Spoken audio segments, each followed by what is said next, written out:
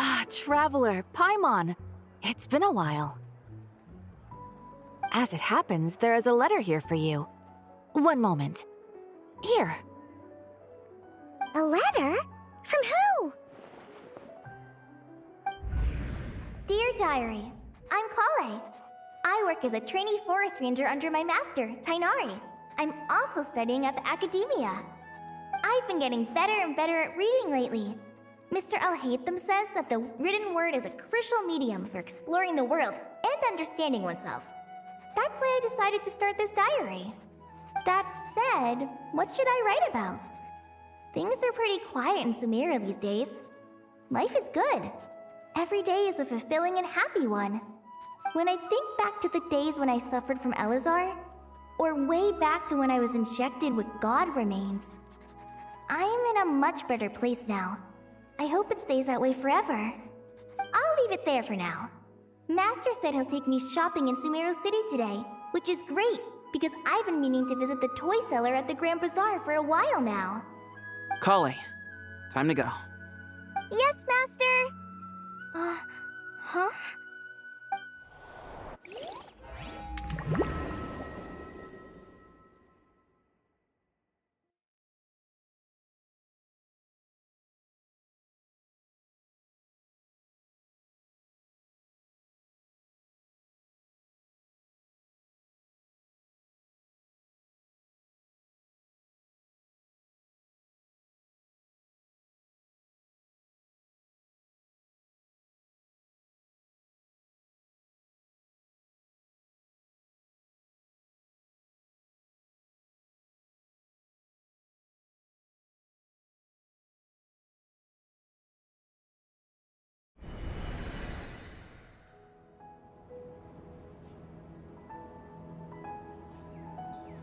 What's wrong, Kale?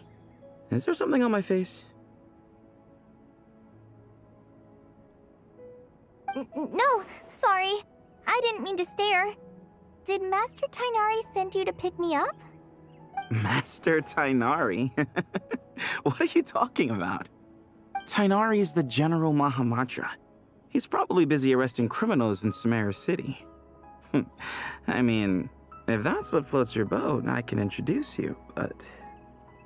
Wait, Master Tainari is the General Mahamatra? But what about Mr. Sino? Sorry?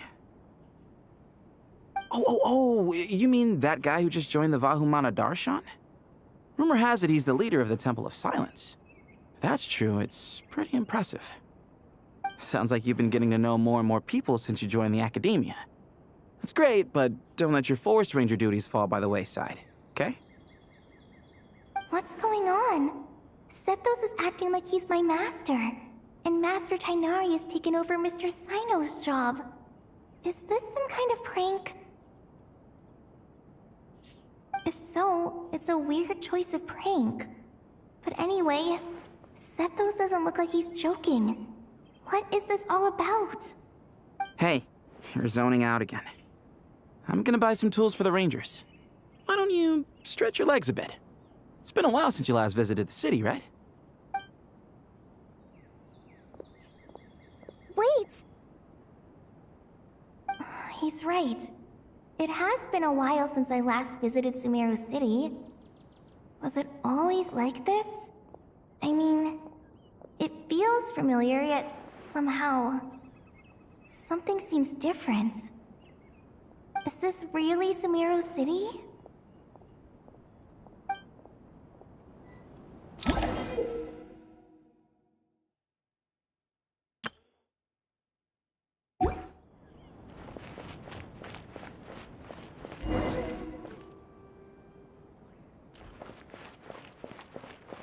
Hey, did you see who just walked by? I think she's that fake. Would you like some fruit? How will I ever save enough money to buy It that takes courage to custom-made maintain axe a with... peaceful life, too. I heard that Sage disappears without a trace as soon as... Lord Kabe Bay, did you get a chance to review this month's accounts? Any feedback?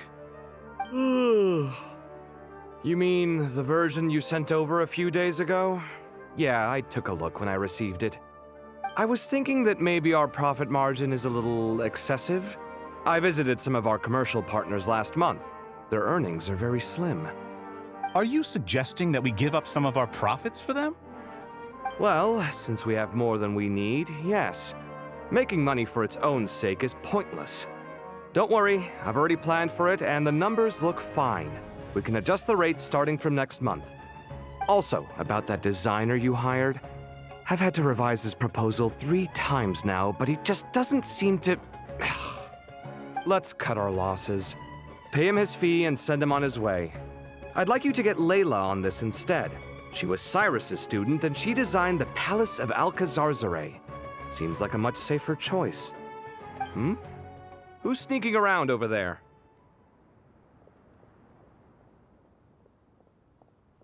Mr. Kave?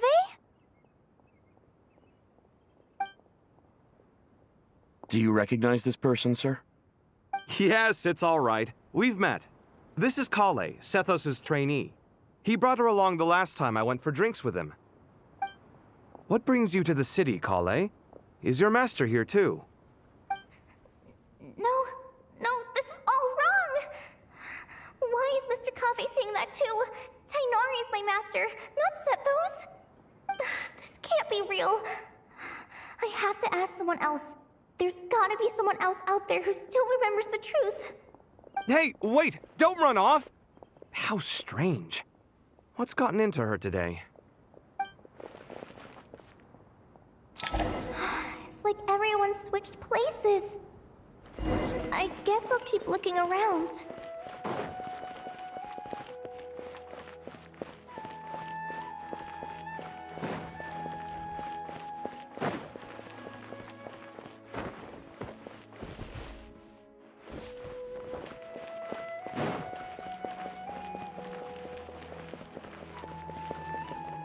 Would you like a cup of coffee?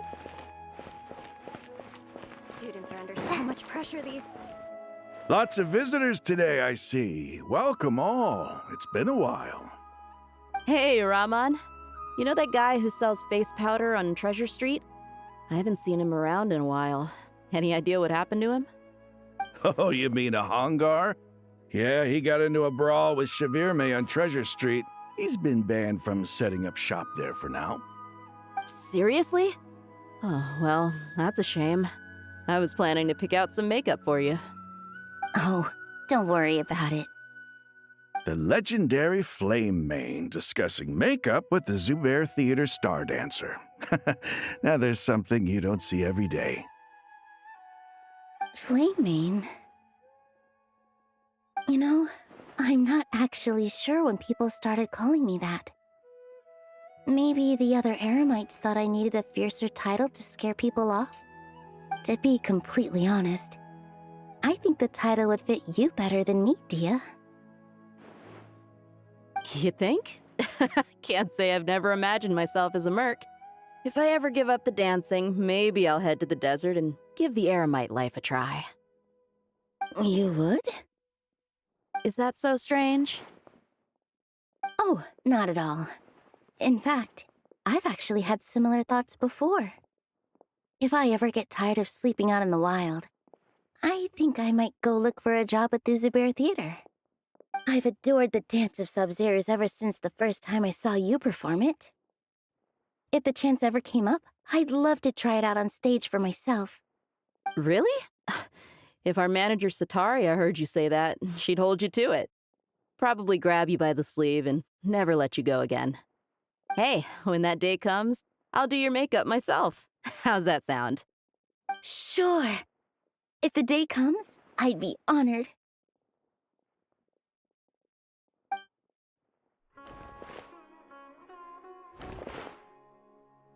Everyone I know, everything I've ever known. Suddenly it's all a jumbled mess. The question is, who's right? Them or me? Oh, my head feels so heavy. I can't think straight.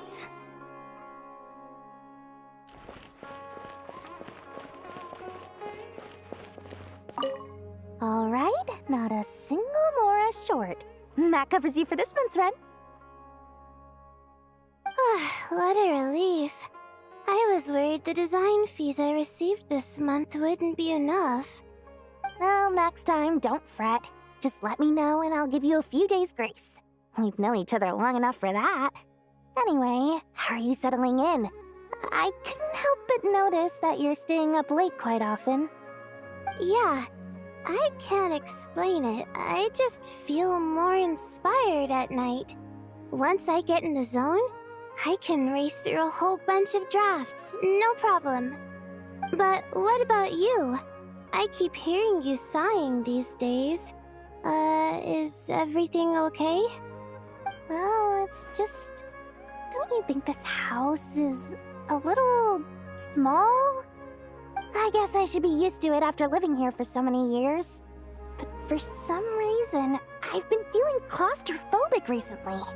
I want to move somewhere bigger. Once I've made enough Mora, I'm gonna buy a huge new house. As big as... at least as big as the Palace of Alcazarzaray. That sounds really expensive. True. I'll never be able to afford it on a scribe's salary alone. I need to find another way.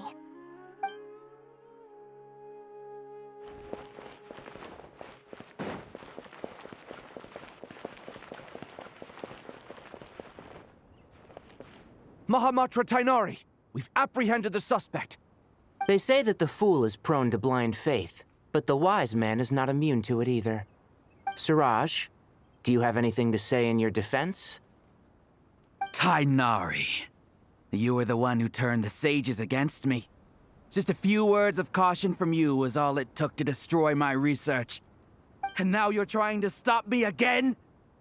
You should know that mechanical life is the future! We must cast aside our useless flesh and... That's enough.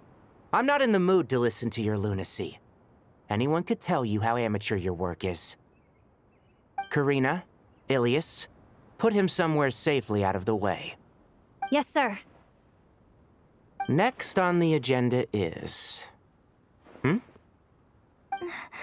Master? What is it? Wait, did Professor Zahahadi send you? She's been encouraging me to take on an apprentice. Might be getting a bit ahead of herself there, though. No, Master! It's me! Kale! Listen to me. Something really weird is going on in Sumeru City. It's like everyone's identities have switched around. You're not the General Mahamatra. You're a Forest Watcher. Just yesterday, we agreed to come to Sumeru City today to go shopping together and...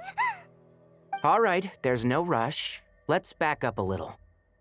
Your name is Kale, correct? Although this is our first meeting, you do seem strangely familiar somehow. Is there anything I can help you with?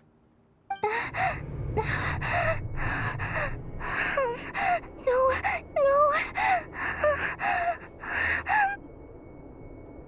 Master!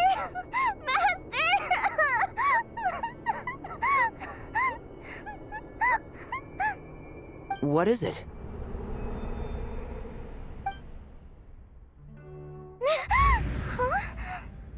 did you have another nightmare?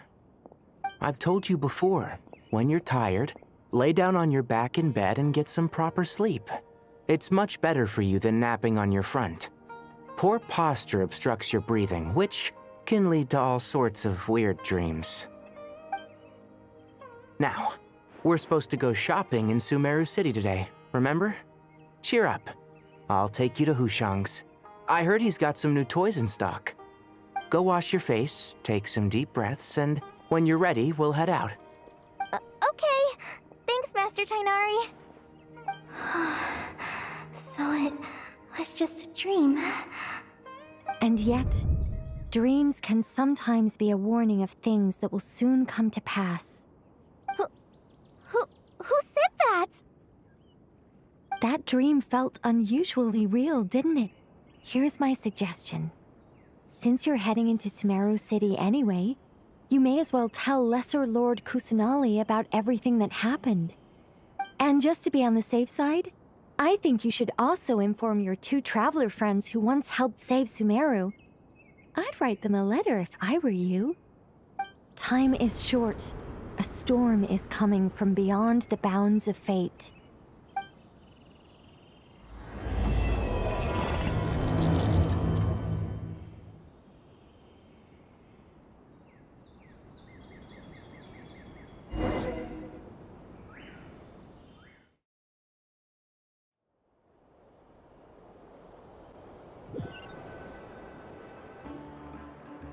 What a strange situation.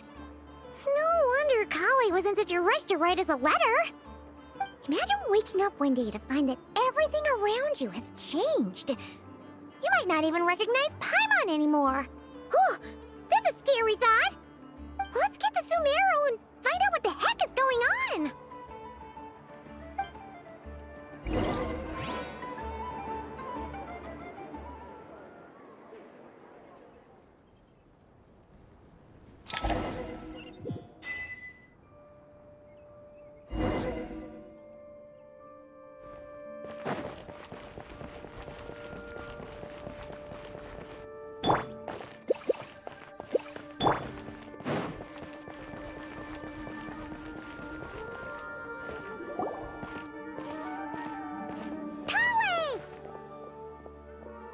Traveler! Paimon! Thank goodness. I'm so glad you made it. Of course. We won't let anything happen to you, Kale. So, what's going on in Sumeru City? Looks like lots of people are moving or something. Yeah, I was just gonna say. After I wrote my letter, Master and I went to Sumeru City and told the Dendro Archon everything that I experienced, from start to finish. She was silent at first. It seemed like she was deep in thought. Then the next day, we got told that she was ordering everyone to leave Sumeru City immediately and move to Caravan Rebot. The entire population of the city has to move? Not just Sumeru City. The evacuation also includes Lokapala Jungle, Avidia Forest, Ashavan Realm, and Ardravi Valley. Basically, everyone living in the rainforest must temporarily relocate to Caravan Rebot. Holy smokes! That's crazy! Yes, it's quite an operation.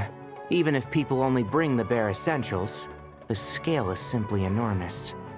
They've requisitioned almost all the Sumpter Beasts in Sumeru for the task, including the entirety of Dori's Sumpter Beast Park. The Dendro Archon said that what Kale experienced was not a dream, but a warning. After our meeting, she immediately summoned the 6 sages to analyze the situation and discuss countermeasures. They concluded that the events seen in the dream are very likely to become a reality, and that an unknown danger is rapidly approaching. Oh, please keep that to yourself. We don't want to cause widespread panic. The official reason they've given is a large-scale renovation of the rainforest ecosystem. People are skeptical, but there haven't been any major incidents. So far, at least. The Dendro Archon seemed really worried when we spoke to her. She said you can go visit her in the Sanctuary of Surasthana when you arrive. She also said she'd hold out until the very end. Tainari? Kale? You got a minute? I need a hand here. One moment, I'll be right there. As a forest watcher, I've been tasked with assisting with the relocation work. There's a lot to be done, and they need all the help they can get. This will be the final group of evacuees from Sumeru City. While they're away from home, they'll be heavily reliant on outside help. Thank you for coming in our time of need. As you can see, another crisis is upon us. Excuse me, sorry to trouble you, but could you help an old man find his medicine? It's buried somewhere in my luggage. Where's my mom? Where did she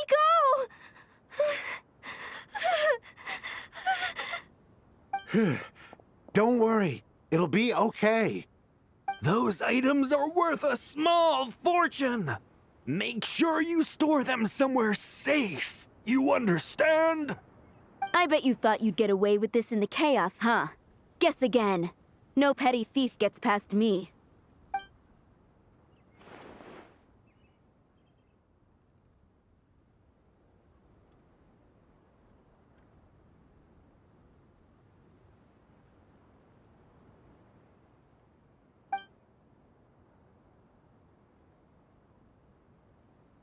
We should go help the evacuees. See you around.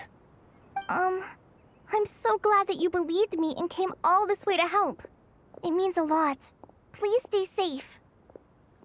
Don't worry. We may not know exactly what's going on yet, but as long as we stick together, we'll find a way through this. Goodbye! Look after yourselves! Will do. See ya!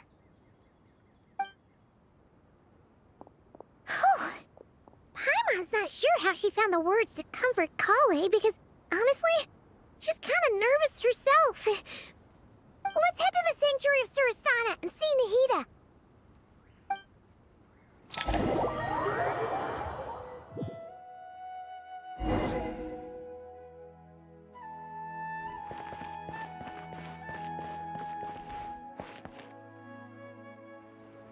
Who goes there? No unauthorized access to this place. By order of Mahamatra Sino. Are you blind? It's the Traveler and Paimon. Surely you've seen them before. Huh? Oh, so it is. I'm sorry, I haven't been sleeping well lately. My nerves are a little frayed.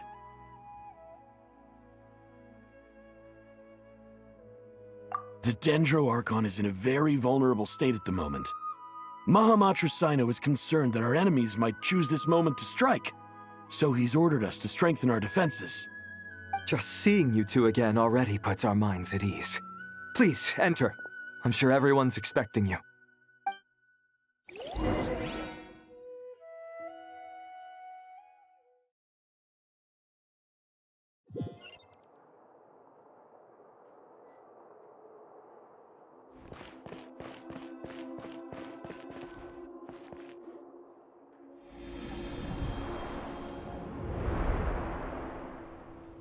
Traveler, Paimon, you made it.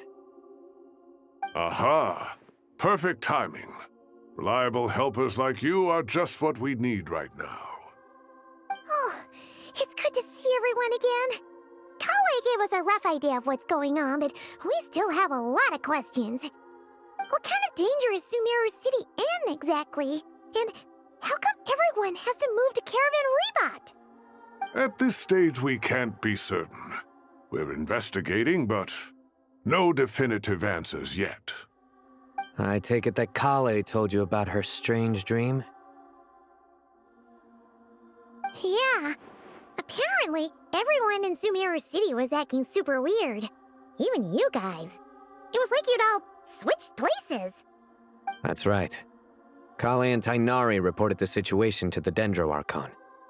She believes that it wasn't merely a dream, and that whatever it was has something to do with Irminsul. It's a reasonable inference. Only through Irminsul can people's memory and cognition be so significantly modified in such a short time. We don't know why Kale would dream of these things, nor who was trying to warn her. The Dendro Archon decided to connect to Irminsul to investigate more thoroughly. Irminsul is connected directly to the ley lines. The tree serves as a central hub where the ley lines converge, and its core function is to record and store the world's knowledge and memories. But something has gone awry, severely compromising the performance of this core function. Information is bottlenecking inside Irminsul, hampering the ley line's flow. If this continues, new information will languish unrecorded, with existing records thrown into disarray. In short, the souls of the dead will be stranded, while the living have their sense of reality warped. In the long run, Kale's dream could well become a reality. And that's just the beginning. There's no telling what other nightmares could end up coming true.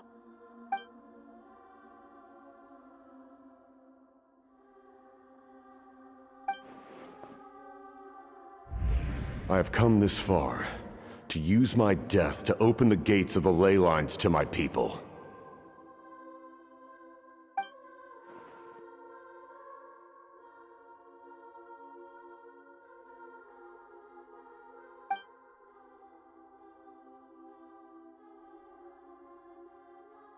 Faced with a growing backlog of information, the Dendro Archon decided to connect herself directly to Irminsul and take over the recording and processing function herself. But it is an almost impossible task. Individual brains aren't equipped to deal with the sheer volume of knowledge and memories involved. All that information flooding in at once would instantly fry any human mind. And for a god, even for a god, the suffering must be unimaginable. The Dendro Archon's power originates from Irminsul.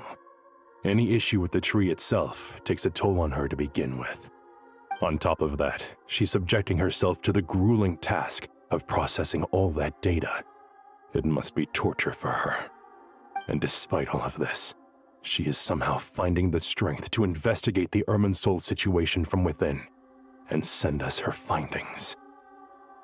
I finished analyzing the latest data. Looks like our working theory was wrong. There's no signs of Irminsul having been attacked from the outside.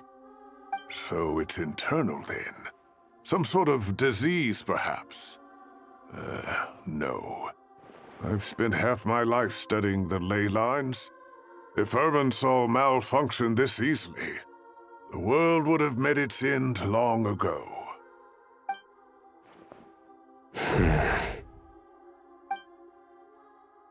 Sino?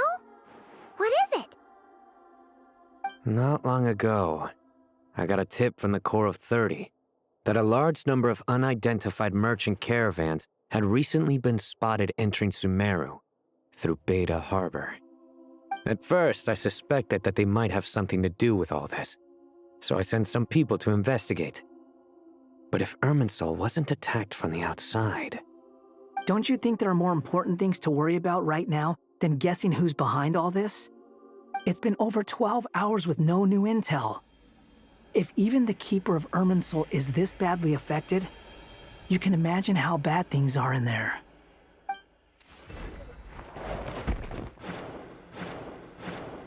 Dendro Archon.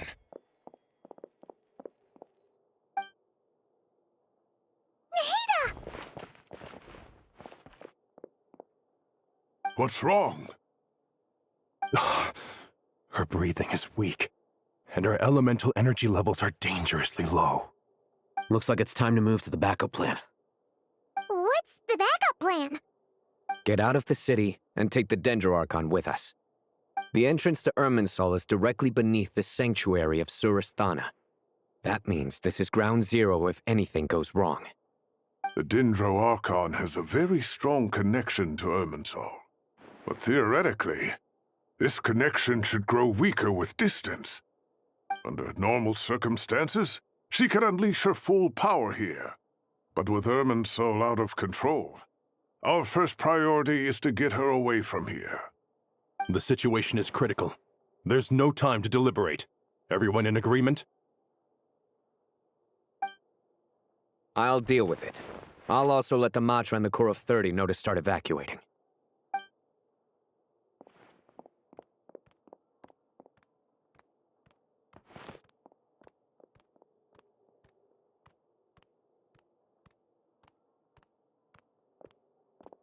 Let's go. No sense grieving when there's nothing more we can do. Agreed. We'll be back as soon as this is over.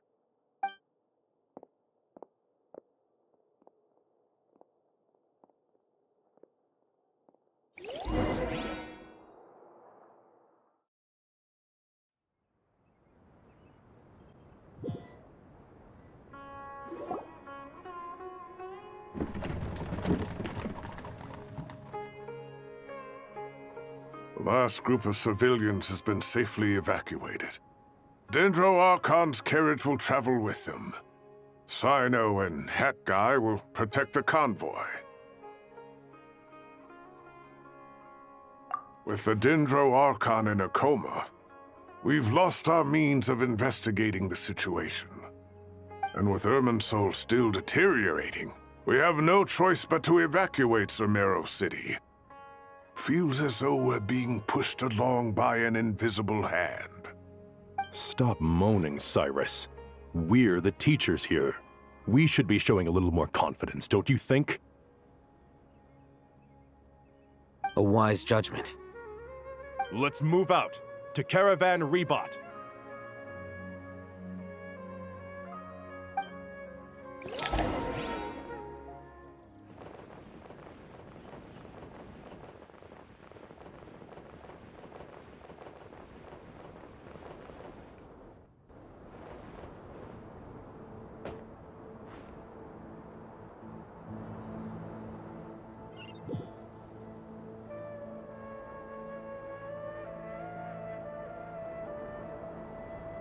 Sir, all units are in position. Good. Everything is going to plan. Interfering with Sumeru City is a necessary step, so do not hesitate. The Irminsul situation will not harm you. We need to speed things up here, too. We don't want to keep our client waiting, do we? No, sir. You have my word. Everything will be completed on schedule. They say that fervent ambition attracts the favor of the gods, and with it, a vision. But we appear to be the exception. So, is our ambition not strong enough? Or does it threaten the very foundations of this world?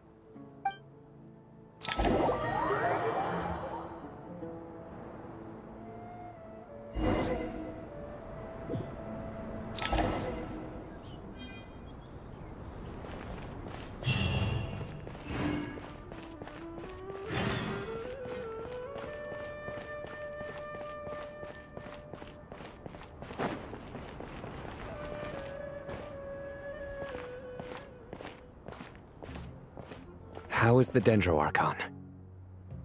Her breathing is steady. I prepared some therapeutic incense for her, but it hasn't had much effect. Her vitals are still very weak. Based on the information you've provided, I have a working hypothesis.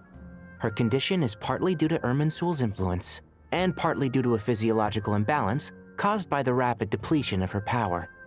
Elemental energy usually flows through the body at a relatively constant rate. The body grows accustomed to this rhythm, so when it's thrown out of balance, physical symptoms will appear. Is this similar to the ley lines? Overloading and withering both directly affect their vitality, potentially causing irreversible damage. Correct. From a biological perspective, if you overexert yourself, you pay the price with your life. The Dendro Archon is not only drained of power, but her life force is at a critically low level. Is there any way to restore her health? I know the ley lines have strong self-healing abilities. As long as any blockages or pollutions are dealt with, they can quickly regain their vitality. But what about people? Well, gods. What's their capacity for self-healing? Before we think about that, there's a bigger predicament to resolve. Restoring the Dendro Archon's power requires us to heal Irminsul first. But that will be extremely difficult without the Dendro Archon's power. Paimon's already getting lost here.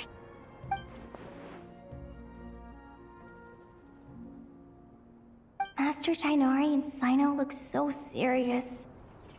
I've not heard Master speak in this tone for a long time. Tainari.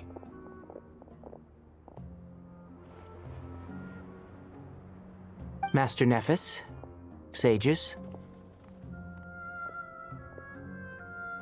Tainari, haven't seen you in ages. Have you gotten taller? Or did your ears get longer? Hopefully the former, Uncle Baladuri. Cyno, where's Professor Cyrus? I thought he'd be with you. He went out into the wild to investigate the situation. He said that the Irminsul anomaly will likely start to affect the real world soon.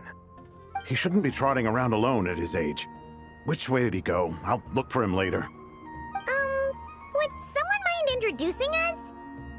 Ah, yes, of course. Allow me to do the honors. I'm sure we're all familiar with the Traveler and Paimon. They're the heroes who helped foil Azar's conspiracy and save Sumeru.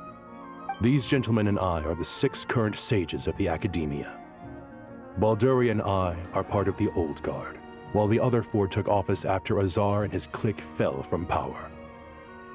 We have Sage Alkindi of the Spantamad Darshan, Sage Farnas of Kasharawar, Ritaoist Sage Shakir, and finally Haravatat Sage Rusht.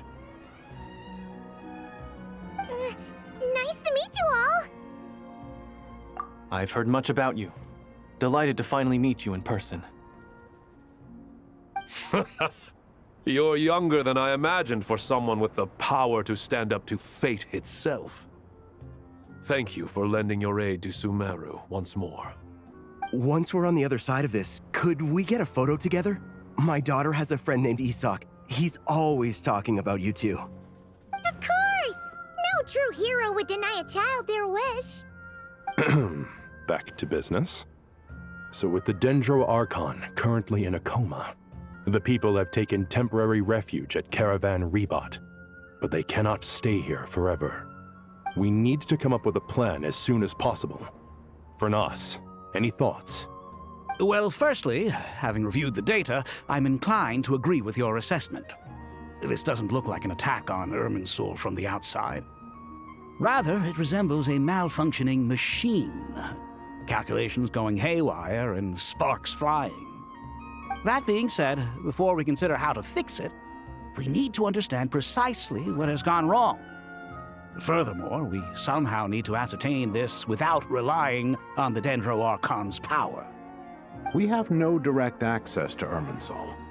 However, we might be able to gather the information we need from the ley lines. Study the branches to learn about the trunk, in other words. Wait, is that what Cyrus is up to? No wonder he ran off to research in the wild. Curse, always one step ahead of me, isn't he? I heard that while in the sanctuary of Surasthana, the Dendro Archon had to serve as the central information hub herself. This is a clear sign the situation within Irminsul might be far worse than we can imagine. Irminsul is vital not just to the safety of Sumeru, but to all of Teyvat. We must be the ones to bear responsibility for this world. To be on the safe side, I think we need to consider some backup plans. Are you saying we should consider a scenario in which Irminsul is completely destroyed? I'm merely pointing out that the possibility exists. You have a valid point. But until worst comes to worst, I believe we should focus our efforts on resolving the Irminsul anomaly and helping it recover. Kale, I understand that you were the first to foresee this crisis. If it's all right, I'd like to talk with you about it in more detail. Of course, but even I don't know how I came to have that dream. If there are no signs of external damage, could it be a stress fracture? Metals tend to suffer from this issue with long-term use, and Irminsul has existed for centuries, after all. It's possible, but surely a stress fracture would be more likely to cause a complete shutdown rather than chaos. Sages, General Mahamatra, sorry to interrupt, but something has come up. What happened? Some citizens didn't believe that Sumeru City was really in any danger. They slipped away and hid during the relocation, intending to return home. How many people are we talking? About a dozen. Sakura found them while on patrol, but they appeared to be suffering from psychosis. For whatever reason, they were trying to kill each other. By the time we arrived, there were only 2 survivors. One was unconscious from their injuries, The other tried to attack us, but was subdued. Where did this happen? Near Yasna Monument. That's not far from Caravan Rebot. Master. I know. The Irminsul anomaly is beginning to have effects in the world. I didn't expect it to spread to Yasna Monument so soon. It almost feels like we're being chased relentlessly, with no time to catch our breath. Sir Cyrus said the same thing. He sent me back to report in, while he continues investigating. I'll go join him.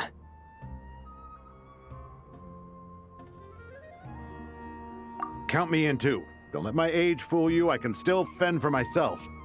Very well.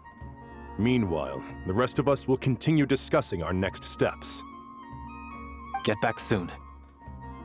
Take care of yourselves. It's getting dangerous out there.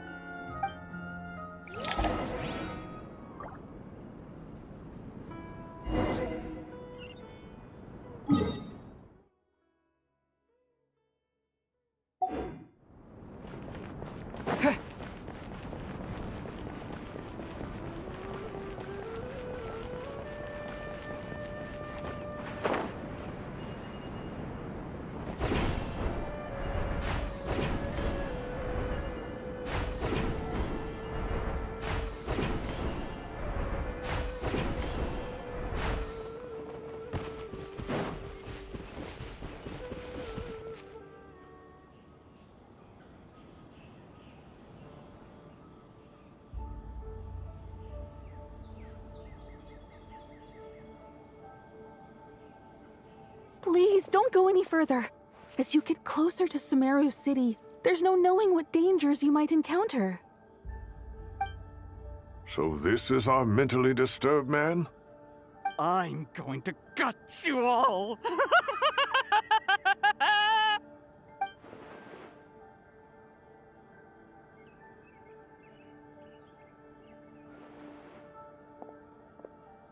Cyrus, you didn't even bring a single guard?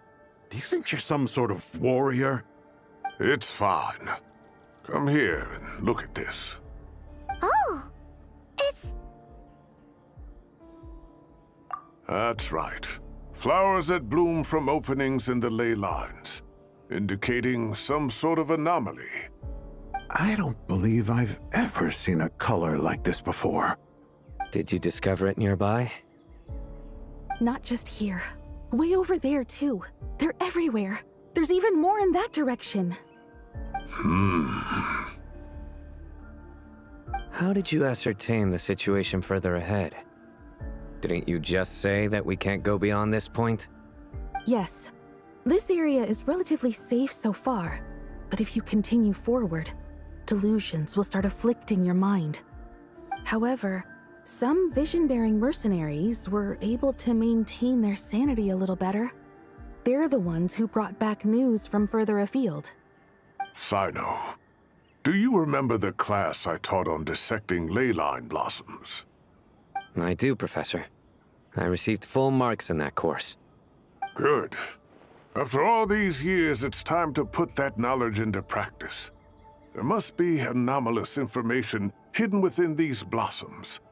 Alkindi, I'll need your help as well. Been a while since we worked on a project together, hasn't it? Sure has. Well, what are we waiting for? Let's get to work. Anything we can do to help?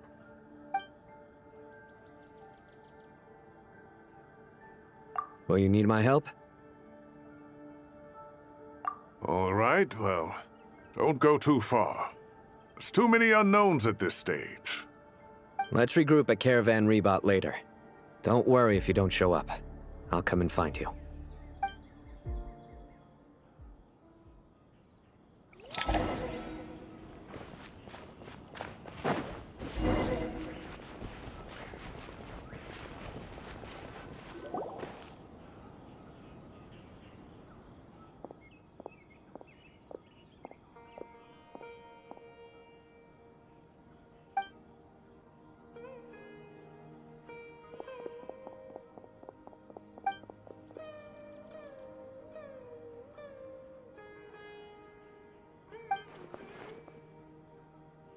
That should be the heart of Oasis.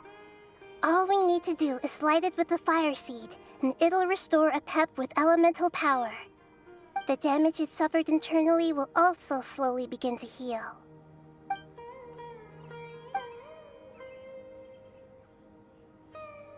What is it? You thought of something? Really? Then let's get back and tell the others!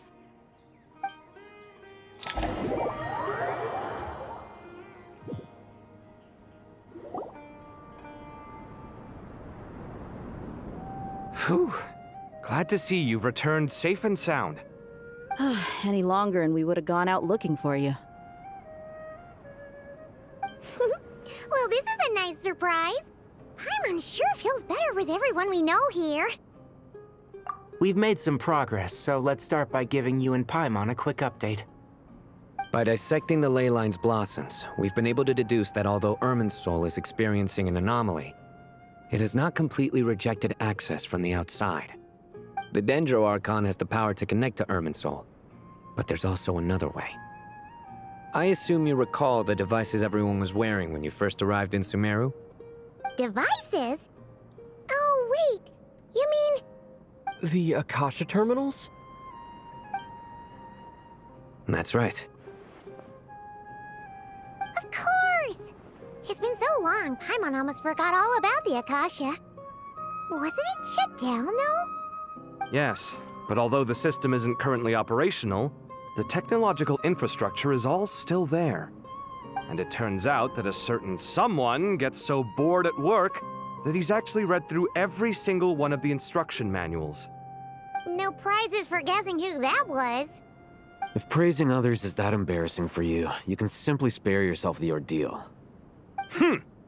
As much as it pains me to say anything nice about him, there's no denying his intelligence. He rarely forgets anything he's read. The Akasha is exactly what Sumeru needs at this moment. Between us, we should have all the knowledge and expertise we need to get it up and running again. But if I recall correctly, doesn't the Akasha need a Gnosis to function? That's exactly right. The Akasha relies on the Gnosis as a power source, and in its absence, we'll need to find an alternative. To tackle this problem, it looks like we'll be relocating once again. Namely, to the Temple of Silence. Ring any bells? It's the only major institution in Sumeru dedicated to preserving the knowledge of King Deshret's civilization. You might find the answers you're looking for hiding there. I agree. There's a good chance. Master Nephis and the other sages have discussed it. As the chaos from Irminsul continues to spread, Caravan Rebot won't be a safe haven for much longer. We have to move into the desert next. The scholars and sages will head to the Temple of Silence, while the civilian population seeks refuge in Aru village. The Eremites will keep everyone safe during the journey, and Candace will be there to receive us at the village. This leaves us just one thing to worry about. That Dendro Archon. She's very weak. We can't afford to wait until Irminsul is fixed. There has to be another way to help her. Huh. Wow, luckily, the Traveler had a eureka moment while we were out investigating. Really? Wow, nice one, Traveler. Let's hear it. What say our Amorta experts? Theoretically, it's feasible. From what you're saying, although elemental life and elemental energy have their differences, the Dendro Archon has explicitly stated that she can imitate the power of the former. In which case, as long as a Pep is willing, she should be able to convert her own power into a form that the Archon can use. It wouldn't be difficult for her at all. The only problem is convincing her to help.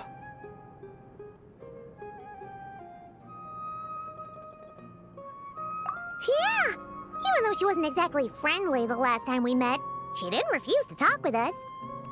When she realizes the danger that Nahida is in, surely she won't turn a blind eye to it. Well, hopefully not. Either way, we're not exactly spoiled for choice here. Hey, it's better than having no options at all. I agree. Without Irminsul's aid, the legendary Dendro Dragon Apep may well be the only living thing in Sumeru who can help our archon recover her power. There's no time to lose. I'll bring this proposal to Master right away. If he and the other sages agree, we'll split into 3 teams. The academics will go to the Temple of Silence to look for a solution to the Akasha problem. The Eremites will escort the civilians safely to Aru village, and the Traveler and Paimon will take the Dendro Archon to see a pep. There's still a long road ahead, and no knowing if we'll make it. But at least we have a direction now. I'll take it over floundering around in confusion. If there are no objections, then let's proceed. But before we adjourn, I would like to leave you all with some parting words. No matter the distance between us, there will always be an invisible force tying us together. May the bonds forged in the past shine bright like stars and open a new path before our feet. Huh. Is that from King of Invocations? No. This one's from King of Invocations, the sequel. What's the difference? The sequel's much cooler. Couldn't agree more. Well, it was very apropos. Once this is all over, I'll give everyone a copy of King of Invocations and the sequel to show my gratitude. Come on, let's get moving.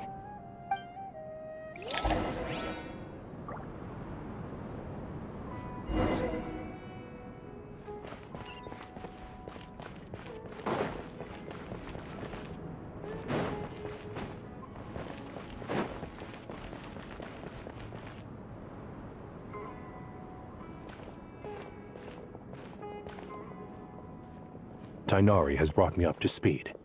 I approve of your plan of action, but we can't proceed with everything right away. The people need to rest. For many of them, this will be their first time in the desert, so we'll need to find additional personnel to help escort them. You two, please go on ahead with the Dendro Archon. Let's rendezvous at the Temple of Silence later. No problem. We got this. Words can't express my gratitude, so let me just say, I hope everything goes smoothly for all of us. Goodbye for now. All right, let's get going. If Paimon remembers correctly, the last time we saw a pep was in... Traveler, Paimon. Could I borrow you guys for a moment? It'll only take a second. Kale, what's the matter? Well, the thing is, Master Tainari once told me, after you raise a problem, you should think about how to resolve it. But ever since I had that dream, I feel like I haven't been of any help at all. I tried my best to keep up with the conversation, but there was so much new information, I couldn't take it all in. So, I just wanted to ask, do you have any tips for me there? Huh, Paimon knows exactly how you feel. But fear not, everything you need to know is right here in Paimon's notes. Sumeru chapter. It's got tons of info about all the things we've seen and heard on our adventures. Some parts are a little simplified, but hopefully it all makes sense. You see? Being the greatest guide in Tibet isn't just a fancy title. It takes a lot of hard work. Paimon doesn't always understand the things you're talking about with other people. Whenever that happens, she notes down the confusing parts and goes over them in her own time. This is perfect. Could I borrow it? Sure. Matter of fact, you can keep it if you want. Paimon has another copy. The spare copy was originally meant for the Traveler. Paimon used to worry that one day he might not need a guide anymore, so she wanted to have a gift for him, in case we ever parted ways. But it doesn't seem so necessary nowadays. We have so many more places to see together. One copy will be enough for both of us. Thank you so much. But still, these are your treasured memories. I think I'll make my own copy and then return the original to you. Anyway, that was all. I won't keep you any longer. Have a safe trip. See you again soon. See ya! Alright, time to bring the Hida to see a pep. Let's hope that old grouch is in a negotiating mood.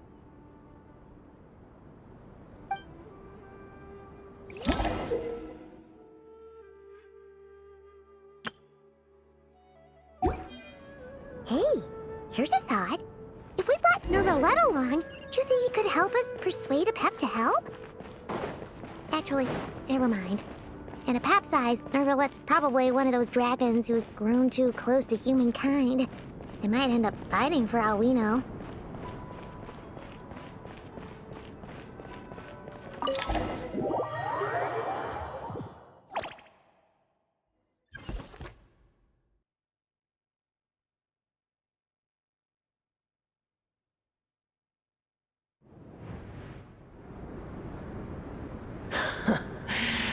I had a feeling your kind might come calling.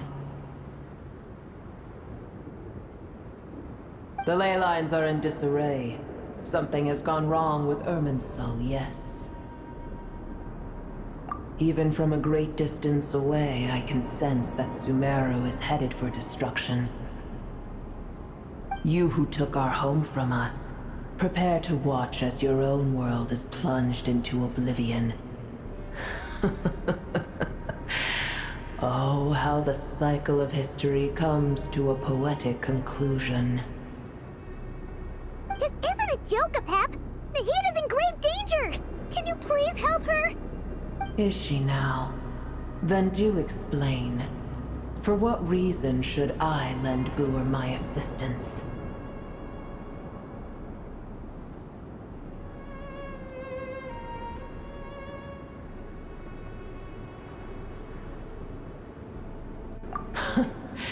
The age of the dragons ended long ago, and the world that replaced it is under the dominion of the heavenly principles.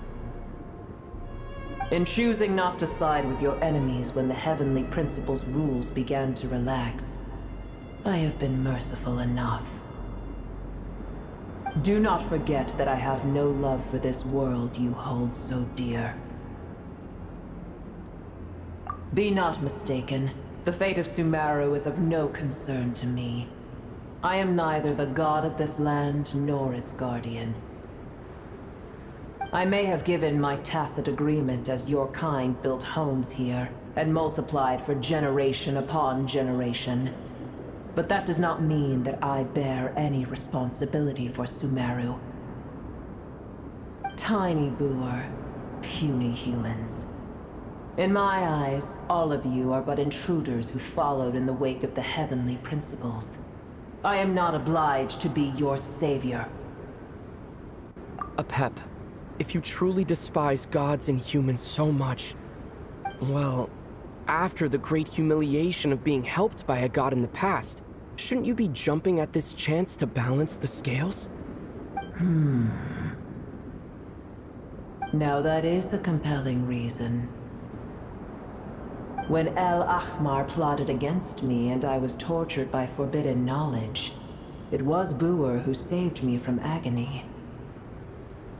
And though I regard with shame the pity of my enemies, to receive aid without repaying it would likewise tarnish a dragon's dignity.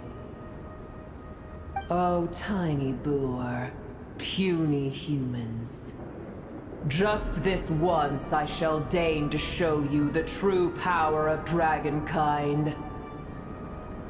Whoa! It's happening again! We're gonna get sucked in!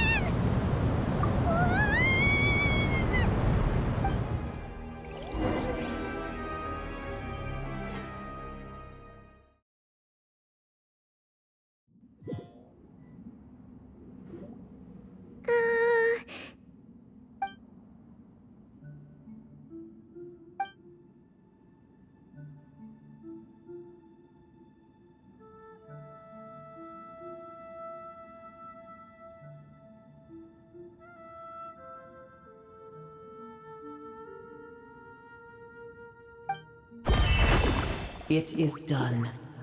The heart of Oasis is supplying her with life force as we speak. It shall not be long before she recovers. But I should warn you. Boer's existence is closely intertwined with Irminsul. Unless the issues plaguing it are resolved, she will never completely recover her former strength. Oh, thank you. Spare me your words of gratitude. You may also spare me your feigned concern.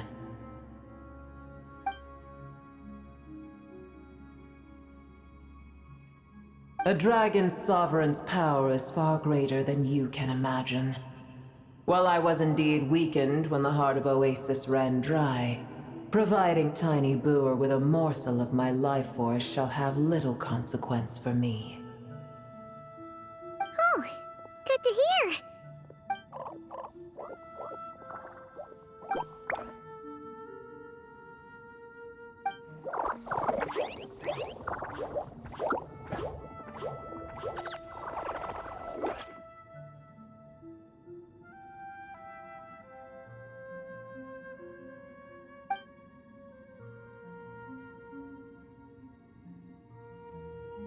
Ever held in high favor, I see. Oh, well, you know. The compliment was sincere. Simply accept it.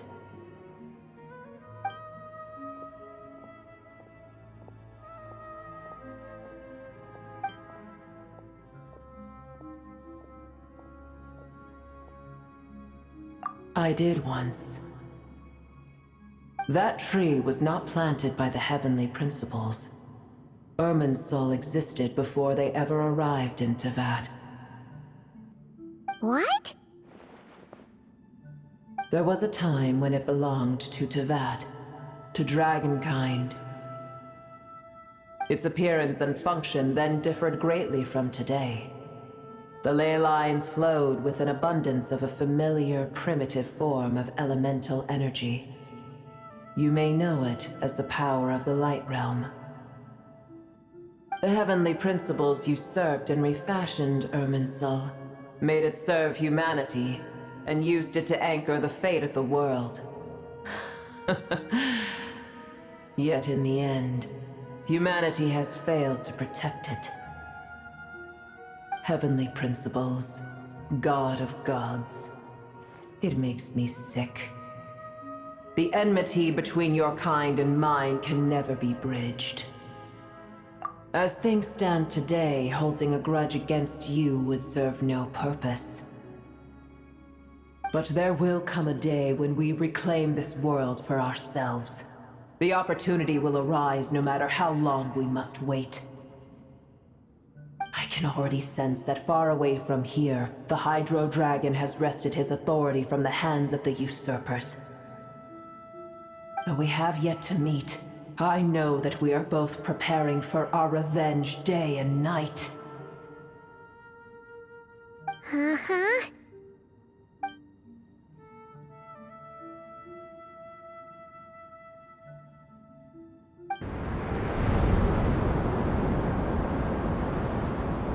I hear a great disturbance out there. Huh? What is it? Sandstorms come. The Jinn. I see. Another calamity approaches. You both seem restless. Let us part ways here. Boer is safe with me. Once she has recovered, I shall return her to your side. Oh, thanks again. Take care, alright? I told you already I have no need of your feigned concern.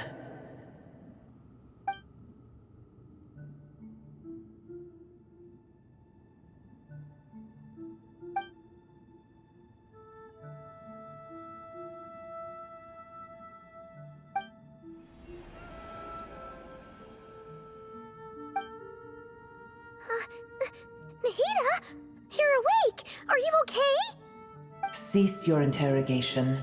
Yes, she awoke for a brief moment, but she has now lost consciousness again.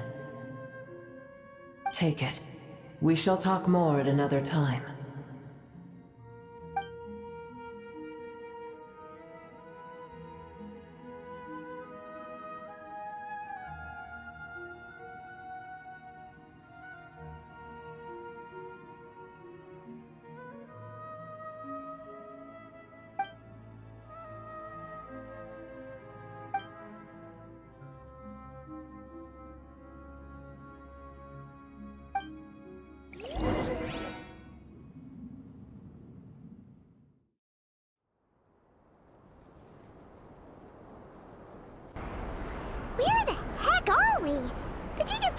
in the middle of nowhere? Wait. No! Paimon remembers now! The Temple of Silence is over that way. Come on, let's go find the others!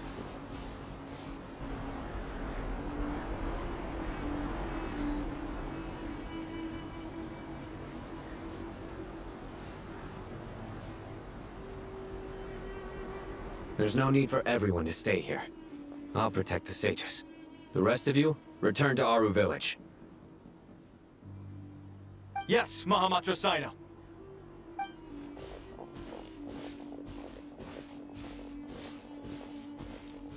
Sino! What's going on? You're back. How is the Dendro Archon?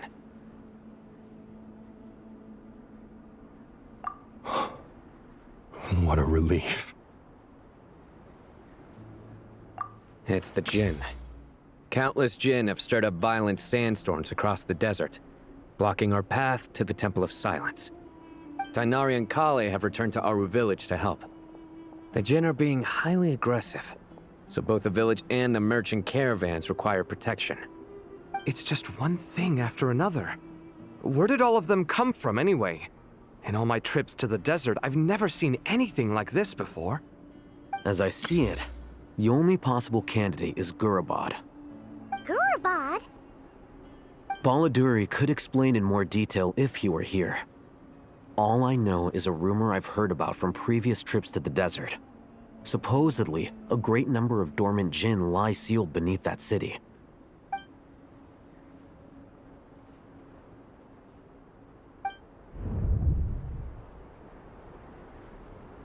Gurabad is, for me, a fated land. I must therefore return back to this city, where my destiny awaits me still. My master, I am sorry that I couldn't stay by your side for long, and that I could not have more time to get familiar with you. Leilupar.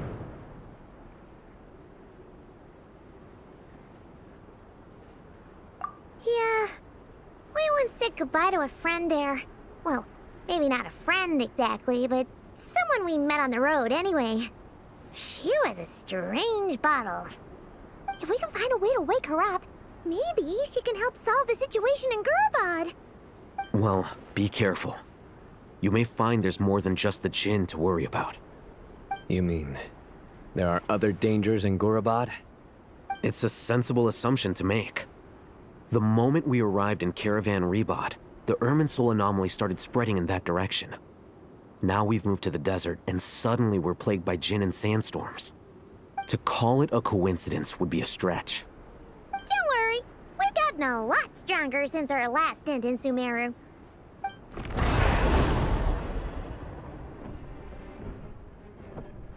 Ah!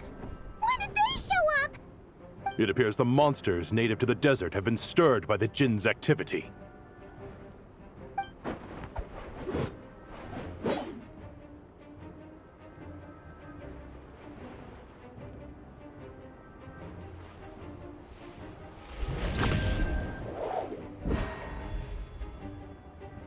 You should get going. We'll take care of things here.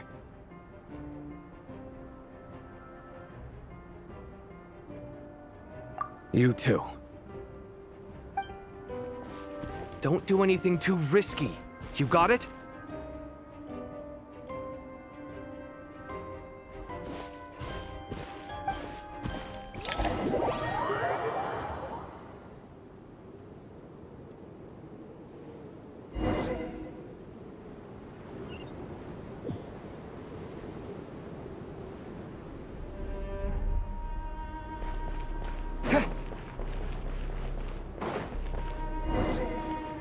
The Jinn are swarming out of Gurabad!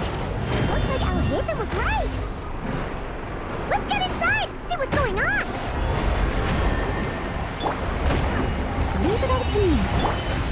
Laid bare. My everlasting...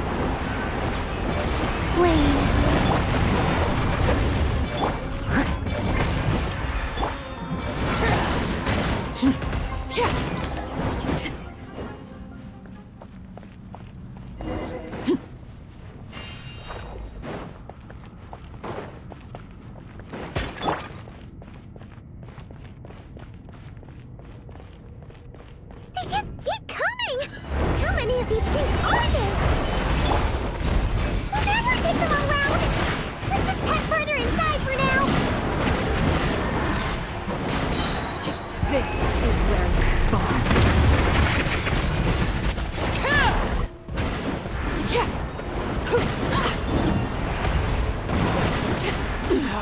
Go on.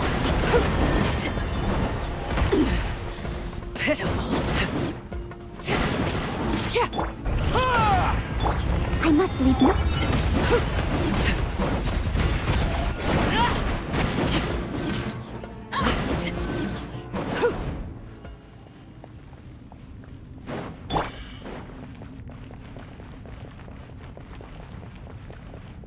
Target spotted. All units at the ready. The Fatui? They must be using this place as a stronghold! Are they the ones behind all this?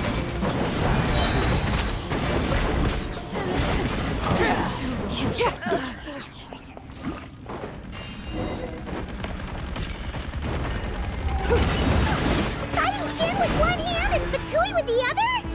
This is pure chaos! It's the moon. Transfix. Fortune! Steady as stone, as a dutiful maid would.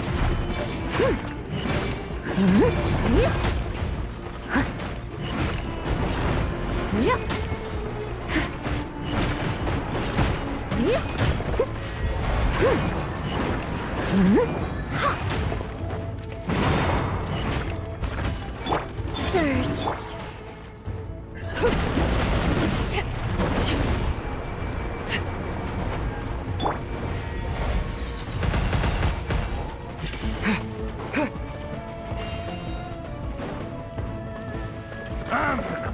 A new dawn rises! Overruled. Fix it. Blade.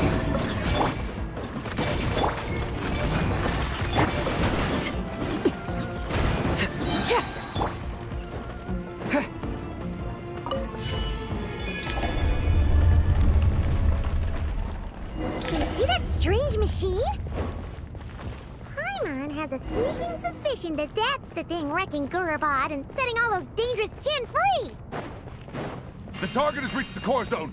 Requesting backup. Repeat, requesting backup. Backup en route. Stop him at all costs. Careful! They're back again! Better hold back this time. Three moons converge. Time to ignite! This ought to do it.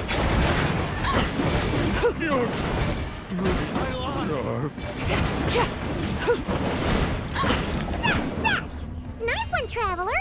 Let's keep going! Surge. Scorching burn!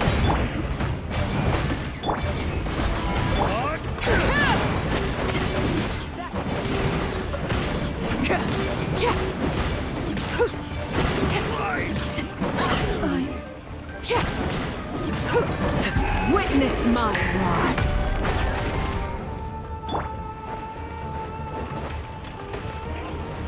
As a good knight should.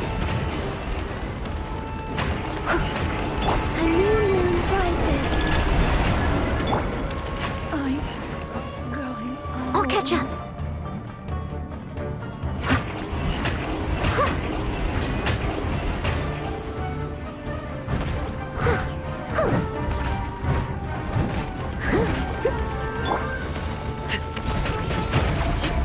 This hunk of jet's gone kaput.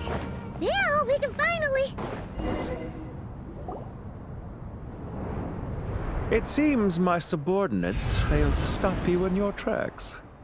Apologies, sir. There is no need to apologize. You did well to hold your ground against such a powerful adversary for as long as you did. I must commend your courage and perseverance. So, you're in charge here, huh? First the problems with Irminsul, now this mess in Gurubad? Are you the ones responsible for all this? I'm afraid I cannot answer that. I assume you aren't naive enough to expect answers from an enemy. Oh, this guy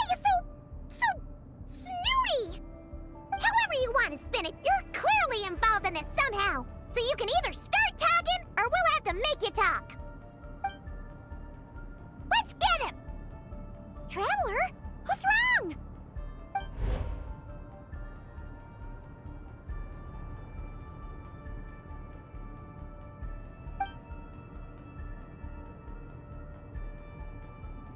You're remarkably calm.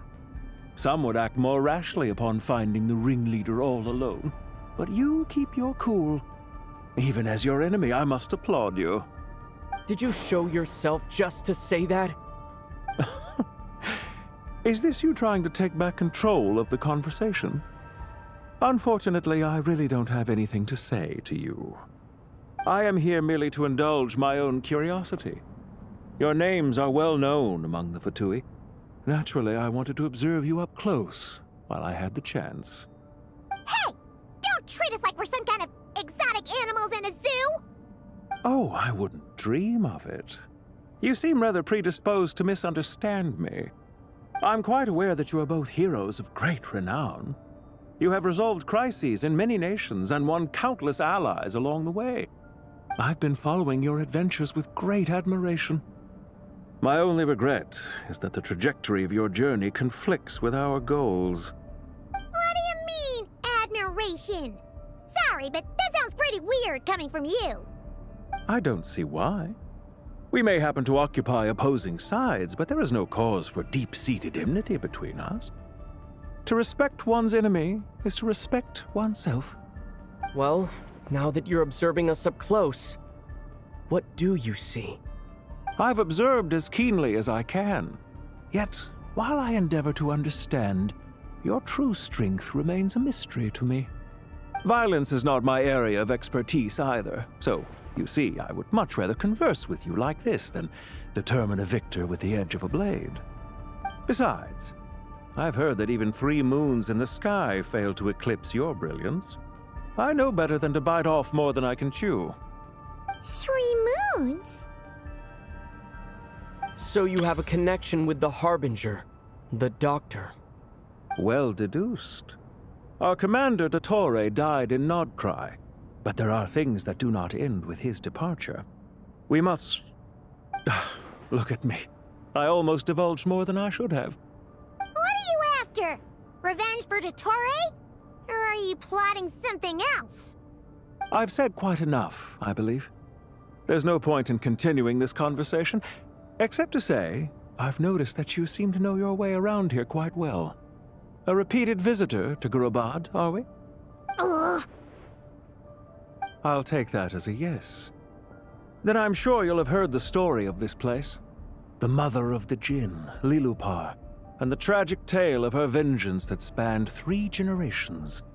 It was right here that Lilupar once helped the wise to ascend to the throne. But from that moment on, every king who sat upon it was corrupted by power. These degenerate rulers lost control over their nation, and with it, the right to occupy that exalted seat. What are you trying to say? I once admired you for your adventures. That is the earnest truth. But it appears to me that your journey serves ultimately to uphold the rules of this world. Are these rules truly just? Does the heavenly principles rule with wisdom or folly? And how can we be sure that the 7 who wield authority over the world will not be corrupted? Do you seriously think you're gonna convince us of anything? Convince you? I'm sure my commander already tried that. Why would I waste my breath doing the same? If a few words from a stranger were enough to make someone completely change their stance, it would only prove that they never had a firm will to begin with. I am merely stating my position, so that we might understand each other better. One's enemy in the present may not necessarily be an enemy for life. As for what game I'm playing here, I'm simply buying some time. But now I must bid you farewell. It was a wise decision not to attack me immediately. Since you did not fall for my ambush, I will now have to ask those in hiding to reveal themselves. Leave this to us, sir. Very well. I trust you to do what is necessary. Stall him while I execute the next step of the plan. Sumeru City, Irminsul. Hey! All units, stop them! Protect the commander! Did you hear that? hold back He this mentioned time. Samira City and Irminsul! He definitely knows something! We can't let him get away! Get rid of these pesky soldiers! Quick!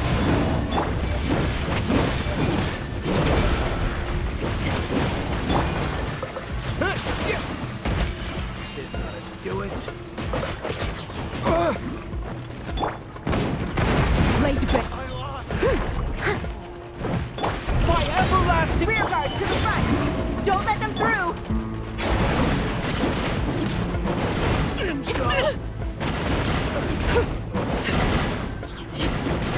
Fire rate!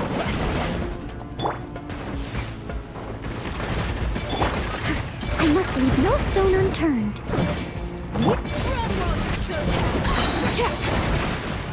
Get that thing in position!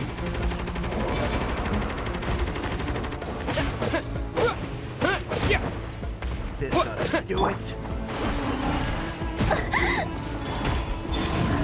Fire! Too long. Steady as stone.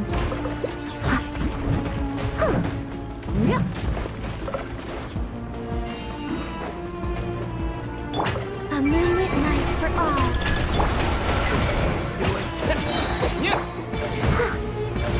A new dawn! Hold on! Just a little longer!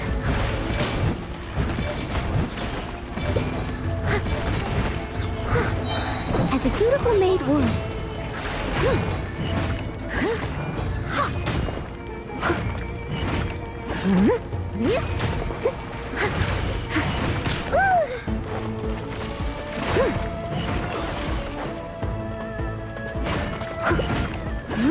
Leave it all to me.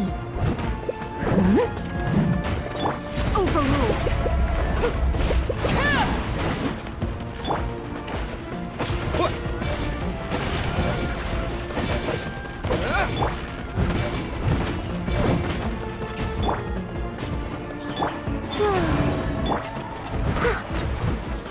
Steady as stone. We finally beat them! That mysterious guy can't have gotten far! Let's catch up with him!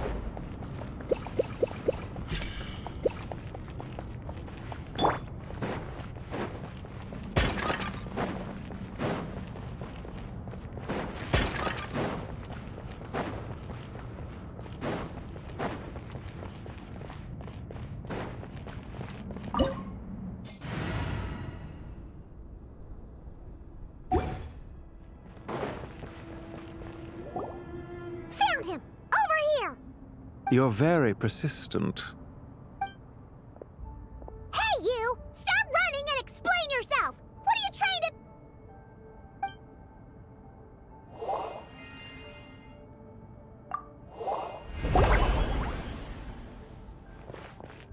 What's this?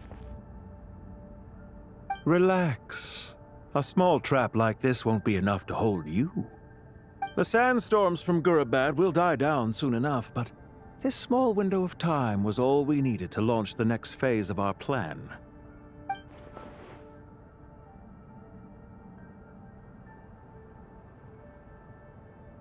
Don't be discouraged. I knew that someone would come here eventually, so I planned ahead. Where to chat with you, which door to exit from, even which mechanism to wait by for you. I thought through every detail. You, meanwhile, know nothing of who I am. So far, you've only heard my voice, and for all you know, it may not even be real. But not to worry. This is only our first meeting. It shan't be our last. Just answer me one last question. Why do you continue to follow Dottore? He has conducted countless cruel experiments, even on his subordinates. Follow isn't quite the right word. Let's just say even those you see as villains have their friends, even if they aren't the most sincere of friendships. When any set of rules is established, there will be those who benefit and those who lose out. People will do anything to justify what they have gained or escape from the hardship imposed upon them. Neither he nor I are tolerated by the rules of this world. We were both searching for a new order. Our ideas of the final form that should take may have differed, but our journeys took a shared path. Goodbye, traveler and Paimon. I wish you a timely escape, albeit not too soon. I will need a little more time to prepare, after all. Hey! Come back! Wait, this dark wall. We've seen these on our adventures before. It swallows people up! Oh, I'm sorry. She shouldn't have jumped the gun!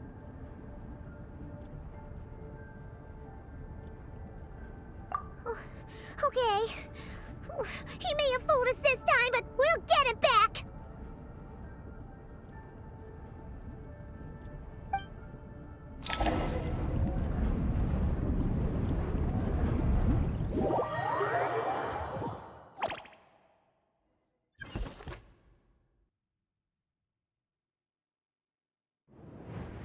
Sino and his team are guarding the north. We'll take this side. There's so many Jinn. We can't let them get into Aru Village. Don't fret. I am well prepared for this situation. Huh. So you have a solution? Perhaps you're unaware that I have a trusty genie partner of my own, Plumpy. If I send her to negotiate with the others, this whole thing will be resolved before you can say Mora. Off you go, Plumpy.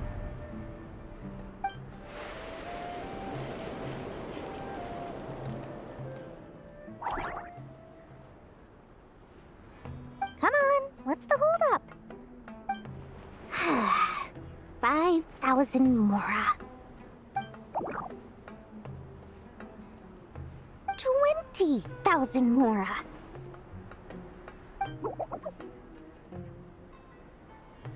100,000 Mora. Final offer.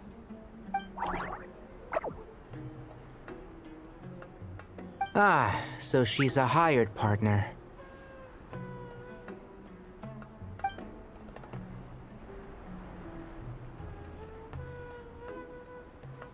Hired partners are reliable too. Plumpy here is a highly skilled negotiator.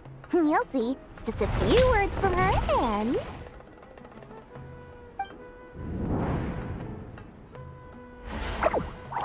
Plumpy! Don't you Jinn have any respect for the rules? This was supposed to be a negotiation! How dare you treat my messenger like this? You wanna play rough? You can play at that game!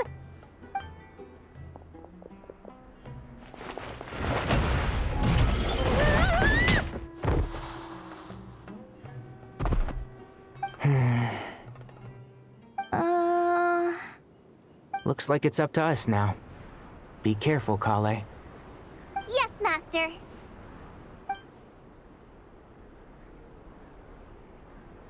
What happened? How did I pass out? Never mind, Plumpy. It's time for revenge. You know, this reminds me of when you first arrived in Avidia Forest. You were trying to help a child retrieve a lost toy when you stumbled upon Spino Crocodile territory by mistake. Yeah, I remember. Our first time fighting side by side.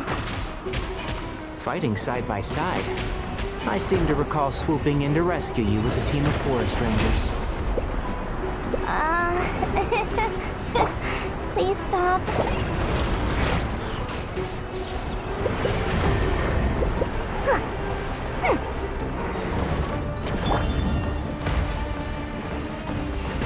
Keep up. One with the forest. Rah. Yeah.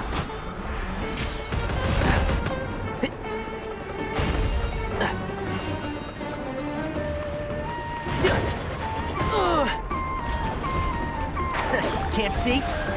I'll uproot you!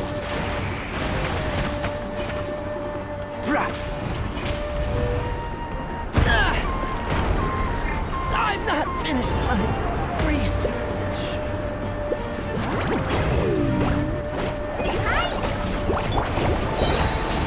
Let's sweep the deal.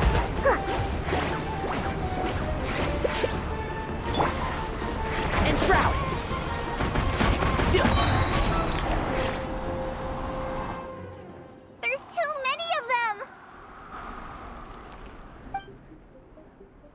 can't believe I used 12 rare items in one battle. Ugh. I shudder to think how this is going to affect this month's accounts. The sight of that glaring deficit might be more than my poor heart can take. Tainari, how's the situation on your end? We held the line, though it was a close call. But it looks like they're preparing for another attack. Has something happened? They've breached our defenses in the south. The Jinn are pouring in. We're moving the villagers to the north as we speak. We're hemmed in. This is getting precarious. Our margin for error just got a lot smaller. That's why we wanted to confirm your status. We need to consider our next move carefully. Bad news! Another line of defense has been breached. Kale, go with them and assess the situation. Dory and I will hold the line here. But Master! Even with 3 of us, we barely managed to. This is not a discussion, Kale. Don't worry about us. She clearly still has plenty of tricks left up her sleeve. Wait, you can't pin all your hopes on me? Oh, great. I've almost run out of the things I brought with me, and the rest is back at the caravan. I should be able to hold out for a little longer, but still... Master! Need any help? Huh?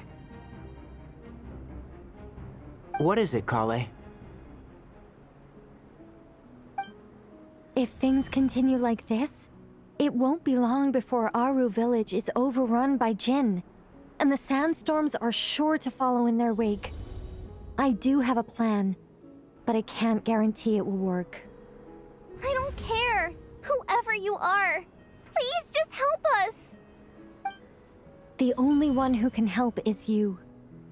I am merely here to guide you along the correct path.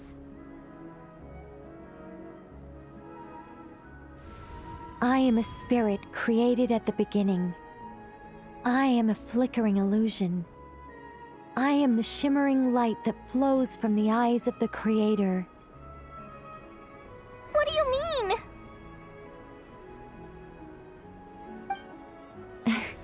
It doesn't matter. You don't need to understand it. Just repeat after me, one line at a time. Watch out! Jinn incoming!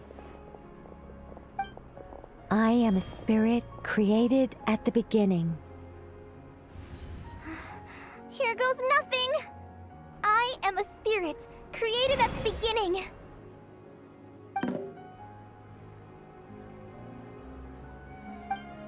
I am a flickering illusion.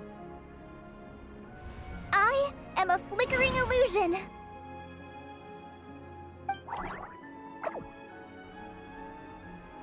What's wrong, Plumpy? I've never seen you so agitated before. But how do you... Do you know what Kale is reciting? I am the shimmering light that flows from the eyes of the Creator.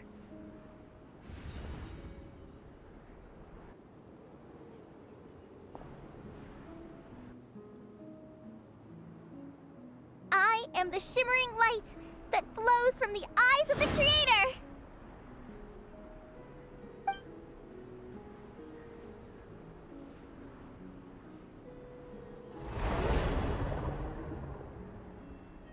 It's a song composed by the goddess of flowers, but very few records of it remain, even in historical texts.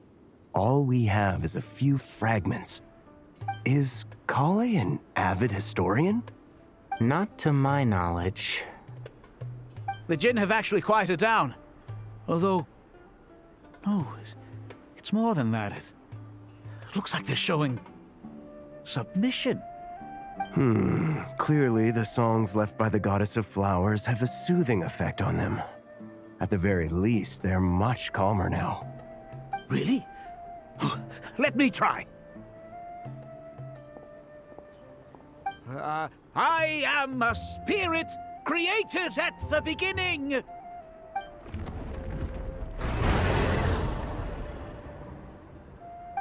Don't stay away. I'll stop. It seems like the song only works when Kale recites it. But why?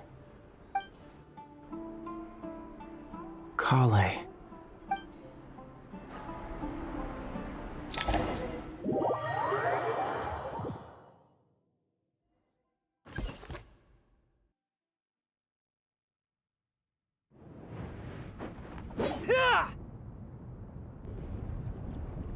Any luck?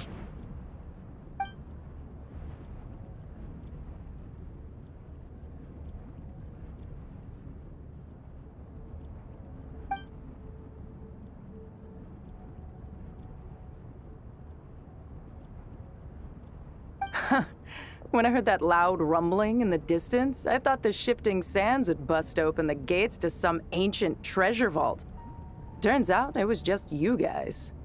Huh? Wait, that sounds like... It's been a long while. Did you miss me?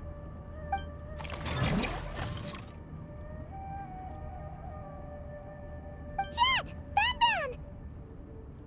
Let's save the catching up for later. First, I gotta get you guys out of there. This should be the right mechanism. Ben, can you handle it?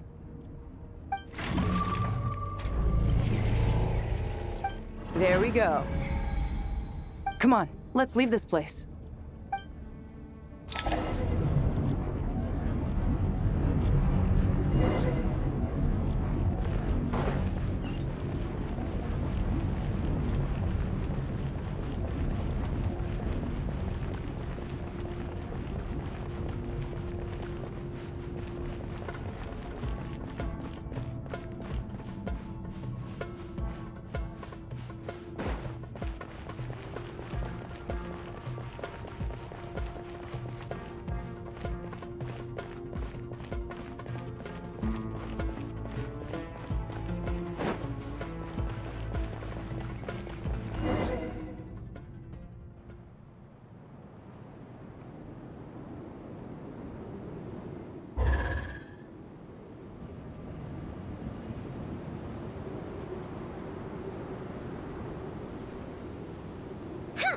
Those Fatui sure made themselves scarce. It's like they were never here. The Fatui? They came to the desert again? Yep. No idea what they're planning this time. They were being very coy about it. How have you been, Jet? Well, since we last met, I've started my own band of mercs. We've actually made quite a name for ourselves. Oh, yeah. On a slightly different note, I have some good news. I finally took care of Masaira. Not much to write home about. It was just another day. Found his hideout. Dragged him out of his cozy little bed. He tried to talk me into seeing his point of view, as usual. But I'm way past that by now. There was nothing he could say to save his life. What about you guys? Bet you'd forgotten all about me and Ben, huh? Of course not! We're super duper best friends! Wow. Sounds like I should make time to visit some other nations too. Anyway, what brings you to Gurabat? Oh, right. I almost forgot. We're here to look for Lilupar. Oh, that bottle? Yeah! We need her power to calm the Jinn and stop the sandstorms. Here's hoping we actually manage to find her, after all the trouble we've been through. Surely, with everything's been going on in Gurabat, she must have woken up, right? Only one way to find out.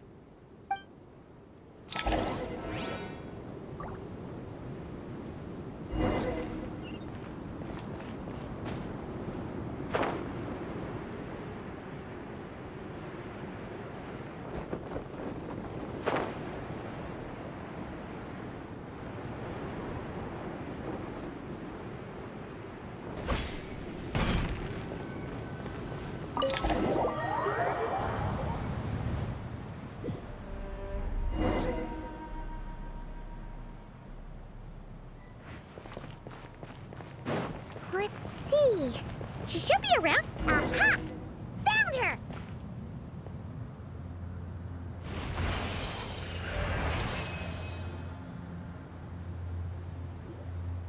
Lilupar! What a long dream that was. It's been a while, my master. Oh, and you're here too, little wildcat. The four of us back together again. Imagine that. After we last parted ways, I merged with the land beneath Gurabad to suppress the dark calamity stirring in the depths. It rekindled the flame of vengeance within the Jinn, depriving Gurabad of any hope of peace. I fought against it for a long, long time, until one day, I sensed a change in a foreign land to the west. Suddenly, the pitch-black abyss fell silent.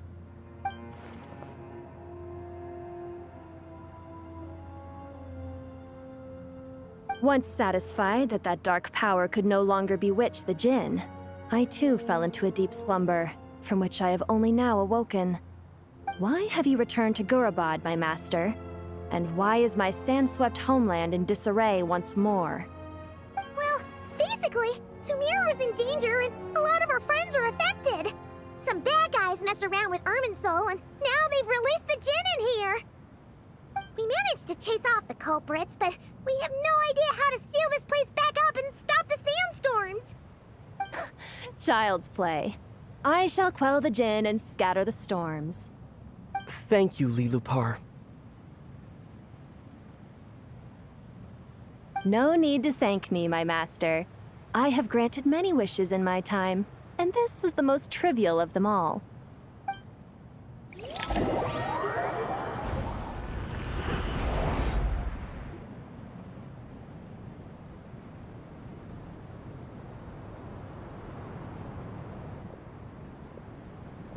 The sandstorm's gone. The sun shines bright again. When I said that we'd meet again under a lovelier sun, this was exactly how I imagined it. Yay! Although, honestly, Paimon would love to hang out with you more, even if the weather sucked. Well, there shouldn't be any more Jinn breaking out, right? Are we okay to head back? Sounds good. You can introduce us to your other friends. Another adventure begins. Lovely.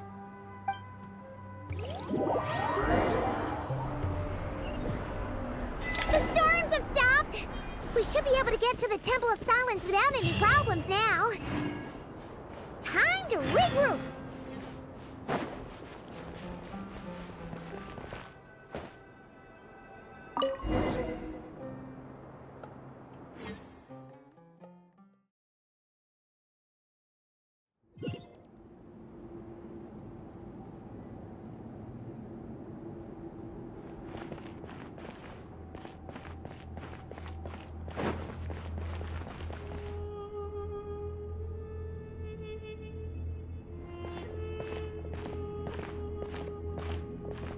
So, this is the Temple of Silence. I've heard the Nagarjanites mention it in passing, but I never imagined it would be this big. It's colossal. I thought the temple moved to the rainforest ages ago. When did they scamper back into the desert? I don't know. This plan sounds a little too risky for my liking. Even in King Deshret's day, this was experimental technology. We have no idea what could happen if we activate it. Well, unless you know of another viable alternative for the Akasha terminal, I'm afraid this is our only option. The plan is sound, and the risks are manageable. However, if we are to proceed, we must act quickly. The scale of this project is enormous. Even with Kave, Faruzan, and every other scholar of mechanics working on it full-time, the proposed modifications won't happen overnight.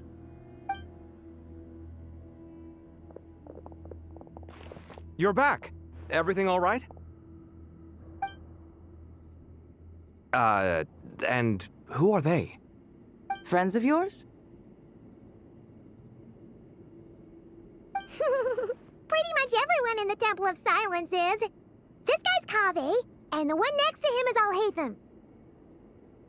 Hello, I'm Jet, and this is Lilupar. Ah, a famous name from the history books. Pleased to meet you. A friend of a friend is a friend of mine, as they say. Who's they? Huh? Do people not say that? Not in the desert. Friends you can trust, but friends of friends? Gotta keep an eye on them. Still, I do trust the Traveler's judgment. I'm sure you're good people. The sandstorms have calmed down.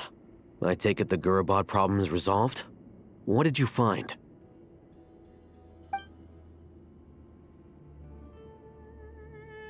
And after getting all smarmy with us, he trapped us there. Luckily, Jet used the mechanism outside to free us, and then we got Lilupar to put a stop to the chaos. Wow. Thanks for being there to help them.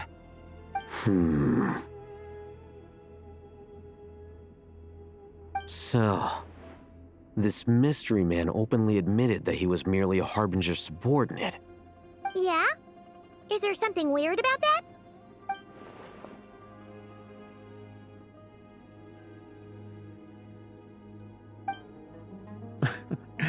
I assume you aren't naive enough to expect answers from an enemy.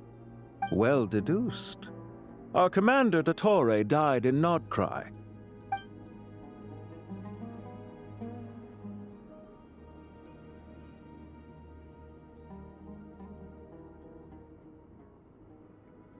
Are you wondering about his true identity? Or do you think there's a big conspiracy behind all this? I wouldn't go as far as to call it a conspiracy. Just the simple fact that having someone to shift the blame on tends to prove useful should trouble come knocking later. The most important thing for now is to solve the immediate problem. Perhaps that man knew you wouldn't have the resources to investigate his background and so didn't put much effort into disguising himself. This is all getting a little cryptic for me. I'll let you guys talk while I take a walk with Lilupar. Jet? Aren't you with the Blazing Beasts? What a coincidence. Didn't expect to run into you here. We're mercs. You can run into us anywhere. Who's this with you? So, did you find the solution you were looking for in the Temple of Silence? You bet we did. This place is incredible. It has everything. So far, we've discussed a plan and verified its feasibility. Building a new system from scratch is out of the question. So our only option is to modify the Akasha using certain resources we hope to find in the mausoleum of King Deshret. According to certain sources in the Temple of Silence, there is a core device in King Deshret's mausoleum known as Aru. Little is known about this device in academic circles, which suggests it was hidden quite effectively. If these sources prove correct, the energy contained within Aru may be sufficient to power our Akasha renovation plan. However, this raises difficult questions regarding technological integration. The sages are still debating it. Yeah, but I'm sure they'll reach a compromise once they've argued it out. The people of the rainforest are always cautious when it comes to desert technology. But times of crisis like this leave us with little choice. Wait, Paimon has a question. Is this the same Aru we've heard of before? It's sealed off, right? Some sort of prison where the Goat King, Ibis King, and Crocodile King are locked up. Well remembered. Yes, that's exactly right. According to our records, Aru was the most brilliant creation King Deshret ever conceived of. Built by divine and mortal artisans working together. It was a miraculous accomplishment, and it lies hidden deep within the king's mausoleum to this day. That being said, what Aru actually does and why it was built, those are deep secrets we are not privy to. Until recently, I wouldn't have been optimistic that the place even exists. The only reason I'm inclined to believe it now is because we heard it from the Ibis King Thoth himself at his temple. The tale of how the 3 retainers of Al-Akhmar were imprisoned in Aru. Paimon totally gets that. When Paimon first heard about it, she thought it sounded pretty unbelievable too. Do you guys still remember that? The Ibis King told us they were trapped in Aru and that they had to answer 3 questions to get out. I think I remember. What causes our rise and fall? What obliterates love and hate? And what determines truth and falsehood? Those were the 3 questions, right? Yeah. If only Nefer were here. She's dealt with the Ibis King before, so she might know more. Oh, Nefer is a friend we met in Nagcry. Not cry. Funny.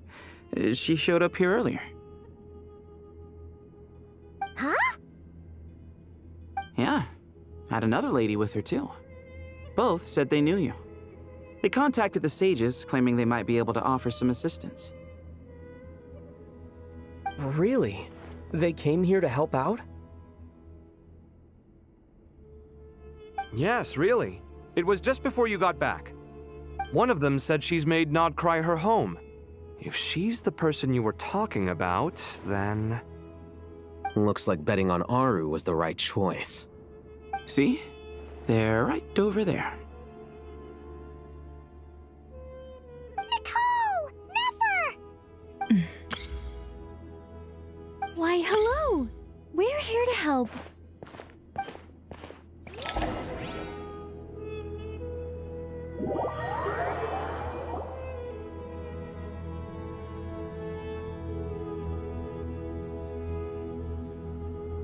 It's a good thing we left early. We almost got locked out. Locked out? What do you mean? Oh, you haven't heard? An invisible barrier has appeared around Sumeru's borders, cutting off all travel in and out. No one can leave and no one can enter. Sumeru has become a lonely island. Are the Fatui behind this too? Actually, no. This has nothing to do with them. I suspect it's a defense mechanism within Irminsul itself. Irminsul is the source of Tevat's ley lines, after all, and Sumeru is the nation closest to it. I imagine this function was put in place to seal the entire region off in the event of serious damage, preventing the disaster from spreading to the rest of Tevat. It may have been implemented long ago. But doesn't that mean that the people here won't be able to escape to other nations if the anomaly keeps spreading? Currently, that does appear to be the case, which is precisely why I am here. This is a critical moment for the world, and Sumeru is the eye of the storm.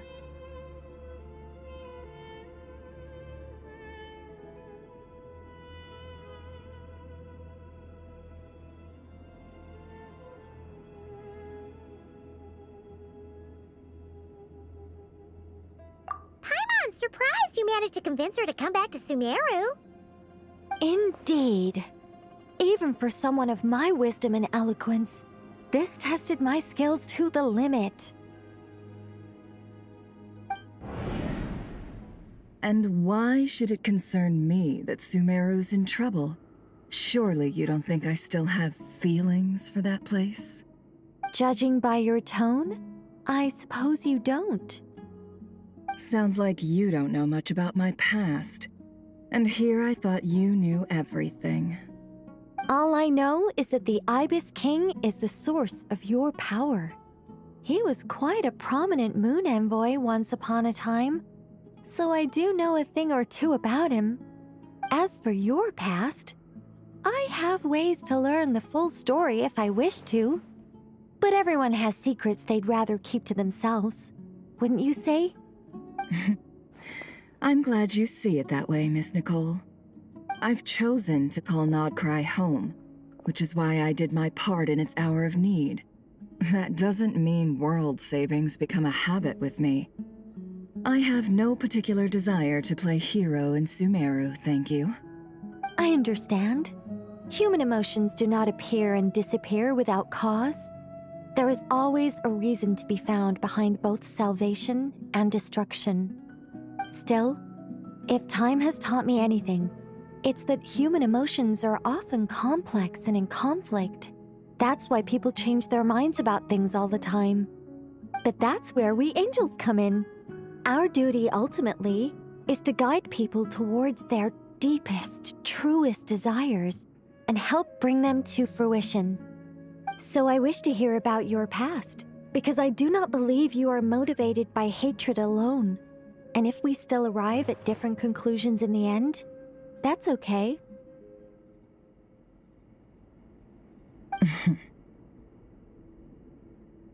I refuse.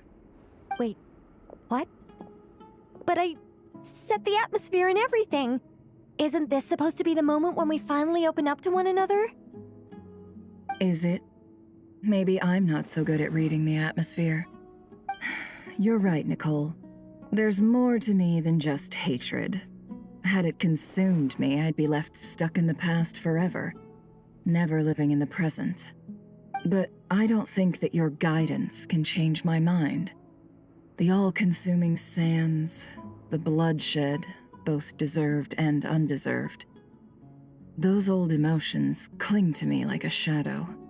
Do you wish to shake them off? No. I hope to remember them forever. Those emotions and memories shaped me into the person I am today.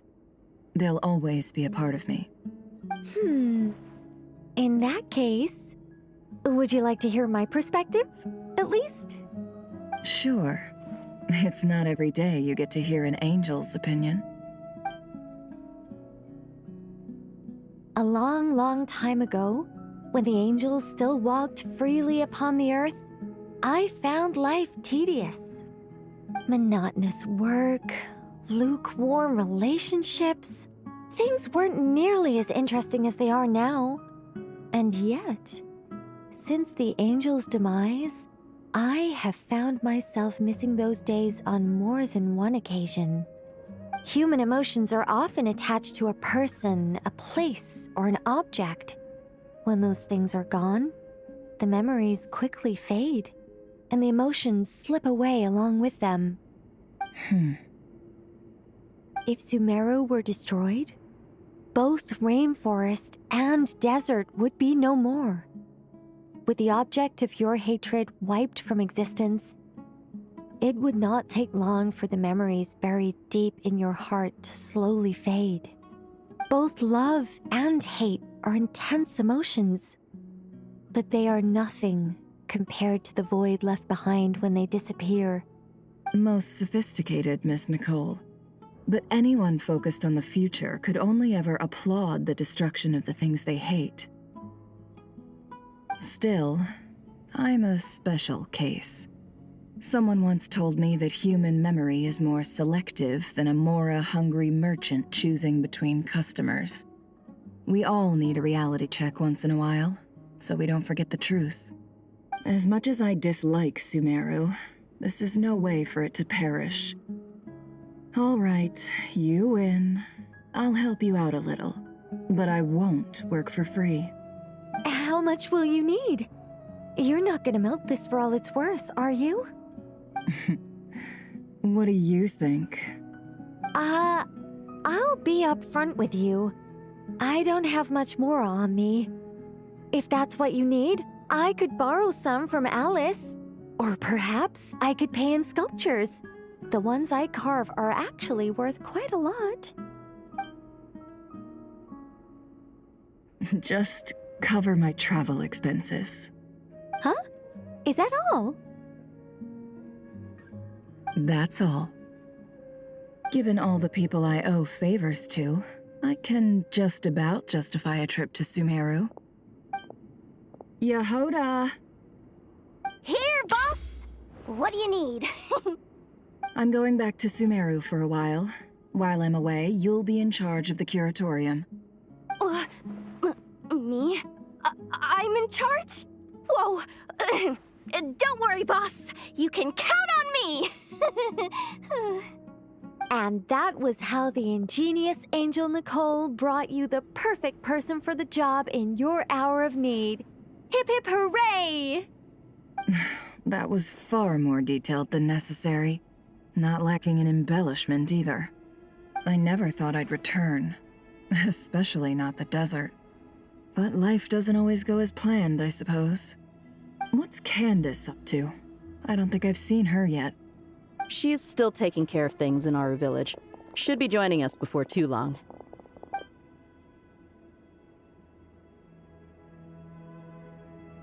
Oh, and sorry. Hope we're not interrupting anything. We have some good news, though.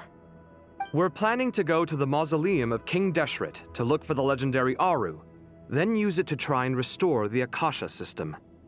According to records in the Temple of Silence, the mausoleum houses something called Aru's Chute, which can be used to establish connection with Aru. We still have some time before we leave, so there's no rush. By the way, who are these two new faces?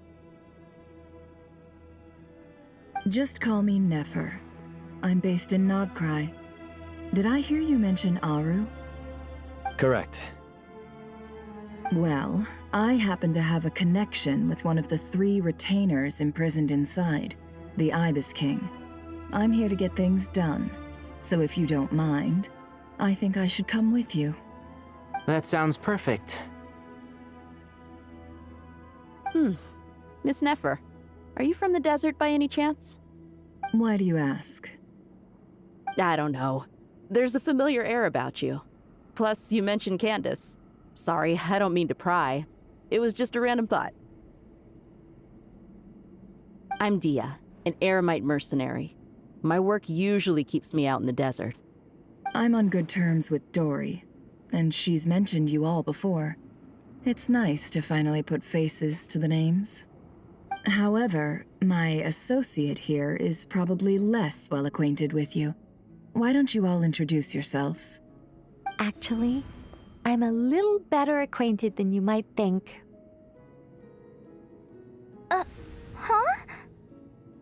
Huh. Are my eyes playing tricks on me?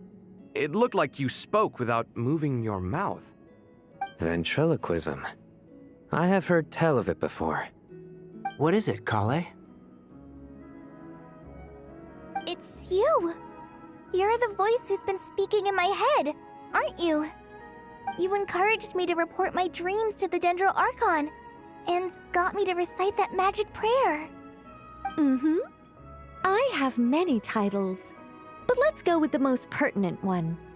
I am Nicole Rain, an angel who has lived since ancient times. An angel? Sounds like a big deal, but, what exactly is an angel? Oh, Well, we're a rather long-living race of beings. Not gods, technically, but we can still tell you a lot of stories from ancient history. Yep, and she's also an amazing sculptor. You could say she's a real creative type. Well, ma'am, if both the Traveler and Paimon give you rave reviews, you must be pretty impressive. Oh, please don't call me ma'am. I find it so awkward when people get too formal with me. Just relax and be yourselves. No need to be nervous. Miss Nicole, if it's okay, could I ask you a few questions? Yes, you may. I can see your heart is filled with confusion, and you are desperate for answers. I also know which questions you want to ask me. Why did you dream of Sumeru City in disarray? Why did those verses soothe the Jinn only when recited by you?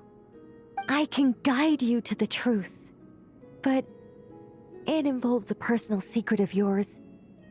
I'd prefer to speak with you alone, if possible.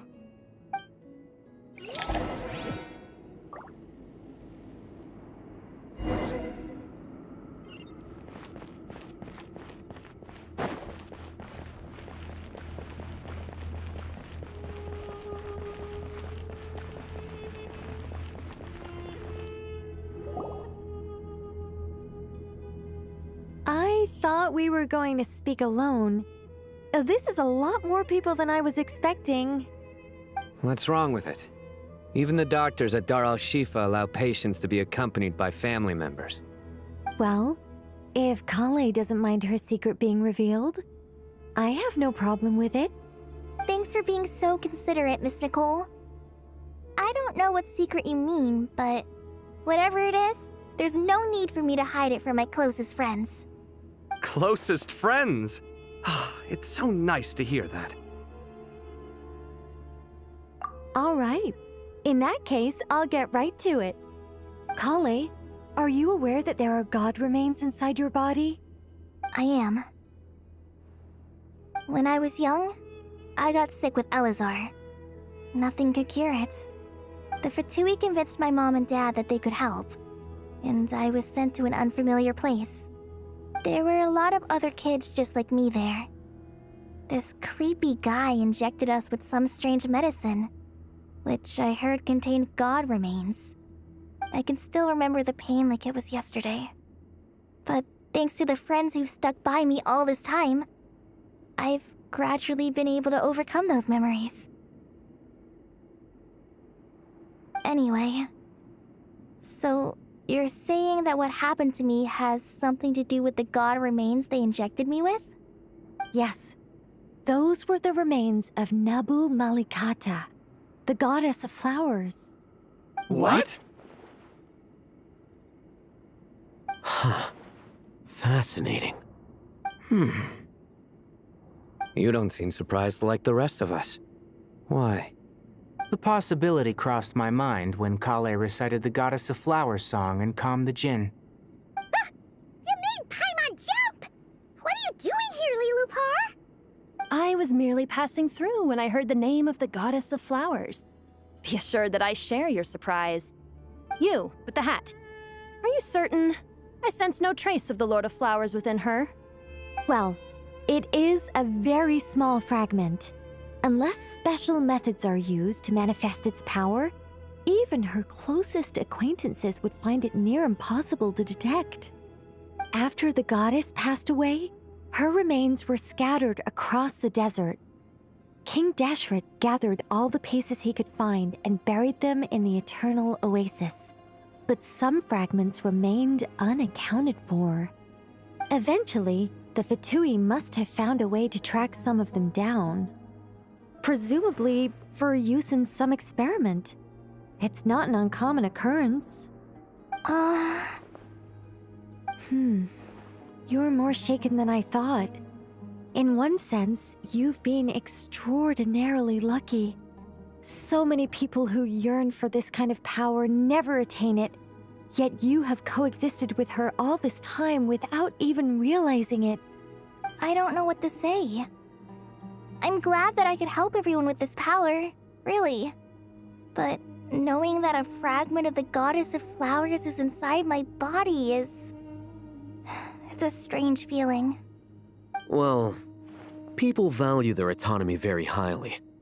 Even a well-intentioned intruder can shake one's sense of self. I understand how you feel, Kale. But once you get used to it, you'll find it's nothing to be concerned about. Huh. I guess you, of all people, have a good reason to speak on this. 2 good reasons, in fact. Incidentally, 3 is the maximum number of Hermanubis' Ba fragments that I could bear. Let me guess. Because 2's company, but 3's a crowd? Thanks for helping to explain the joke, Tainari. Not my intention. Goddess preserve me. I should take my leave. This boy in his wolf's head hat speaks much too differently from the Hermanubis I remember.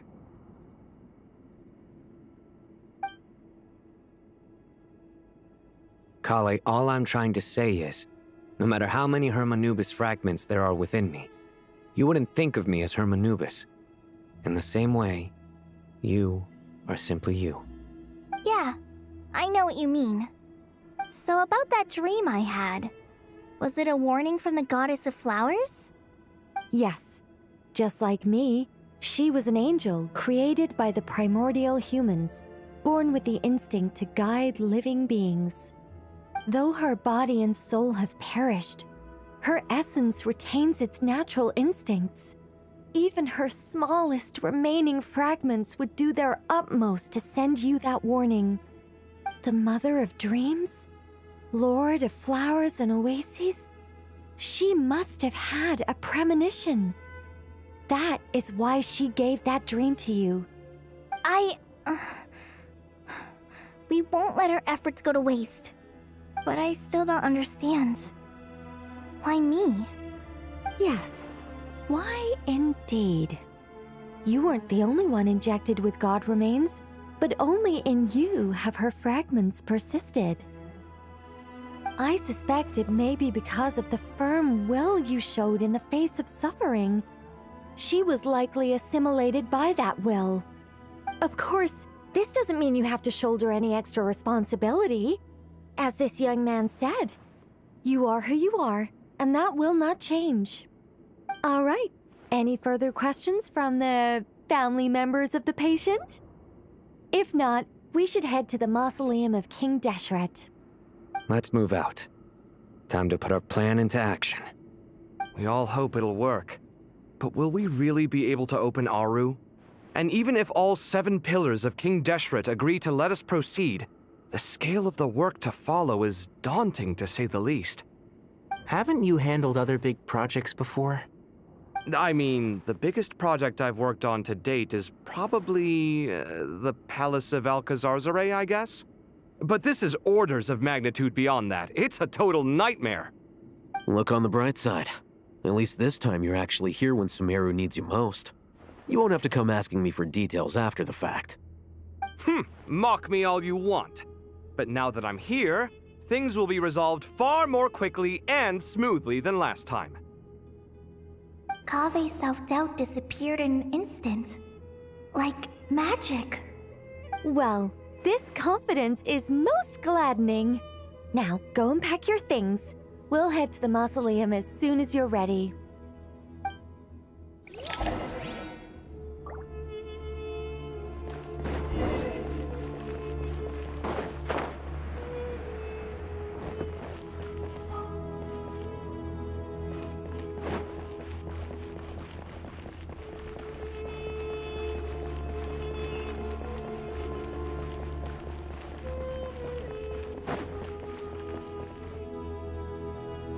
Oh, Miss Nicole. I heard you're a very talented sculptor. Is that true? Oh, I don't know. I wouldn't want to blow my own trumpet.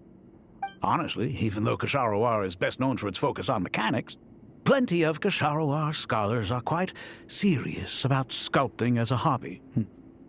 So if they rate your work, that's enough for us. We just have to take a look. Who's we? Myself and a few other scholars. Kashif, Daneshvar, come take a look. Oh, well, if you insist, I suppose there's no harm in showing you.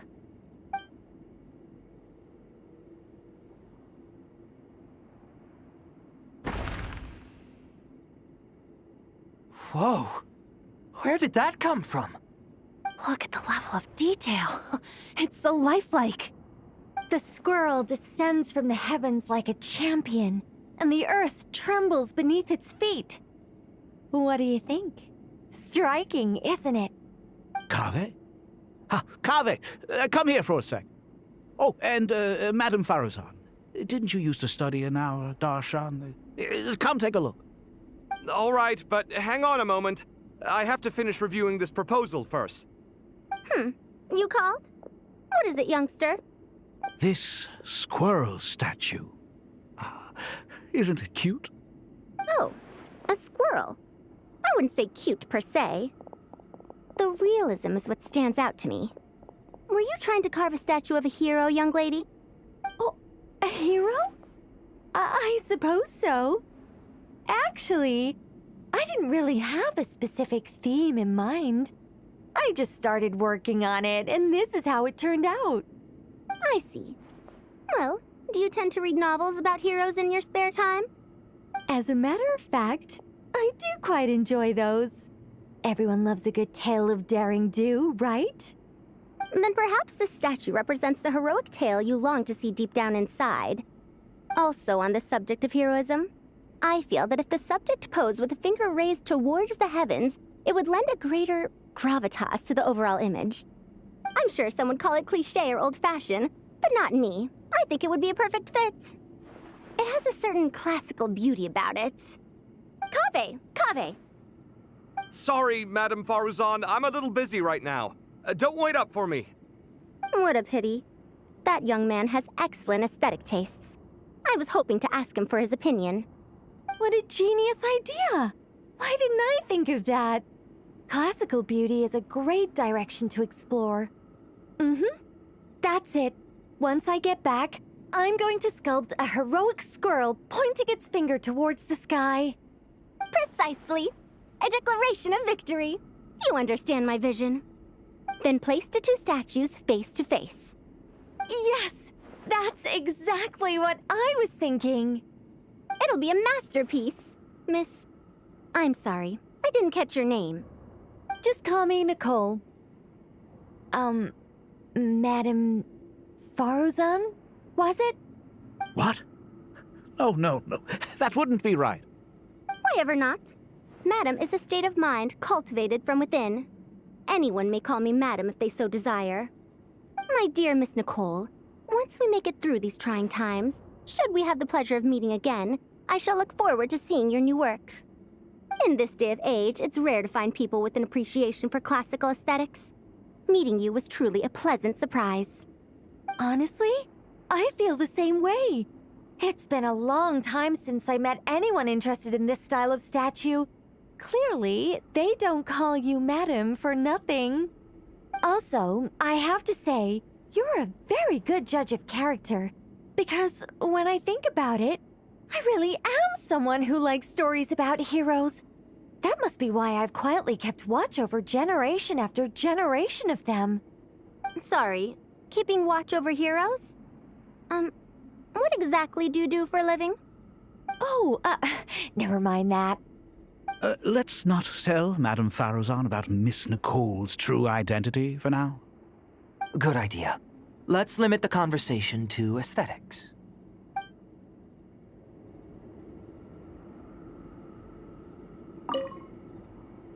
Let's not tell Madame Faruzan about Miss Nicole's true identity for now.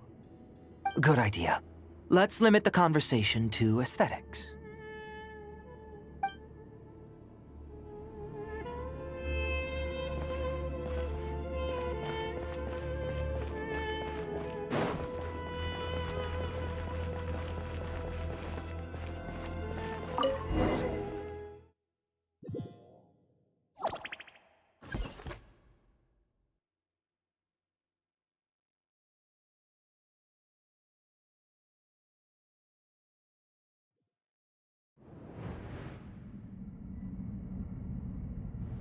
I hope everyone's ready.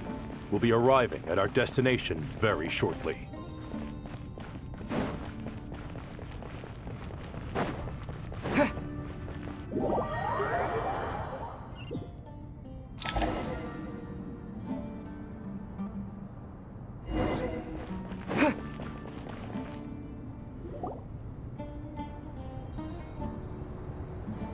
Why, we've not seen so many visitors ever, really.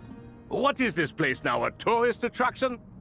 Ah, closer inspection reveals many familiar faces. To what do we dusty old fellows owe the honor? Surely you're not just here to chat. You surmise correctly. We are here to carry out a rather enormous project. Ho, enormous, you say? How large, then? Larger than the gaping void in our lives? Why, you've even put a smile on Goatee and Crocco's faces. All this activity is making for quite the special day.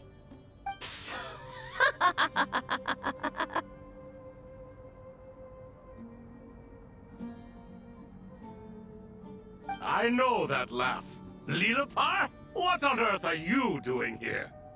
Oh, this is hilarious. Turns out good things really do come to those who wait. As long as you stay alive long enough. When did you three get locked up in here? And still you act all high and mighty, putting on a show for the younglings. Truly hysterical. Why, you... Yes, I know, no need to shout. You're right, Lilipar. Goatee, Crocco, and I all have the same problem.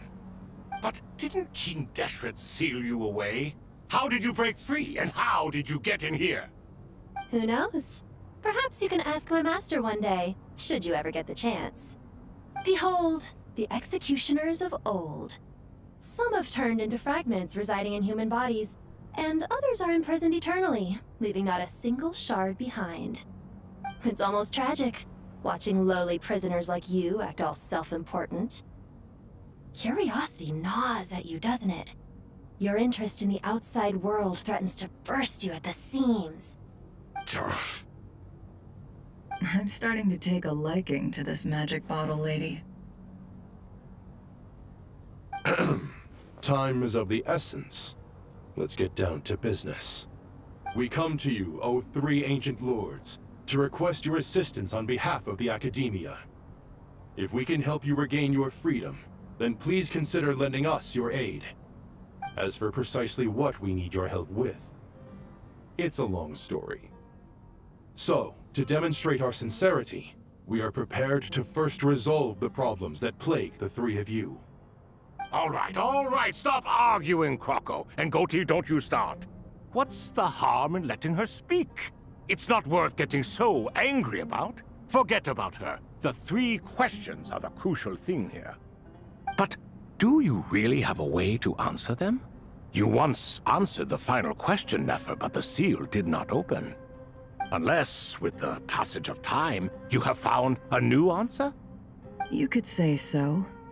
When you first asked me what determines truth and falsehood, my answer was a liar's soul. Liars are the best at seeing through the falsehoods of the world. But if you want them to tell you the truth, you have to reach their soul. I think that makes sense. I found it quite compelling myself, and I told Nefer so.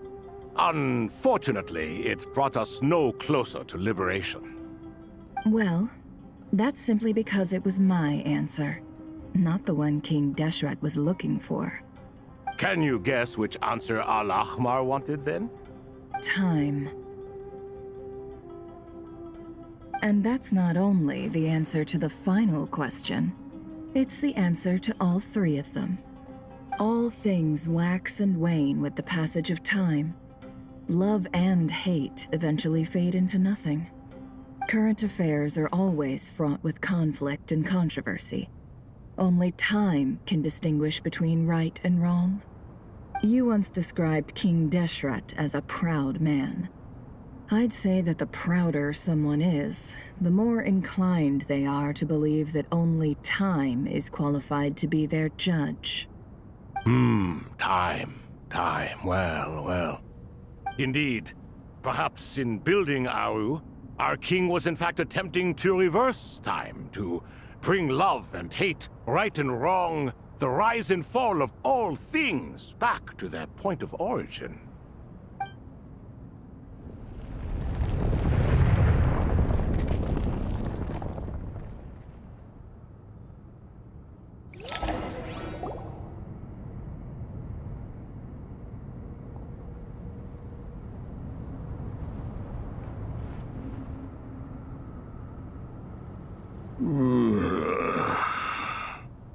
This is the most eventful day I have experienced in a long time. You have my sincere gratitude. Are those 3 of the 7 pillars? Turns out the statues were quite faithful to the source. You 3 seem to be in good spirits. Prison can help a person grow and learn to cherish what they have. Nevertheless, after everything you've done for me, I sincerely hope you never have to experience it for yourself. Hello, Nefer.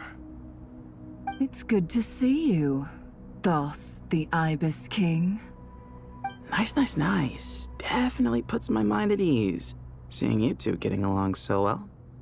Should we maybe introduce ourselves, or... Sure. I'm Sethos, the current leader of the Temple of Silence. This is General Mahamatra Sino, and this is the former Spantamot sage, Cyrus. But I'm guessing none of that means a whole lot to you. Everything is equally new to us, in truth. We've been gone from this mortal world for longer than you can imagine. Let's hold off on the introductions for now.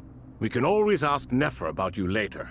It'll give me something to talk about with my chosen disciple.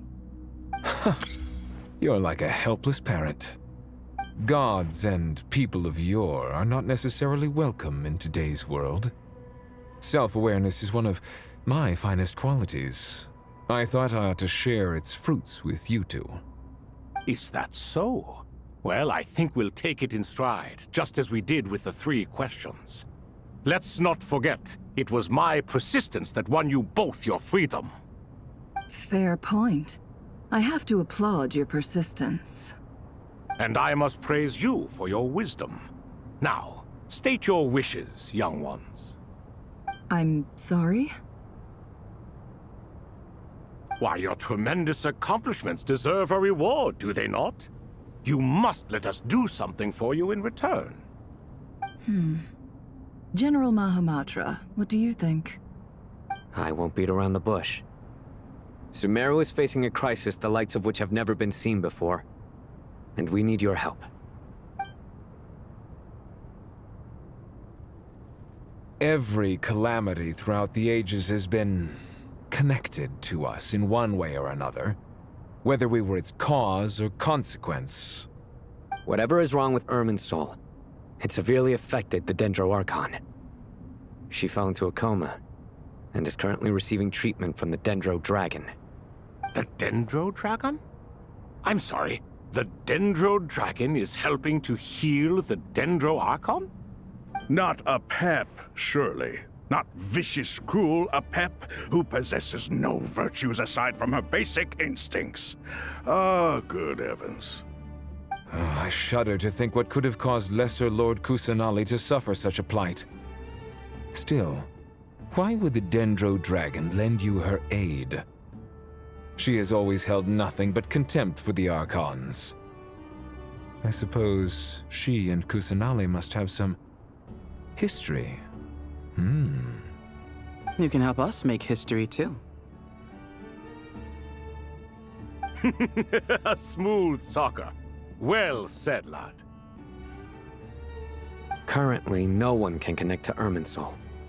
We hope that by opening up Aru and making some modifications to it, we can use its technology to our advantage. Unfortunately, Aru is an imperfect creation. King Deshret never managed to realize his full vision before his death. Much remains to be done if it is to be pitted against Irminsul itself. Besides, I hear your reasons, but to give Aru up over such would be...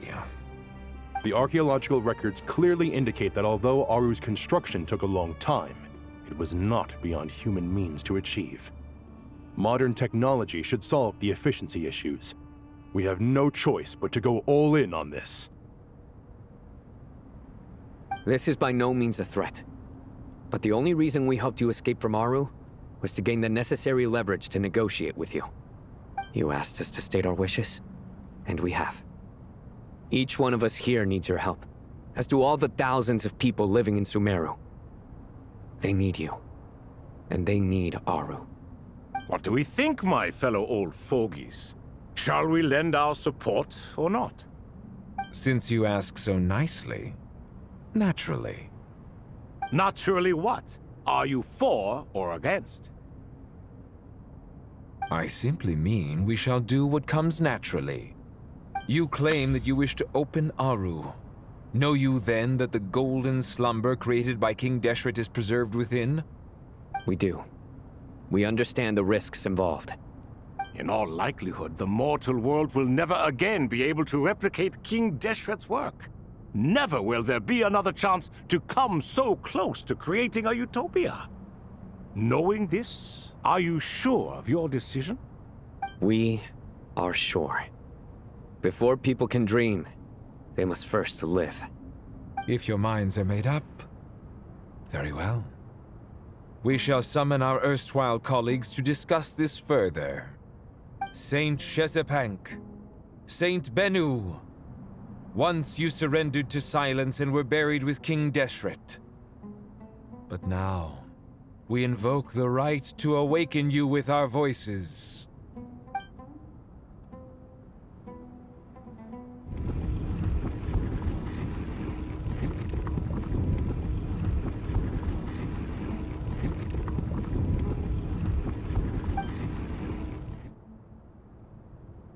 Saint Binu, responding to your call. 3 kings detected. Initiating autonomous will. Saint Shezbank, responding to your call. 3 kings detected. Initiating autonomous will. Ah, Lord Herreshoff. What a long time it has been. I trust you are keeping well. Then your trust in my well-being has long outlived your physical body. You have always opened with that same phrase, in life, death, and now even beyond. Al-Akmar is long gone. What is the reason for this meeting? You're awake? Good. We are voting on whether to give the people of present-day Sumeru access to Aru and permit them to perform technological renovations. You have the right to support or oppose the motion. Aru is the pride of Al-Ahmar. Opening Aru requires the unanimous consent of the 7 pillars. I hope you have a convincing reason to present to us. Sumeru is currently in the midst of a major calamity. Let us not forget that while Al-Ahmar was a stern ruler, he was also a teacher of wisdom. A god without his people shall cease to exist, and King Deshret's greatest wish was to provide protection for his people. Let us then honor our God King's wishes as we consider our decision. I do not mean to mock these proceedings, but what is the point of a unanimous vote when we know that the last of the 7 pillars, the Dendro Dragon Apep, will never communicate with us? This will no doubt surprise your mechanical mind, and I have no intention of trying to persuade you it is true. But Apep is, in fact, healing the Dendro Archon as we speak. Huh? Can someone attest to this? Do we have any proof? I ask the 3 kings. Can any of you vouch for the truth of this claim? Naturally, the Ibis King, Thoth. What? It was Thoth's disciples who revealed the truth to us. We need not debate its veracity. Simply let Thoth bear accountability. That way the rest of us may have a clear conscience. Herreshoff, you diabolical fiend! I awakened our former colleagues for you, supported your opinion, and backed your decision. What sort of fiend would do that? I miss the days when Hermanubis was still around. At times like this, he would offer to take accountability. What are you trying to say? Is my word worth less to you than Hermanubis's? Hypocrite though you are, Lord Thoth, you are humorous in equal measure. How could we bear not to associate with a character such as you? I, Saint Shezpank, approve the Goat King's proposal. Since King Deshret is no more, we shall receive no reprimand for acting beyond our remit. Nevertheless, I sincerely hope that those before us understand the significance of what they intend to do. Remember, the moment that Aru is liberated, the myriad souls residing within the Golden Slumber will return to the ley lines. And once the ley lines flow again, these souls shall in turn be received by Irminsul. To take this step is to bring the perfect afterlife created by our king to a permanent end. We understand that well, and we have decided to proceed regardless. Furthermore, the contemporary human perspective would contend that confining souls in this way is no act of benevolence. The deceased have a right to rest in peace.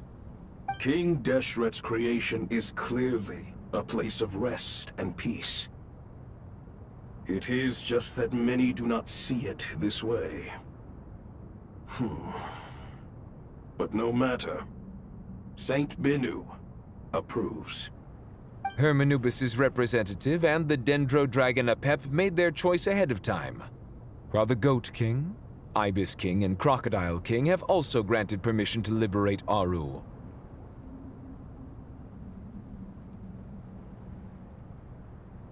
By the grace of His Majesty, guided by his wisdom and will, let the gates of Aru be reopened.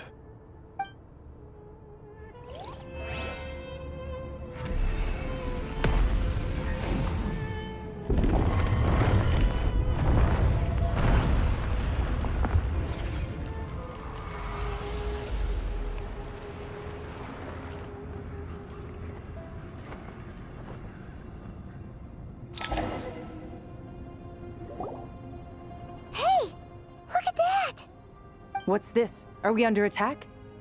No. Wait, it's...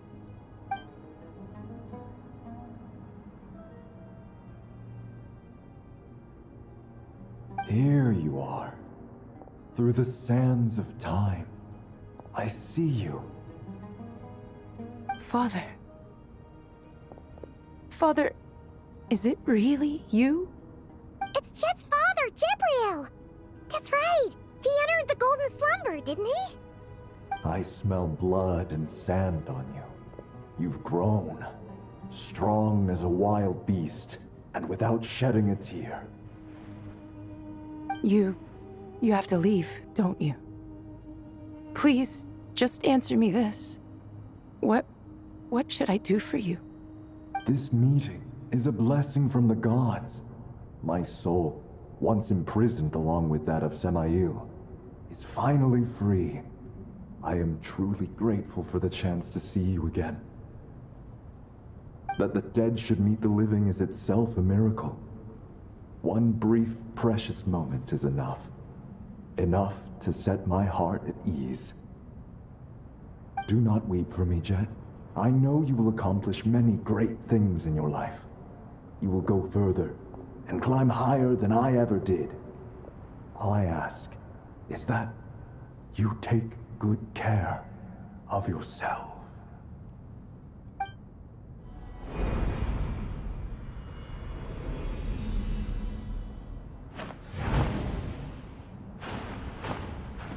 Father! Father! Father. Hey, Jet. Do you want something to eat? Maybe it'll help you feel better. I'm fine. Thanks, Paimon. It was just a little sudden. The chance to see my father again meant the world to me. He was trapped in the golden slumber for our sake. And now, after all this time, he can finally rest in peace. I'm glad. It's a huge relief. You've grown strong, Jet. More than enough to fend for yourself.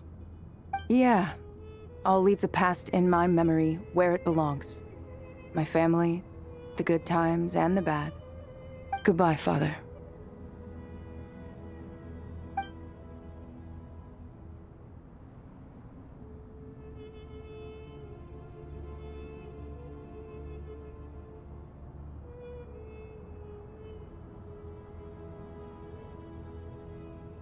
Ah, me, what a touching reunion that was.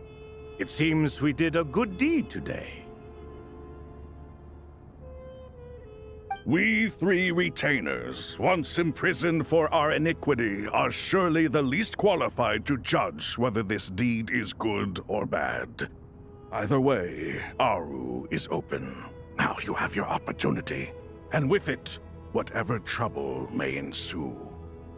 Although Aru was created by a god, human craftsmanship was nevertheless required to build the gate that connects it to this world.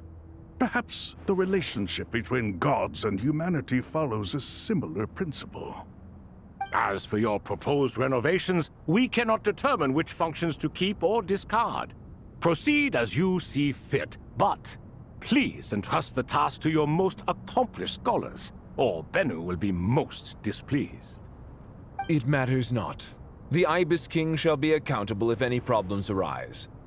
Ibis, you chose to take on disciples, and so it follows that you must accept the risks of associating with humans.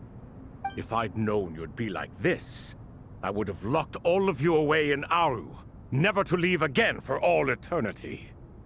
All of us? What does this have to do with me? Vilify me no further. Scholars, since you have liberated Aru, allow me to present you with a gift. Using Aru's power, we shall install a defense mechanism at our king's mausoleum. You must be guarded even against Irminsul itself. This shall afford you some convenience. Unseen and unheard. From this moment forth, none may by sight or hearing perceive anything said or done within the mausoleum. Amazing. And all this is achieved just with the power of Aru? With technology from the heavens, the possibilities are endless. Just because King Deshret did not use it for this purpose does not mean that it cannot be done. So, marvel away. This is the reward you have earned. All right. Well, that resolves the issue of confidentiality. What about the technical side? Do we have the manpower? Why, yes. I've already contacted them. They'll be here soon.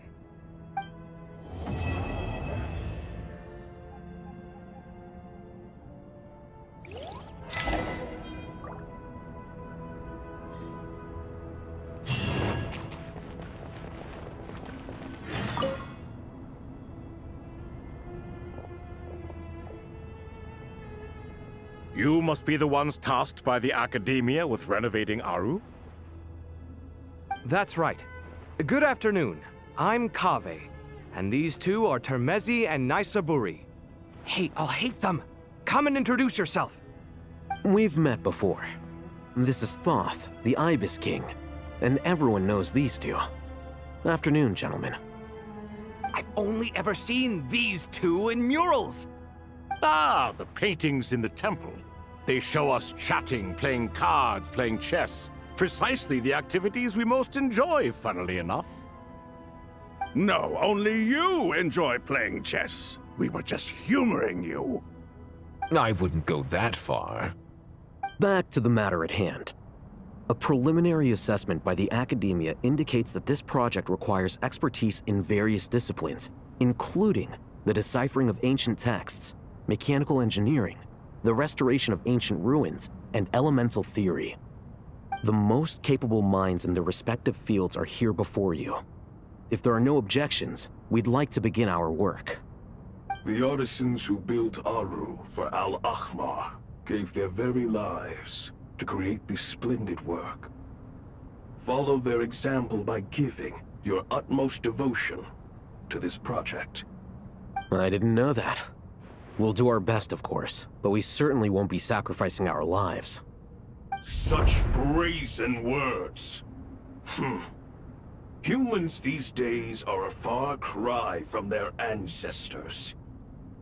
What little respect you show for King Deshret.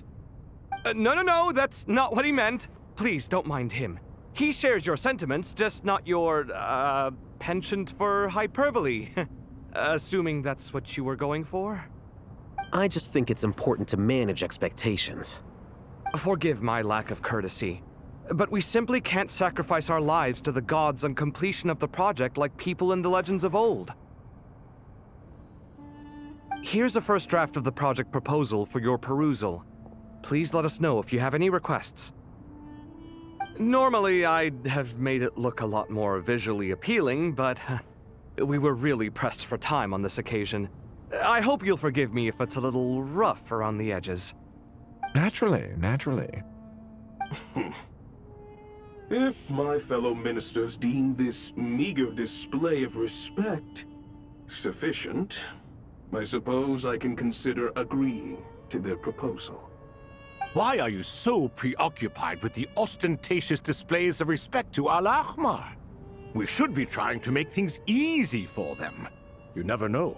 We might have to rely on these young people to look after us in our old age. Exactly. This is Aru's mainframe. Be reminded to use it with great caution. We certainly will. Thank you for your assistance. You may attempt to lay out punishment should you so desire, though I'm afraid it would be futile. You and I both know that certain components of Aru can only be operated by humans. King Deshret always believed in humanity. Still, The reason that Aru's modules are designed that way is not so much because he trusted them, but more because he was wary of you. Is that true? No wonder human artisans helped to build Aru then. He actually required human assistance to create his greatest work. Naturally. Have you noticed that the Goat King keeps giving superficial responses? It's like he's just going through the motions and leaving the real debate to his colleagues. He understands the art of perfunctory speech. That's what earned him his position as the Minister of Ministers. It seems the rumors about King Deshret being a poor judge of character are baseless after all. Excuse me for being blunt, but it sounds suspiciously like you're putting yourself on a pedestal and mocking me. You're mistaken. And while there's nothing strictly wrong with making every conversation about yourself, it's not exactly a positive tendency either. You? Whatever. I knew it'd be like this working with you. All right, let me past. I need to look at this console. It's your job to activate it after all. Let's begin. Everyone, please proceed with the external checks and preparations as per the procedures outlined in the engineering plan.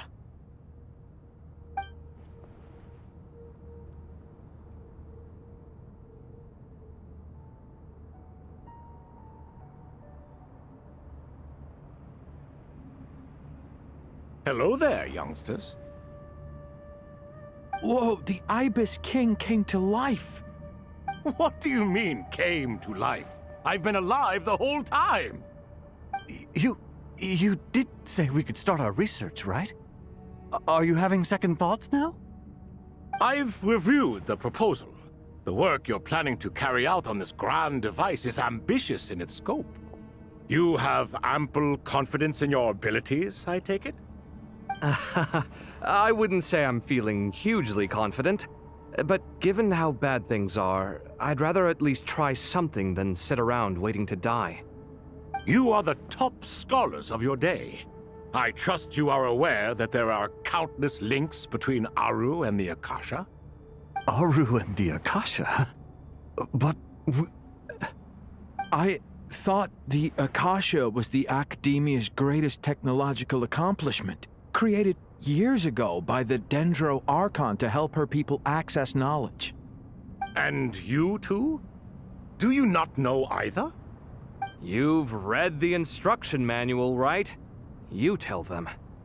An instruction manual? The Akasha has an instruction manual? The Dendro Archon is a kind and thoughtful god indeed. It used to sit on a shelf in the corner at the House of Dana. Not the most popular read. If the manual is to be believed, Aru was in fact the original inspiration for the Akasha system. What? But there are so few records about Aru anywhere. And practically none of these scientific expeditions into the desert had anything to do with it. Ah, but this is something you could not possibly have known.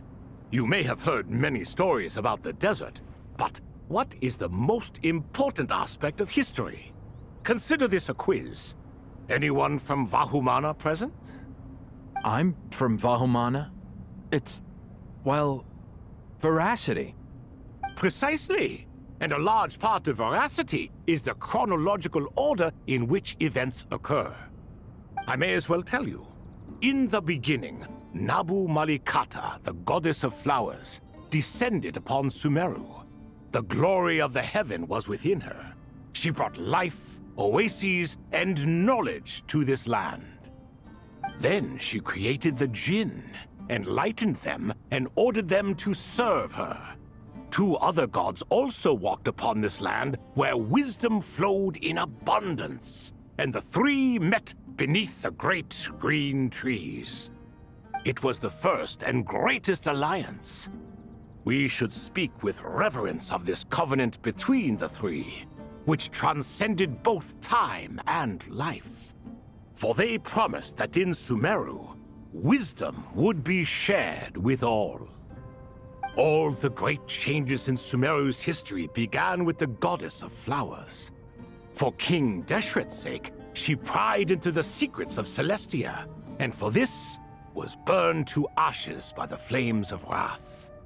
So grieved was King Deshret by her passing that he lost all interest in state affairs and devoted himself instead to the knowledge that she had brought back.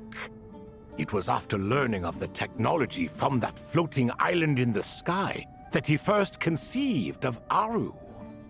And so, the Akasha was inspired by Aru, while the basis for Aru itself came from Celestia's technology. Well, if the two share a common technological origin, then connecting one system to the other is an entirely feasible idea. Unbelievable. Have you no reverence at all for celestial technology? No, I do, but there's no time for that. The schedule is too tight. Blame it on the deadline. Perhaps you could try coming up with our cutoff dates. You know what it's like having to turn around 5 different drafts in one day? I wouldn't wish it on my worst enemy. Yeah, also, Sir Ibis King, you don't plan on getting directly involved at all, do you? Yes, well, you strike us more as having come to give a popular science lecture. Or, wait, does this count as more of a first-hand witness statement? Neither. Anyway, this sounds like far too much work for me. Still, if Aru is so powerful, why didn't King Deshret use it for more ambitious ends? Because it was never fully completed. King Deshret had grand plans, but he perished before they could come to fruition. In the beginning, his wish was to create something that could rival the very world itself. The Lord of Flowers sacrificed everything for that ambition. What he desired, she bestowed, and thus was knowledge brought into the world. Her courage and sacrifice had to be honored with the most splendid of monuments, or King Deshret would surely have deemed it a grave injustice. And that monument, built from knowledge and technology, etched with a sacrificial and courageous love, even in its unfinished form, it deserves to be treasured. At that time, King Deshret said the following to the Lord of Dendro. "Since we share an eternal covenant, I shall never be your enemy. Hence, the fruit of wisdom from the heavens is not to be devoured. Remember, it is not that I lack the power to become the enemy of wisdom. Yet you and she have taught me much and shown me kindness. For this, I cherish you both." In the end, Aru was only used to store a portion of the souls. It was but a primitive form of the masterwork the king had envisaged. His final hope for Aru was to return to the past, when she yet lived. So the point you're making is, King Deshret was both powerful and ambitious, and he only ceased his imperious ways out of affection for the Goddess of Flowers and the Dendro Archon. You could see this as an act of mercy, but you could also see it as the sentiments that lay between these three gods placing constraints on him. This was, after all, the foundation of the alliance between them. This explains why Aru was both a prison and a monument, and why the answer to the 3 questions was time. You have to be careful who you get involved with, or you invite all manner of misfortune. This is as true for gods as it is for humans. Love is the same. It is both a prison and a monument.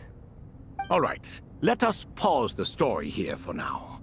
Seeing as you've been so diligent, I'll offer a little help. Who's in charge again? Is it you two? Ah, yes, me and him. Now then, close your eyes. Wisdom hides in the space between the tangible and the intangible. It is to convey the incommunicable through the simplest of mediums. By the power of King Deshret, I shall grant you a glimpse into the unseen secrets that lie at the threshold of existence.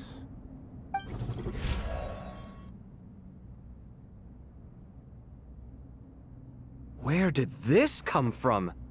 Is it a new mechanism? It looks more like some form of externalized information. You've rendered it visible? Just as the Akasha allows you to access a greater range of knowledge, the power of our king permits one to perceive ingenuities that do not belong to this world. This is no ordinary mechanism. It reflects the internal structure of Aru. Whether you choose to increase or decrease, keep or discard. Come, use these to achieve the outcome you desire. Looks mechanical to me. Better let me handle it, just in case. But wait, how do I get up there? Turn around. So that's where the elevator is.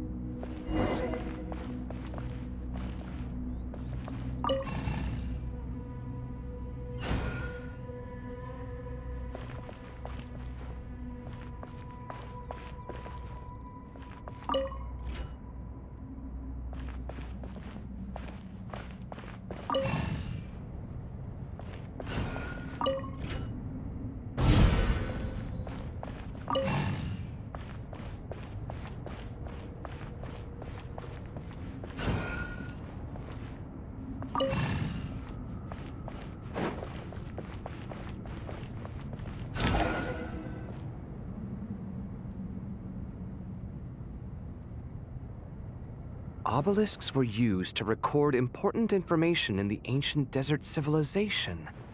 Hey, Al-Haytham, there's some writing here I'll need you to decipher. I've sent it to your screen. Do you see it? Got it. It's a little blurry, but I should manage. Take a look and tell me what it says.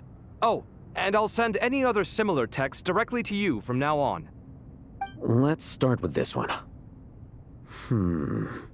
It's a variant of an older script. Herein lie verses written for the Yellow Sands. Looks like cultural information from the age of King Deshret. If so, I suggest you delete it. Words thrown together merely for fun. I had no idea Aru kept a record of this.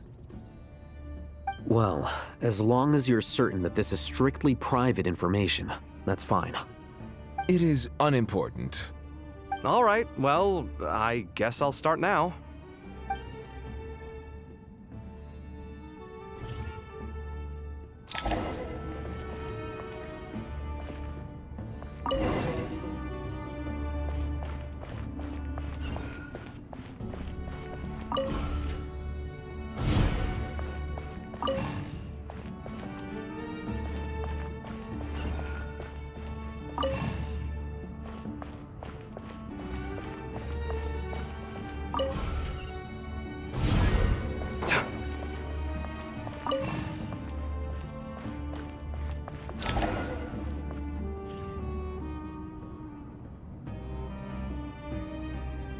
Found some more. Sending them over to you now. These are all reports about the Gurubad conflict. Can we delete them? I'd say so. Most of this information has already been archived anyway. What if there are details in there that Vahumana missed? What are we supposed to do if they come after us in the future? They'll just have to live with it. If we don't resolve these issues now, there won't even be an academia in the future, let alone a Vahumana Darshan. Yeah, you're right. Okay, done. There's some other similar monuments nearby. I'll check them out.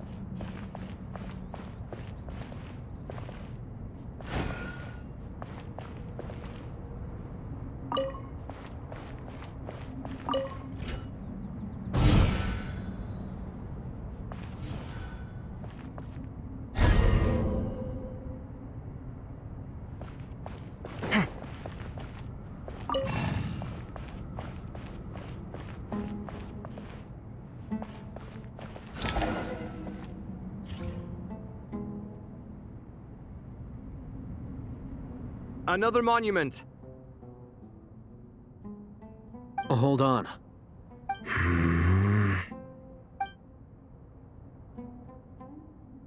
You're still reading it? How long is it? It records the development and governance of the Oasis civilization. Most of it concerns the Jinn, but it also contains records left by the artisans who built Aru. Is it important? Some of it. There was no way for me to read the whole thing in its entirety, so I had to rely on my intuition to pick the parts worth keeping. What about the artisans' records? What do they mention? They're speculations, mostly. For instance, they were wondering how to protect themselves if King Deshret decided to silence them after the construction of Aru was complete. Sounds like pure mythology to me. Surely that kind of thing didn't really happen. The records do emphasize that this was merely their conjecture based on various myths. Still, the artisans did leave details of their plans to survive, including blueprints for their escape route. Even that got recorded? Okay, well, I'll make a copy of this first before I delete it. Is that truly necessary? You won't be needing those. No, the blueprints are important.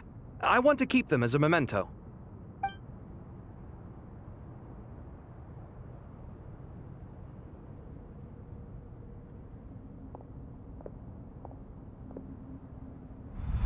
I think that should just about do it. It meets the requirements of the contingency plans, so we should be good. I gotta say, it's the strangest feeling, this cross between reality and the intangible.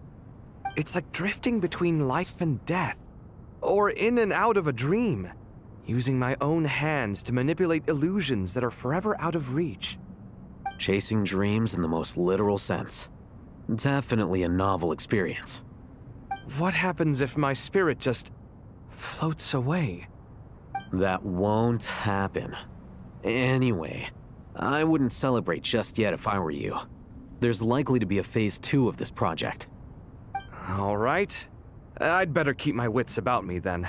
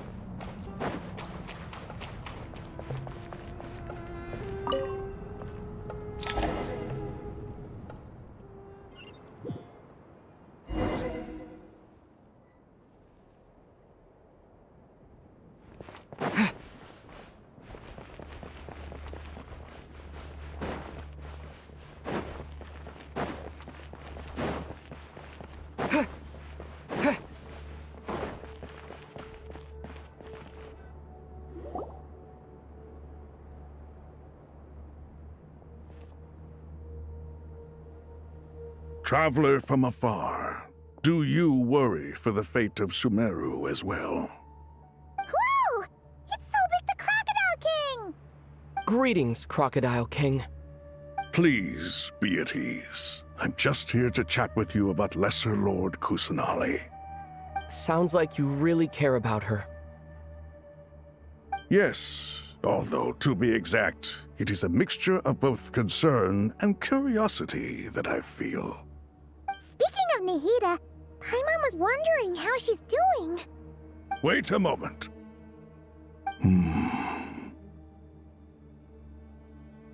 What is it? I tried calling out to a pep, but there was no response. This can only mean that she is focusing all her energy on taking care of Lesser Lord Kusanali. All the gods who served King Deshret seemed super surprised to hear that Apep agreed to help Nihida. Guessing she made a bad impression on you or something. Are you aware of the history between her and our king? The story begins a long time ago. Al-Ahmar was always a wishful thinker where the Dendro dragon was concerned. Without consulting her, he decided to list her among the 7 pillars and declared his own power to be far superior to hers. That was when our king was at the height of his power. Ibis Goti and I were no match for him, and so we chose to submit and serve as his ministers. But not Apep. No, she never thought much of him. To Apep, Al-Akhmar's pride and sense of superiority were nothing but ignorance and hubris. In fact, they fought numerous times, but usually the battle ended in a draw. In the end, King Deshret coveted the power of Celestia, only to end up corrupted by knowledge. His final act was to trick the dragon into swallowing him whole, leaving her to bear the torment of his sins. The Dendro Dragon stands for the glory of a bygone era. She hated Al-Akhmar and what he represented. All the gods, all the power they wielded. And so, her willingness to help the Dendro Archon through this crisis comes as a great surprise indeed. It makes one wonder whether, perhaps, the Dendro Archon assisted her in the past. Yep, Nahida did her a huge favor.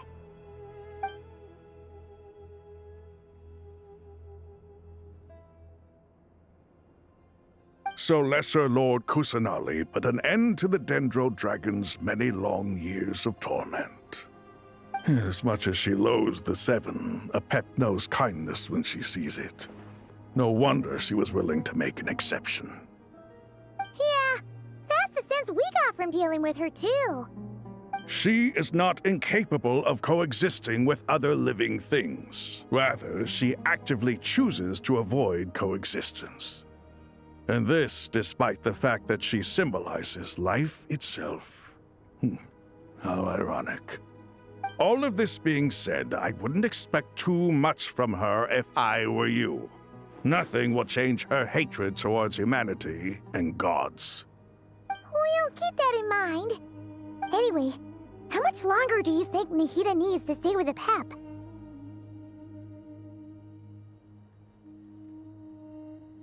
For all we know, the Fatui might still be in the desert. Just to be on the safe side, why don't we grab anyone who isn't busy right now and go look for her? I'm alright, Paimon. Huh?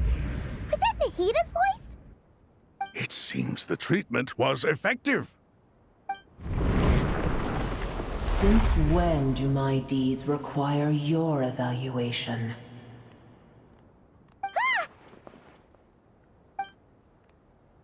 Here will do just fine. I had no intention of taking you any further. One ought not expect greater generosity than they have earned. You always hide your kindness away like an oasis within a sandstorm. Only those who make it through the swirling winds can know just how beautiful that oasis is, and how much hope it brings. You dare appraise my being? No, I'm expressing my gratitude. I want to thank you for sharing your precious life force with me.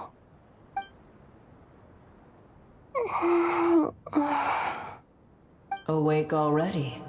You are more resilient than I thought. Pep.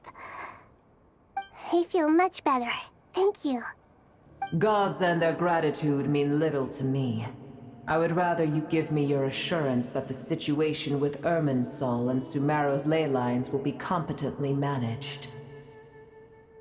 If I suffer any ill effects from the ley lines, you, as the god of this land, will be held responsible. And you would not enjoy being held to account by me.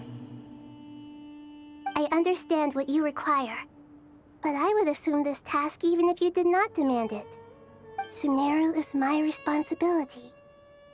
I must resume my duties as soon as possible. A farcical notion. God of Sumeru, I hope you realize how unextraordinary your strength is. And yet, maybe it is precisely what defines me. A god of wisdom is not meant to rule by force. Then hold steady. We go forth. Well, I'll be. Is that Apep? Do my eyes deceive me? Of all places, the Dendro Dragon has decided to visit the mausoleum of King Deshret? I see that after all this time, El Ahmar's menagerie of ministers remain as vile as ever. It's a pleasure, Dendro Dragon. Had you arrived but a little sooner, you might have attended a meeting of the Seven Pillars. What a nauseating thought. You are not the first insects I have had the displeasure of dealing with today. A swarm of them tugged on my tail on my way over. Goodness knows what hovels they crawled from. Why do all the creatures of this world remain so lowly after all this time? What did you do with them? I cast them away. What would you have me do? Keep them as trinkets? Boer, this is where we shall part ways. To be clear, I do not wish to see you or anyone else here ever again, unless absolutely necessary. Then I wish you peace as you return to your dwelling place. It matters not to me. Simply refrain from bothering me again.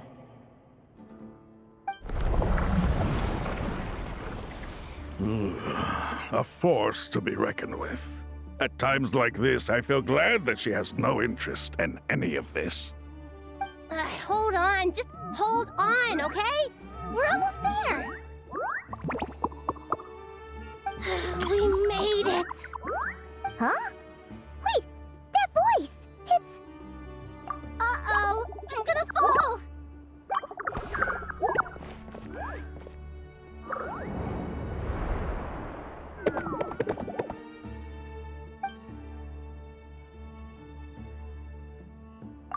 Well, that's a relief. A pair of safe hands indeed. The Dendro Archon's familiars. They are the last thing I expected to see here. Huh? Wait, what are the Aranara doing here? Don't you guys hate the desert? Obviously I was worried about the Dendro Archon. I've been supporting them with my Pari powers the whole way here. Oh, they seem pretty nervous. Is it because there are too many people around? Not just people. It's all these non-human beings, too. It's hard on them. I can't believe you made such a long and dangerous journey just for my sake. I appreciate your support so much.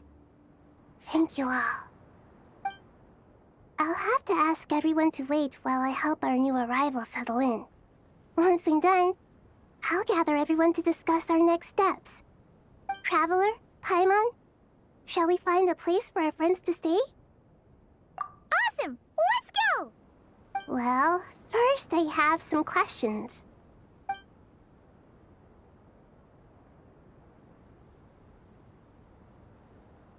Okay, I think that covers everything.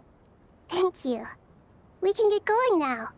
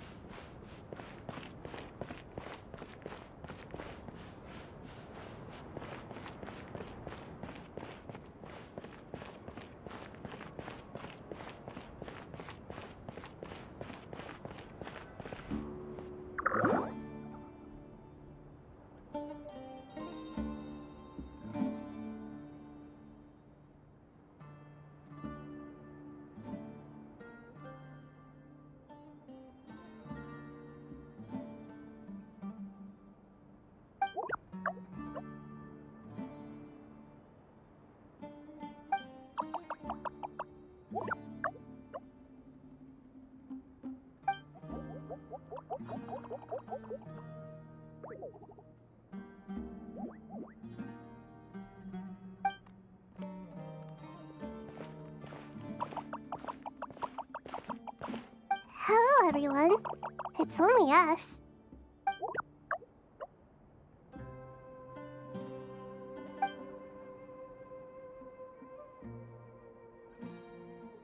It must be very tough for you coming all the way out here, especially since you don't like the Voluka. Is everyone back in Vanarana doing well?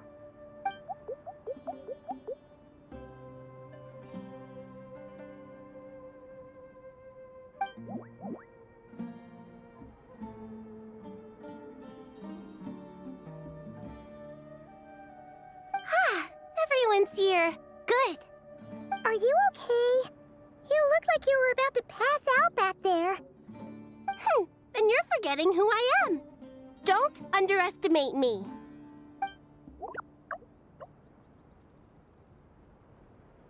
Red Oh, excuse me!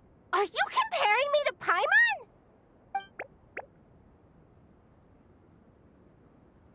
I suppose everyone is gathered here because of me. As we can see, the situation is critical, and everyone is very busy with their various tasks, so...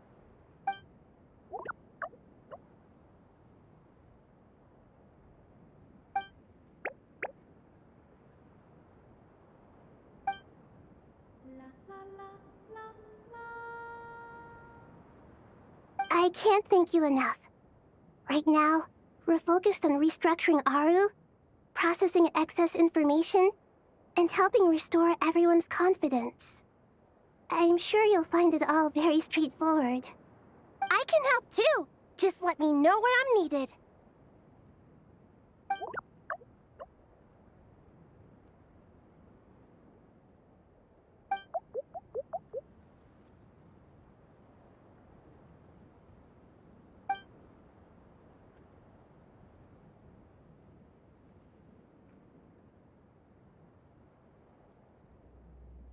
Up to no good?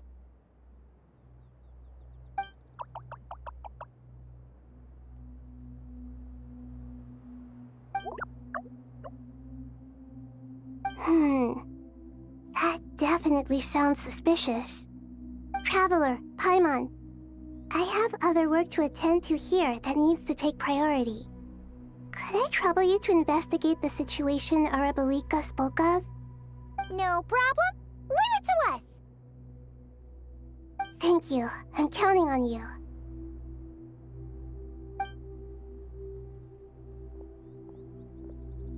There's one other thing. If you are to work alongside the people of Sumeru, you will need to make yourselves visible to them. Is that acceptable to everyone?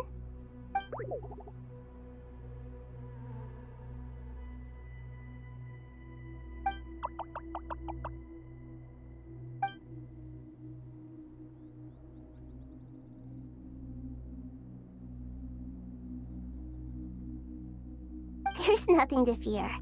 No one here will hurt you. But if you do feel afraid, don't worry. Just call my name and I'll be there. Very well. Now, I shall bestow a small blessing upon you all. Whenever people see you and interact with you, from the moment their gaze meets yours, they will experience the most beautiful of dreams.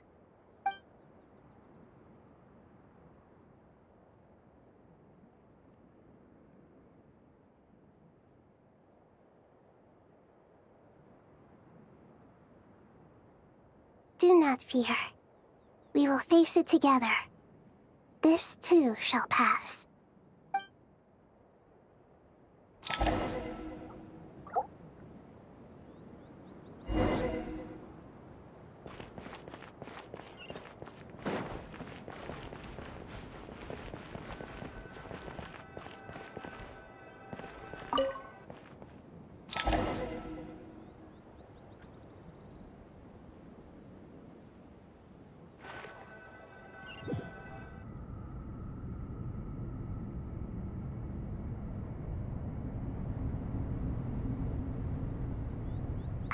Everyone's here.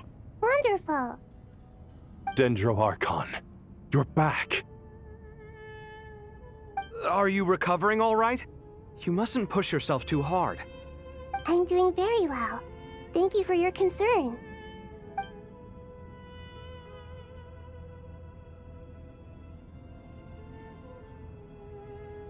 I see. Using the power of Aru to reboot the Akasha and gain access to Irminsul. It's a sound plan, although... I regret to be the bearer of bad news, but with the state that Irminsul is currently in, it's impossible to access via traditional means. Even the Akasha won't change that. Alas, we had feared this may be the case. And what about non-traditional means? Non-traditional means? Are you saying... Desperate times call for new measures.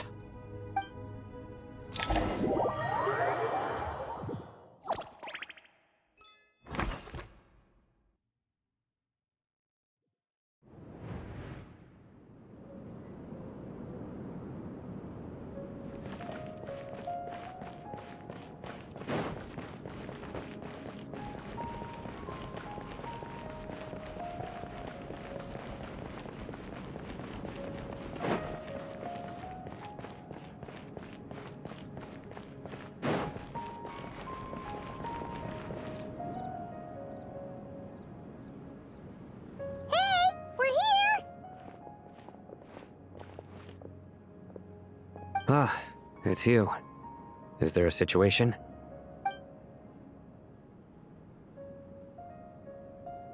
The Aranara have good intuition when it comes to people. In other words, there may well be a traitor among us. Given everything that's going on, I'd be more surprised if there wasn't. Miss Nefer, as a professional intelligence broker, I trust you have a solution? Not one that I'm willing to volunteer. What's in it for me? Let's say I'll treat this as a pilot project aimed at expanding your intelligence operations. Whatever business you're in, an avenue to demonstrate your abilities could never hurt. I like the sound of that. Glad we're on the same page. Given that you rarely set foot in Sumeru, practically no one at Caravan Rebot knows who you are.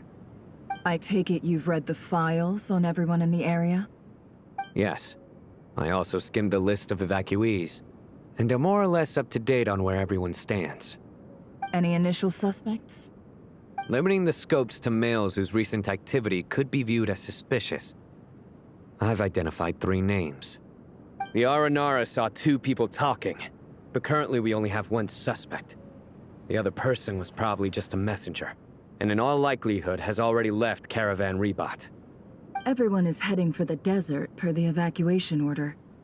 Anyone willing to turn back at this stage is almost certainly with the Fatui. There's no way it was a spur-of-the-moment decision to act at a time like this.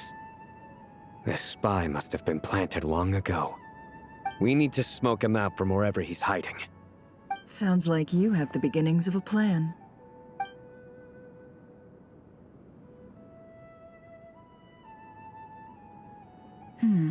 I see. Your suspicions are well-founded. I'd be watching him too if I were you.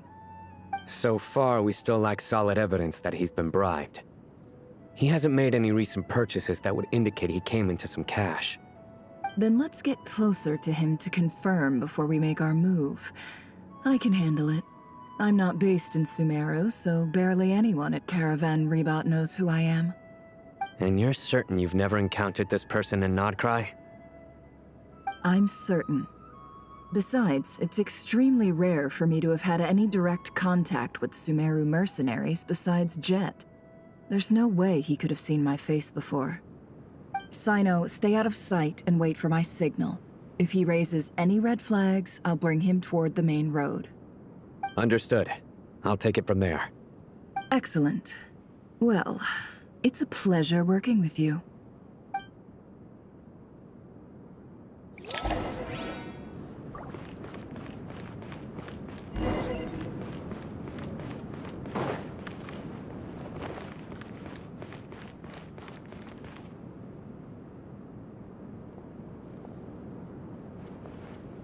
Darker skin, scars, frequents the desert and has ample combat experience. Nothing unusual about how he dresses or acts. What's that he's looking at? A coin. Interesting. Could that be how his contact paid him? Conveniently discreet for someone trying to hide any unexplained income. And yet it could be highly valuable. Sorry to bother you. Has everyone here already left? I don't suppose you happen to see a lady wearing a hat? Ma'am, what are you doing in Caravan Rebot all by yourself? The main group evacuated some time ago. Didn't you pass them on the road? My friend and I lost some of our cargo along the way. I didn't want to miss out on potential business, so I told her to go on ahead and meet the client while I retraced our steps. I didn't think it would be so late by the time I found it. And then there was a terrible sandstorm. I guess I must have taken a wrong turn, because I didn't see any large groups on my way here. Forgive me for asking, but just to be on the safe side, could you describe this friend of yours? Sure. She has blonde hair, and she was wearing a hat and a white dress. You'd definitely know if you'd seen her. Yes, I think that does ring a bell. Ah, my apologies. During this exceptional time, the Core of 30 are under orders to be extra cautious when dealing with unknown people, whoever they might be. I understand. Well, sir, is there anything else you need to know? If not, I'd better try and catch up with them. Hey, wait! They left a good while ago now. You'll never catch up with them on your own. Why don't I give you a ride? I'm here to collect the last few people anyway. We have plenty of carts, so one more won't be a problem. That would be amazing. Traveling with a group will be much safer. I'll have to pay you for your trouble. Hey, let's not worry about the money for now. Wait here a moment. Once I'm done packing up, I'll take you to join the rest of the group. All right, thanks. Let me know if you need a hand carrying anything. No need for that. I'm strong enough for both of us. Okay. Well, I wish there was some way I could repay you. Guess it's my lucky day, running into someone who knows what they're doing here. You might have just saved my life, you know? You're not wrong there. I mean, what kind of cargo is so important that it's worth risking your life to get back? I hope for your sake that it's priceless. Actually, I suppose I can tell you, since you've been such a big help. But be sure to keep it to yourself, or we could both be in big trouble. Oh, really? Sounds mysterious. We're in the antiques business. You understand? Some of our goods aren't acquired through the most legitimate means. We have to be very discreet when we're selling them. That's why I had to go looking for the missing cargo alone. Ah, no wonder. Well, ma'am, in that case, it turns out that maybe there is something you could do for me. I'm all ears. But to be clear, our commission isn't cheap. Think carefully before you ask. We don't want to ruin our relationship before we even hit the road. I'm sure that won't be a problem. My issue is, I have something that's a little difficult to sell on as well. Take a look at this.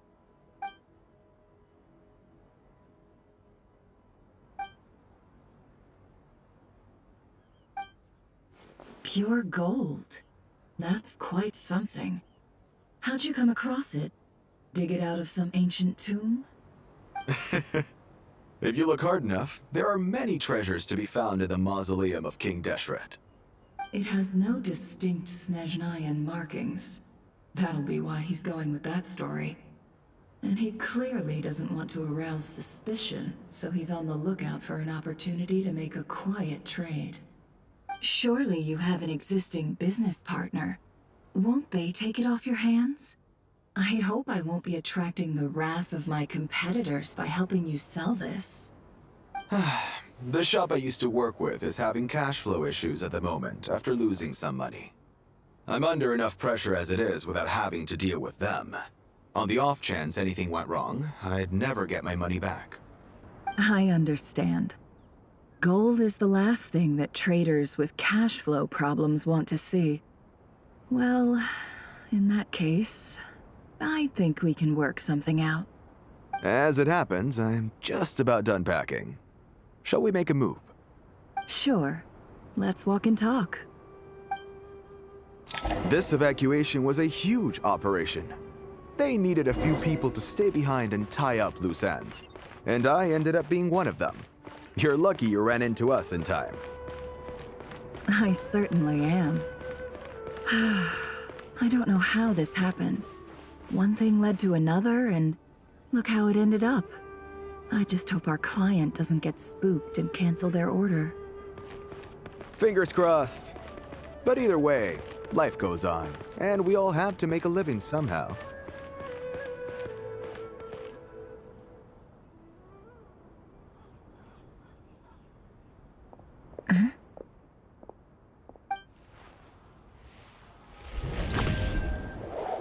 Hands where I can see them. General Mahamatra! No, wait! What are you doing?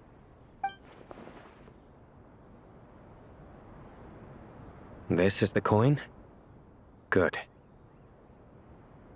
Sadly, you won't have the chance to spend it. Nicely done.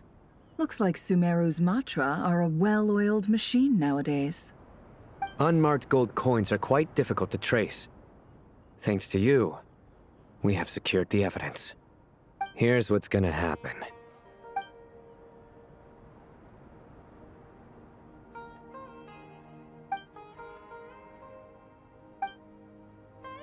Southeast from here, leeward side of the hill. That's where he's meeting his contact. Great work. Candace tells me your interrogation skills are highly effective. Hers are quickly catching up. She's improved a lot in recent years. Looks like it's over to you for the next step. Because I'm quickest on my feet? Because you know how to trail a target. Plus, it'll be easier to monitor their activity from the air. Fine. I'll be quick. One more thing. The Traveler just brought a message from the Dendro Archon. Once you're done with this, we're to meet up at the mausoleum of King Deshret. Got it. Will do. Are you sure you'll be okay on your own? Gee, I don't know.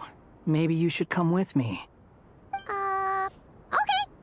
Then Paimon's coming with you. Really? You do know this is a stealth operation, right? Meaning, you have to be quiet? Paimon, are you sure about this? Well, Paimon at least wants to give it a shot. Like everyone says, if you never try, you'll never know. Besides, being the best guide into that has to count for something. This should be a piece of cake. Fine. Join me if you want. But be warned, if anything goes wrong, I'll have to gag you and shove you into a bush. No need! Paimon will be super careful. Promise! Good. Then what are we waiting for? Let's go. Ah! Coming!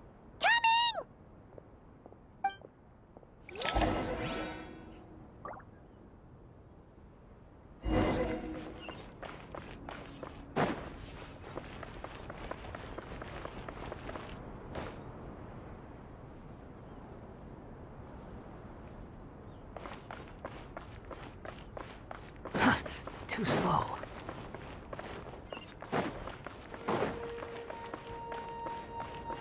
Quit following me.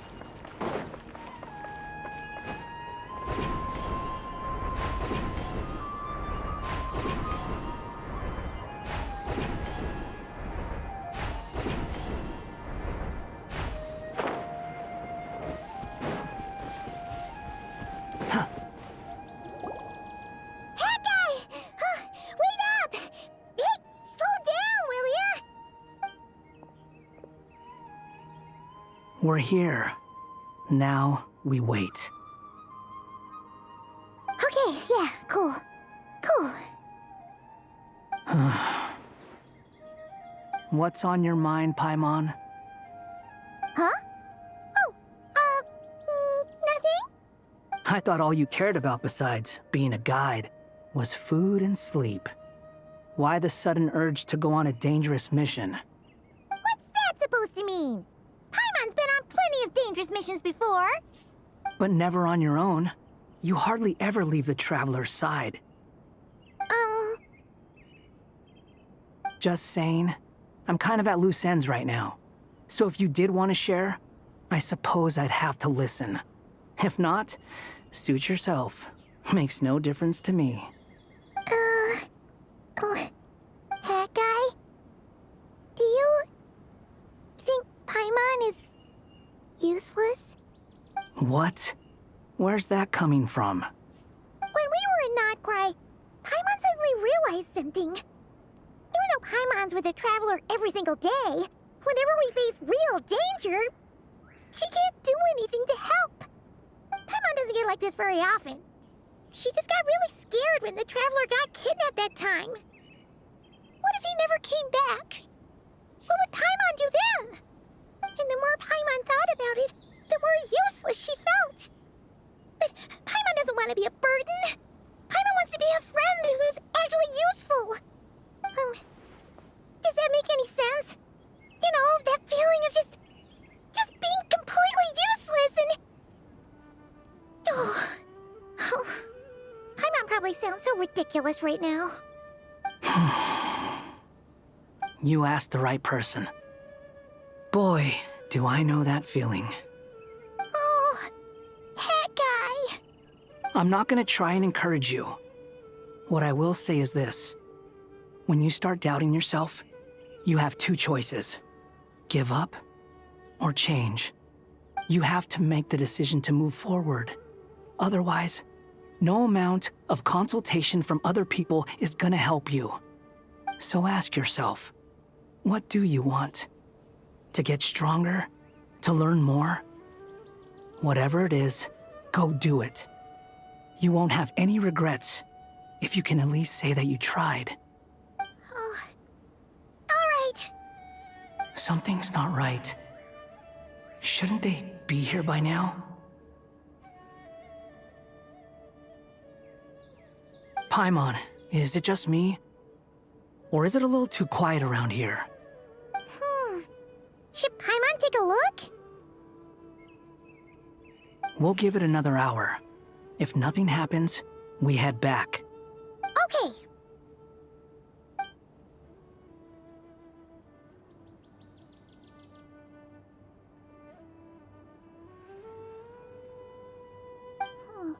How strange.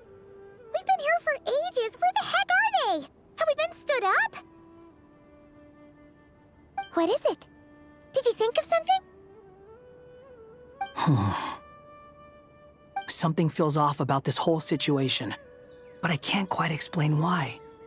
We know for sure that the guy Sinocot had something set up, yet somehow his contact is a no-show.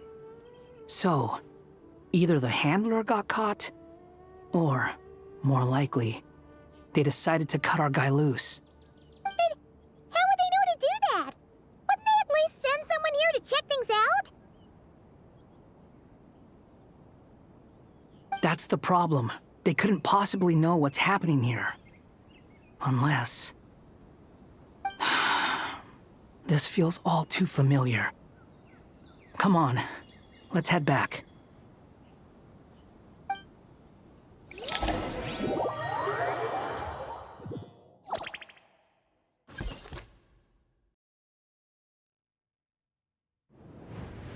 Even though this isn't a formal meeting, I'd still like to start by saying how grateful I am to each and every one of you. Thank you all for coming here and standing by our side. Chesapeake and Bennu are currently assisting the scholars with the maintenance of Aru. Please forgive their absence. As for Hermanubis, may he rest in peace. We remember him with great fondness. There have been times when I imagined what it might be like to meet you all. Now that it's really happening, I feel quite emotional. Time has taken many things away, but that which remains is all the more resilient. I must say, there is one thing that rather surprises me. You appear to be in good spirits, Lesser Lord Kusanali. But even so, I can sense that the life force given to you by the Dendral Dragon has far from fully resolved the problem of your vitality. Oh no! So even Apep's power didn't work? Don't worry, Paimon. It worked very well indeed. The issue is how closely I am tied to Irminsul. Until the problem with it is resolved, there is no way I can fully recover. Sumeru has undergone tremendous changes during your absence.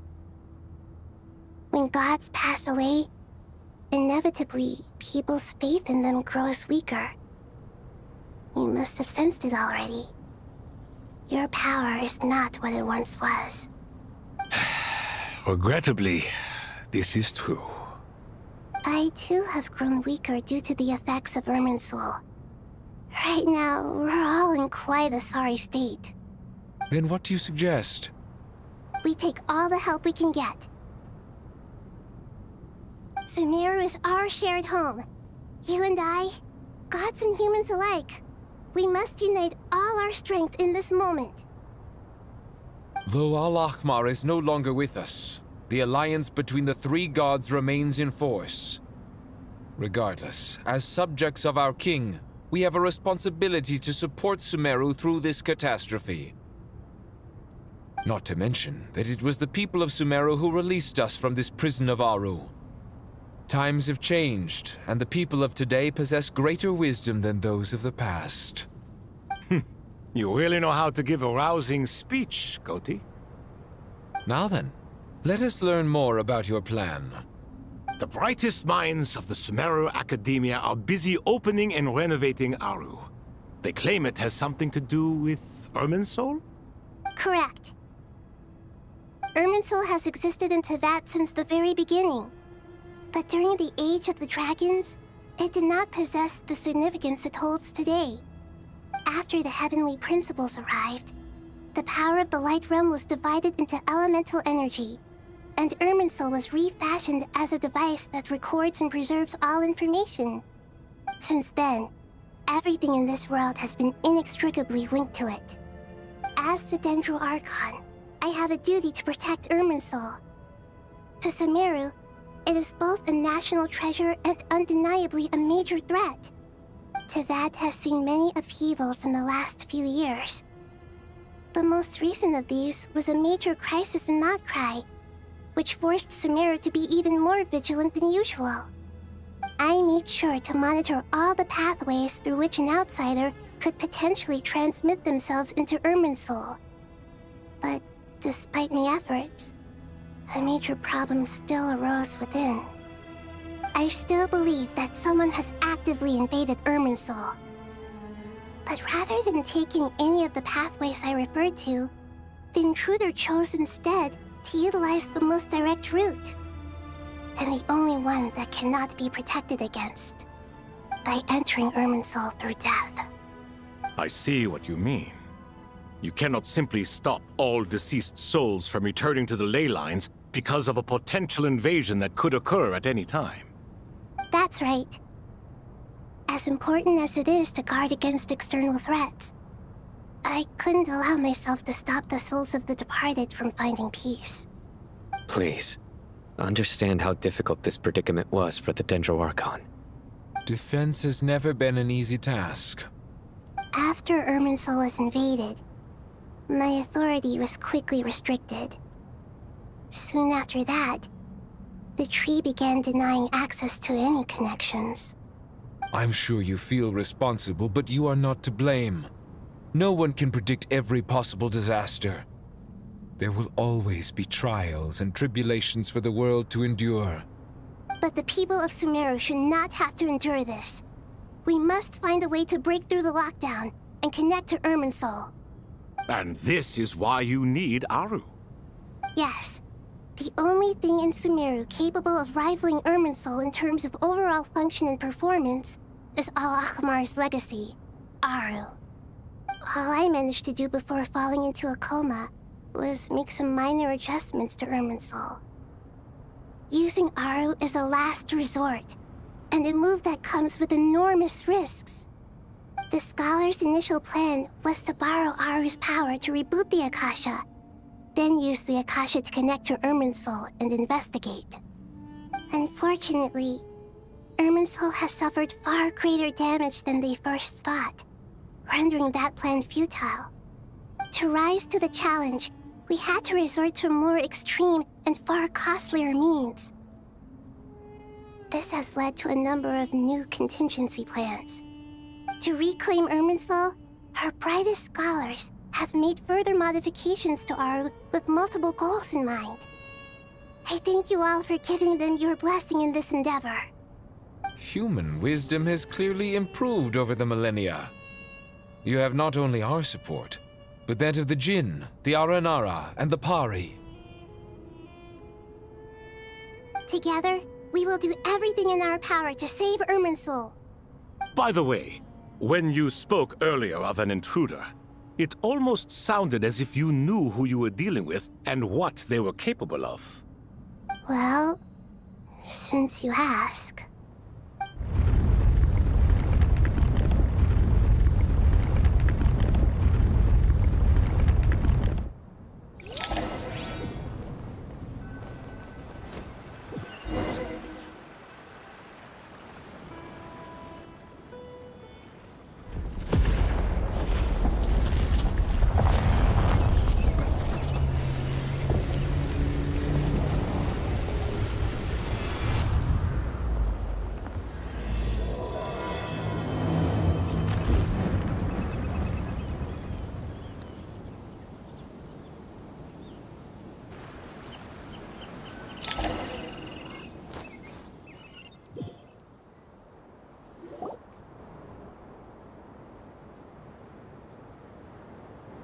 Master Tainari!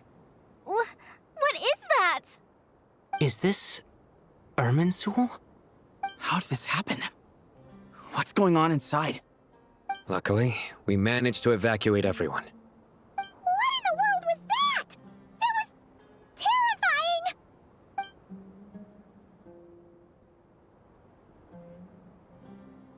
Oh my. I understand now, Archon. You make yourself quite clear indeed.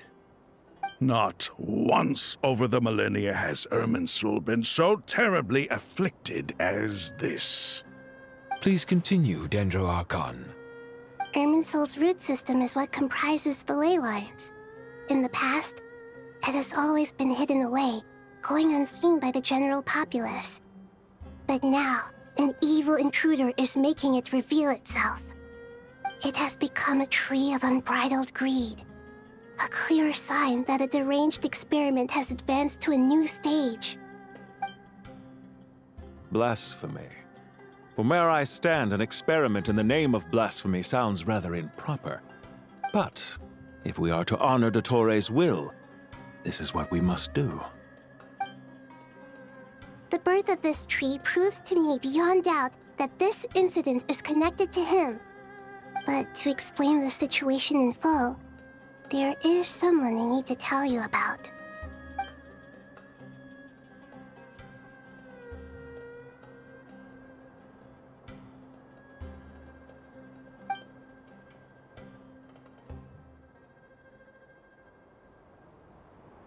Zandik.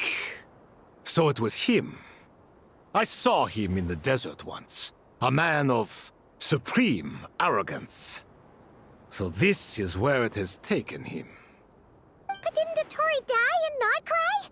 How is he still able to do all this? He must still have loyal followers amongst the Fatui. Even so, I'm still unclear as to how he has been able to wield such a profound influence over Irminsul. I can confirm that Fatui forces have arrived in Sumeru City. Furthermore, Irminsul seems to be undergoing some kind of mutation. Evil branches are beginning to grow. Things that do not belong to this world are slowly but surely materializing. Sorry, I couldn't think of any other word to describe it. They don't seem to be fully formed physical entities yet, after all. But they are gradually becoming real. A baleful tree climbing up into the heavens. Speaking of Dottore, I have some information on that front as well.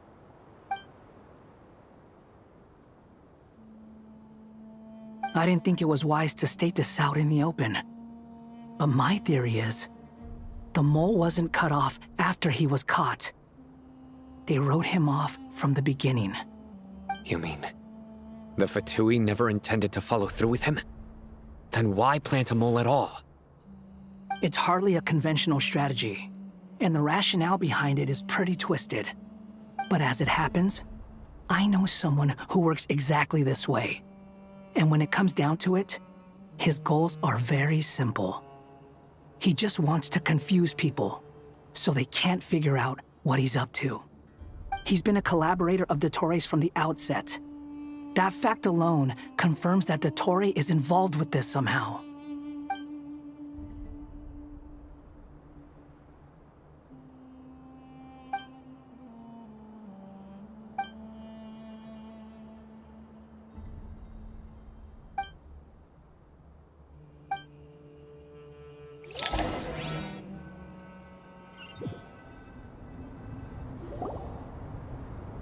There is still much to be done.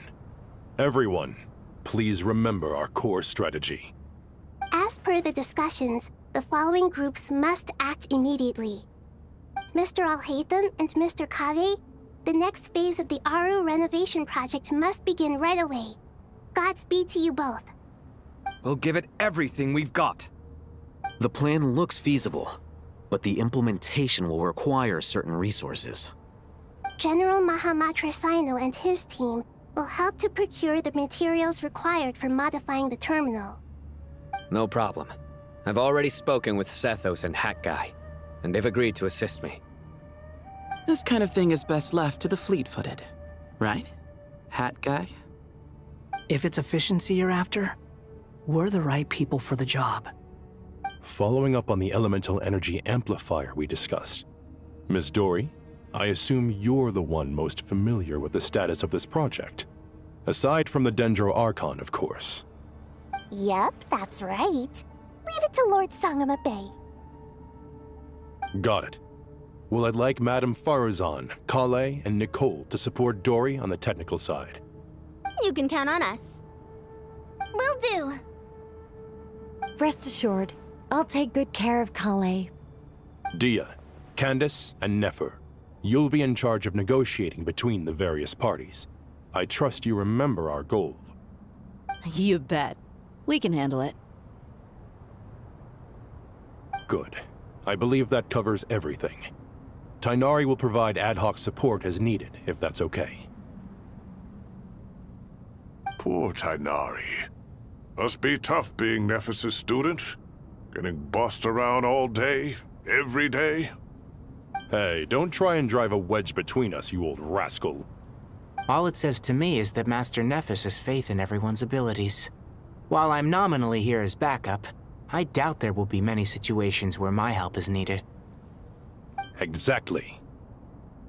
Finally, Traveler, you and I will head to the border between Sumeru and Natlan. Once that task is complete, I'll be asking some of you to accompany me to the Eternal Oasis. The Eternal Oasis? I thought that was just a legend. So it does exist after all. Regarding your trip to Natlan, under normal circumstances, a meeting between our two nations would be a far more formal affair. Unfortunately, Sumeru is all but completely cut off from the outside world at present. So regretfully, we won't be able to give the Pyro Archon Mawika the grand reception that she deserves. My apologies for the inconvenience. No point putting too much pressure on yourselves. That goes for everyone. Right. Especially you, Dendro Archon. I'm sure you're still feeling quite weak. Don't worry about me. The Dendro Dragon's life force will sustain me. Plus, we'll be there every step of the way. Nahida will be just fine. Yes. I believe in myself. And I believe in every one of you. Well, time to get going.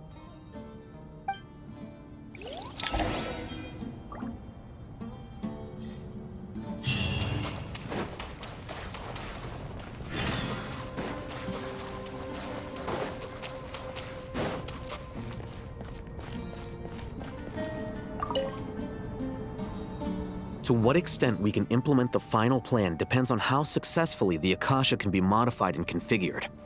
And to make sure the configuration works, Aru will also need some further optimization. Yeah, no surprises there. Once we roll this out, any Sumeru citizens who already have Akasha terminals can simply continue to use their existing devices.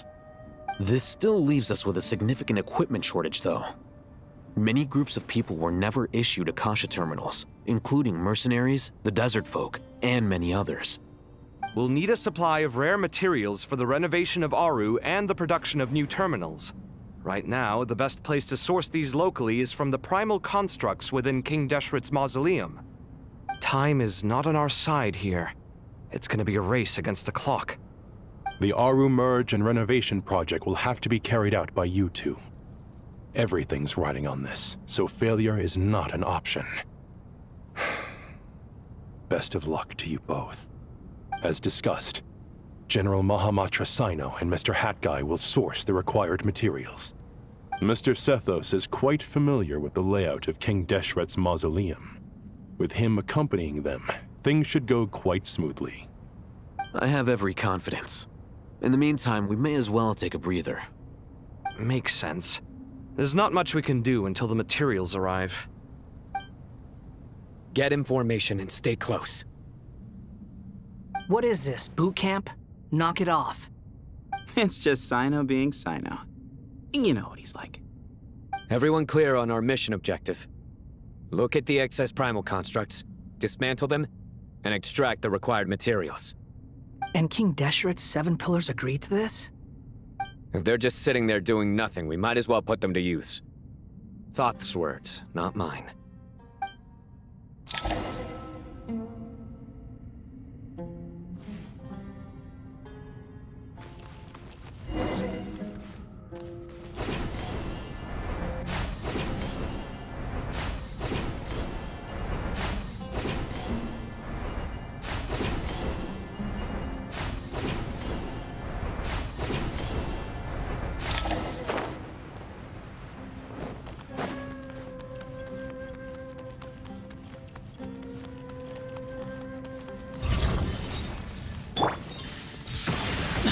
Move or be moved! Nowhere to run!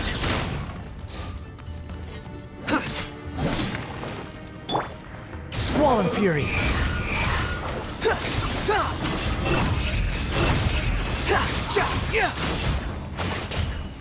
Through me, justice is served!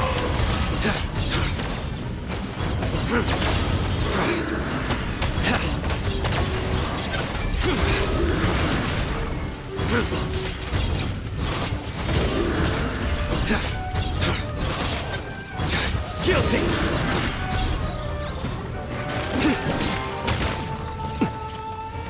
Futile! Wretched vermin!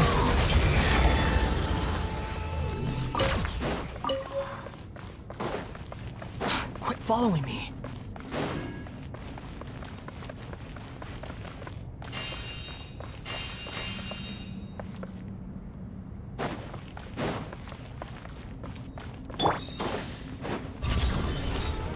Sage's wisdom!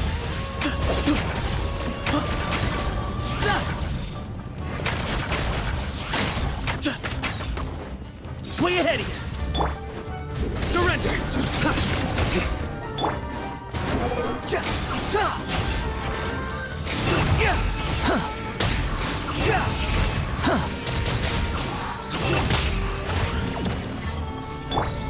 Your sins weigh upon your soul!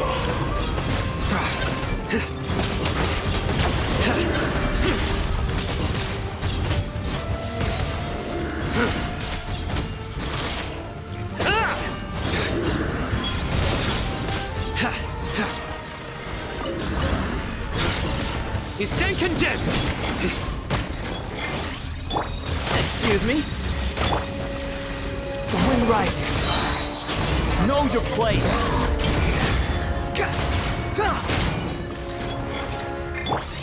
Move or be moved.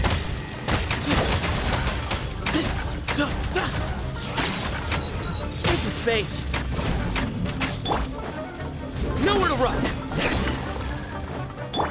Behold. Yeah. Ja. Ja.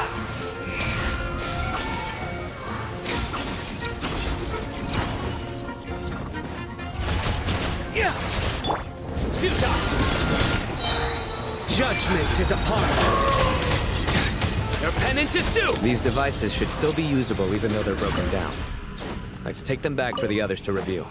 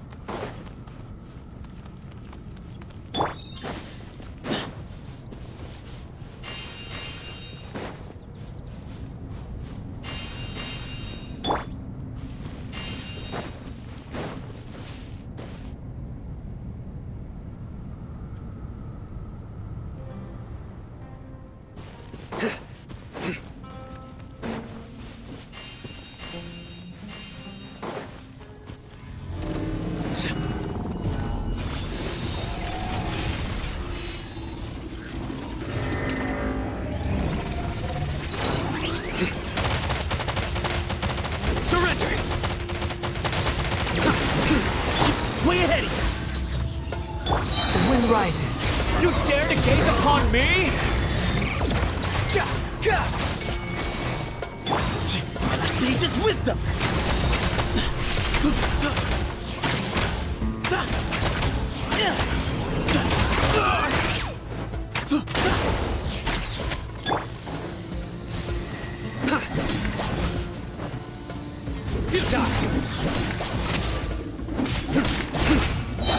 Through me, justice is served.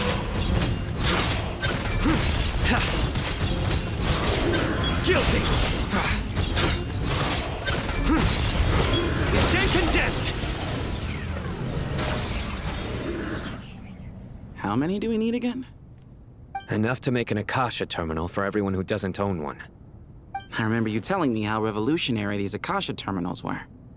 You've used one before, right?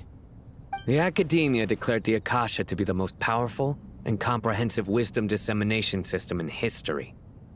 That should give you an idea of how powerful it is. Certainly sounds impressive. Neither Hat Guy nor I have ever had an Akasha terminal. Well, if it all goes to plan, that's about to change.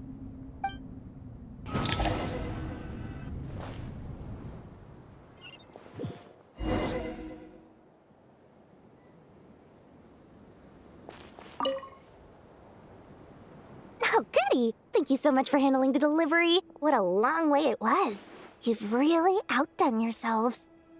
I'm well aware what a bumpy, dangerous journey it must have been. Now, I would have loved to oversee the process myself, but of course, those of us who know the plan can't leave the mausoleum. Oh, trust me, I'm patting myself on the back for my assembly work here. Simply flawless work.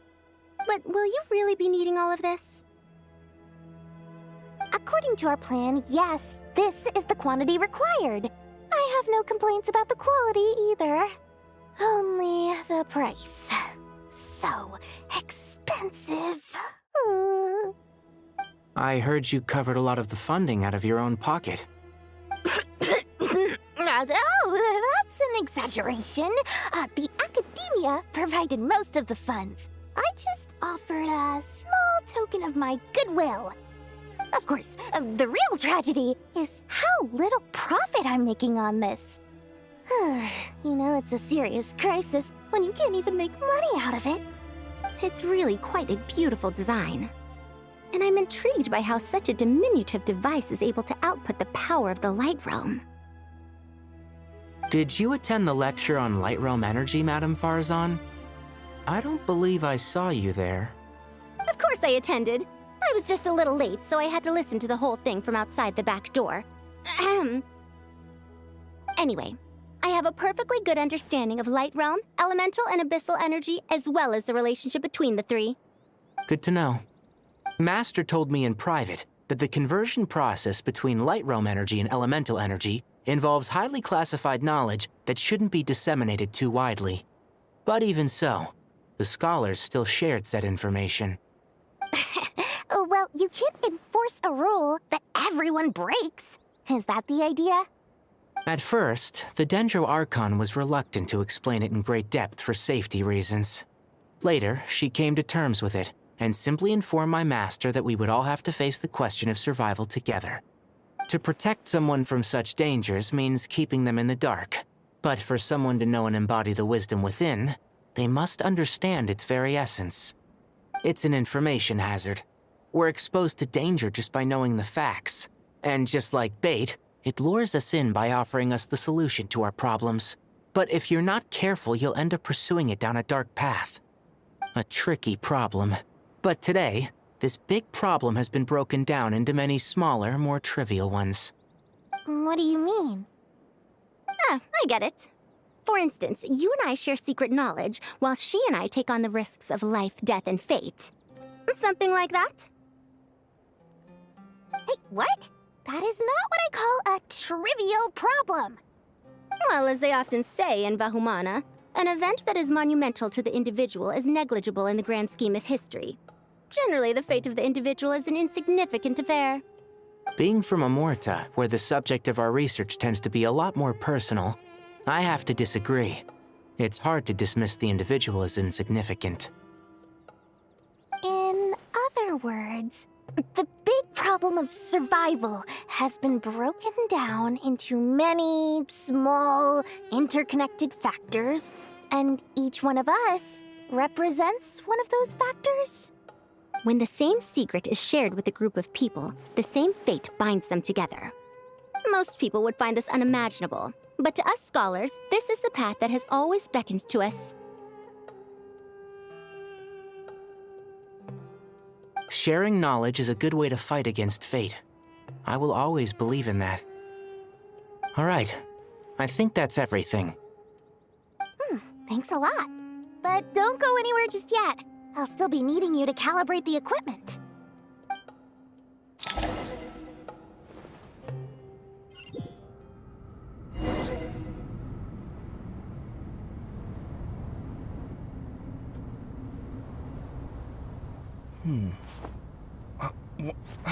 Where's my key?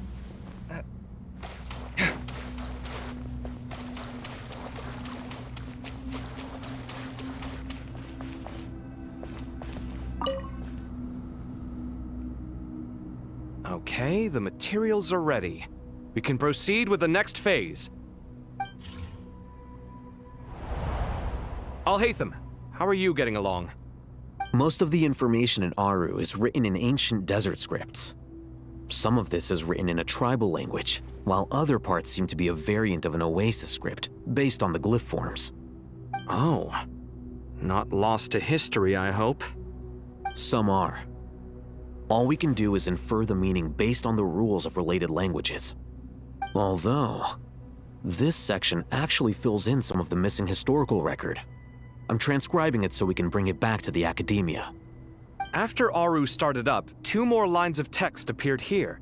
Can you read them? Humans may not read what is written by the gods, except by not reading. Victory should not be easy to attain, for it symbolizes divine wisdom. Knowledge must not waver, for it has external borders. Is this a clue to solving a puzzle? Or is it being symbolic? You can't read it unless you don't read it. Victory is wisdom. Knowledge is confined by borders. Wait, I think I've got it. It's a metaphor, isn't it? It's talking about... a chessboard.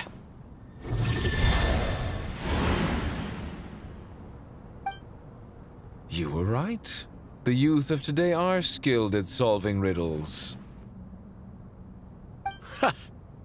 Have the secrets buried in the desert not been unearthed over the years all the same? Since Aru is a place reachable through wisdom, this day was bound to come sooner or later.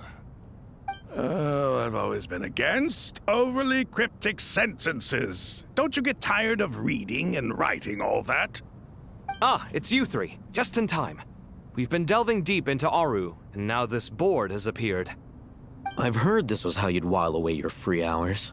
You must be quite the experts by now in that case. It is true. King Deshret's chess games are some of the most well-loved of all his wonderful creations. If you have ever been to Safhe Shatranj, you may well be familiar with the chess pieces you see here.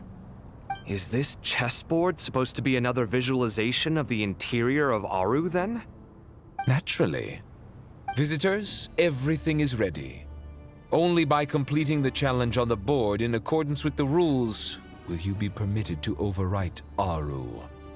1 second. It's not dangerous, is it? Dangerous? Why, yes, of course. I should be the one to go, then. Wait for me here. Sounds like the self-confidence of our present company has rubbed off on you. Don't be ridiculous. I'm your upperclassman, and that means I have to look out for you. I appreciate the sentiment, but a game of chess typically requires 2 players. Besides, I'm sure they won't let things get out of hand. Keeping things relatively safe is in your best interest too, isn't it? Fair enough. I mean, you guys are controlling the difficulty, so please don't go too hard on us, all right? Ah, but Bennu said he wanted to put some respect into these whippersnappers. All right, all right. Thank you. Obviously, we'll still try to be careful. This doesn't seem like ordinary chess. Is the goal to defeat the opponent? No, you must enter the board and pass the trials we have placed there. Ready? Let's do it.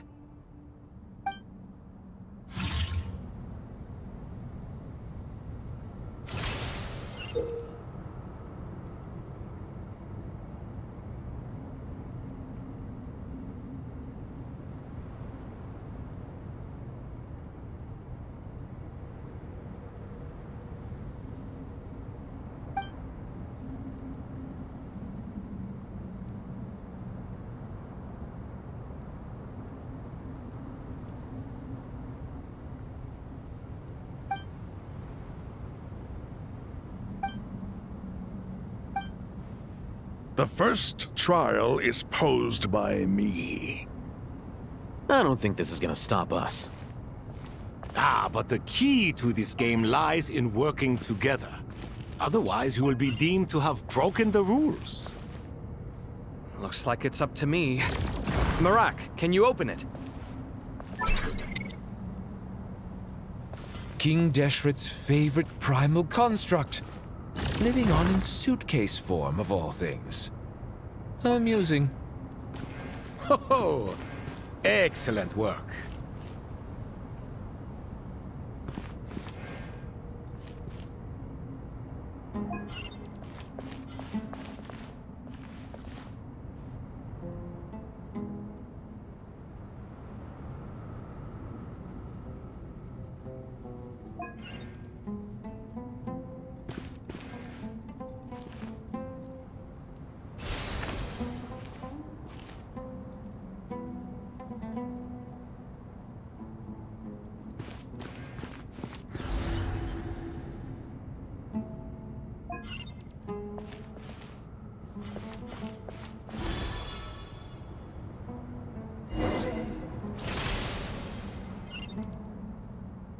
Now is the time for my trial.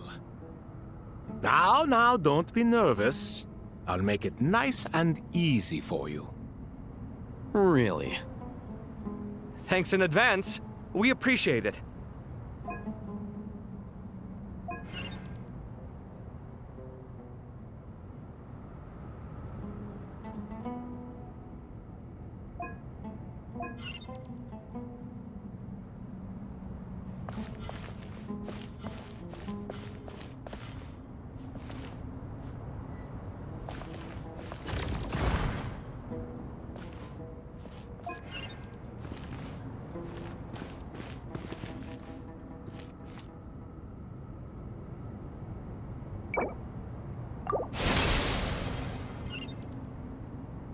Now is the time for my trial. Now, don't be nervous. Now is the time for my trial. Now, don't be nervous. I'll make it nice and easy for you. Really? Thanks in advance. We appreciate it.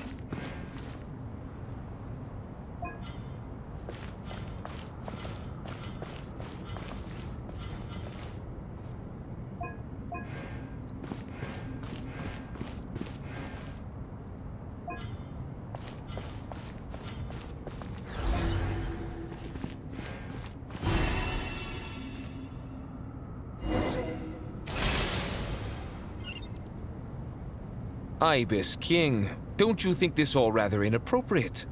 You may as well be handing them victory on a silver platter. Do not expect me to follow your lead. Ha! Suit yourself.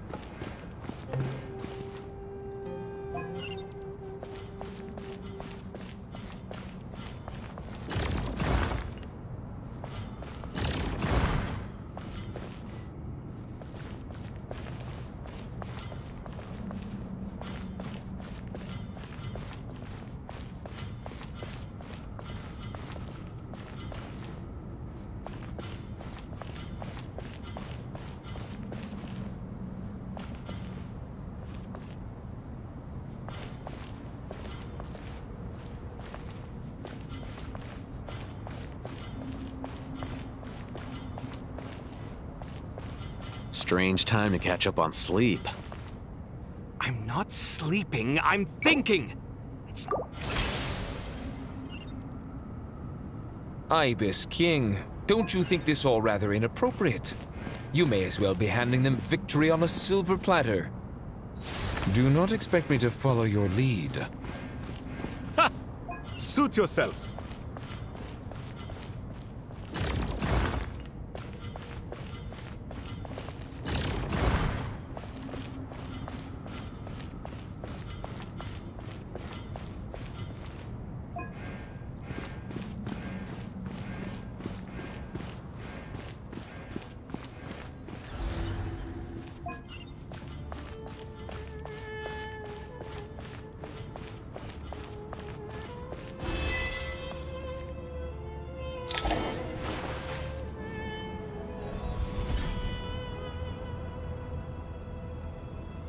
Done. Finally. It's over. But seriously, that was incredible! Standing on the chessboard felt completely different from standing on solid ground. And also... Oh, sorry. I'll save my thoughts for later. Thanks to the three of you for helping us out with this. Is it just me, or were you giving us quite a lot of guidance along the way? We made but a humble contribution. You lived up to our expectations. Bravo! Our aid was not given for naught. In addition to the existing functions, I'd like to ask you for another favor. Since Aru's interference shield can cover the entirety of the mausoleum, It should be possible to extend its range even further. Perhaps you can find a way.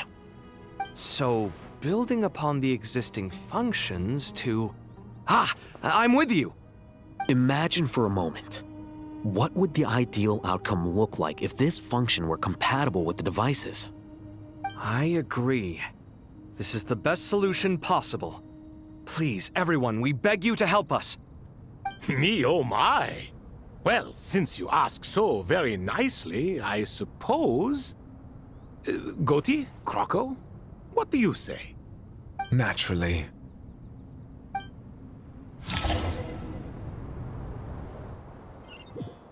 Time to go! Let's go find Nahida!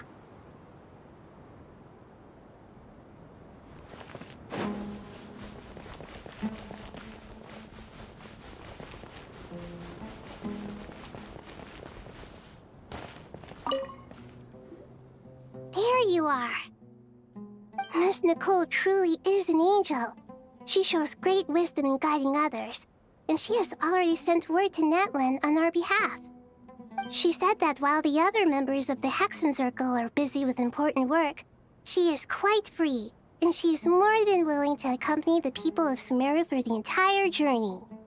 Oh, there's Nicole, all right. Always super patient and loves to help everyone out. She's the best. She is. So kind and enthusiastic. Well, time for us to get going. Let's head out.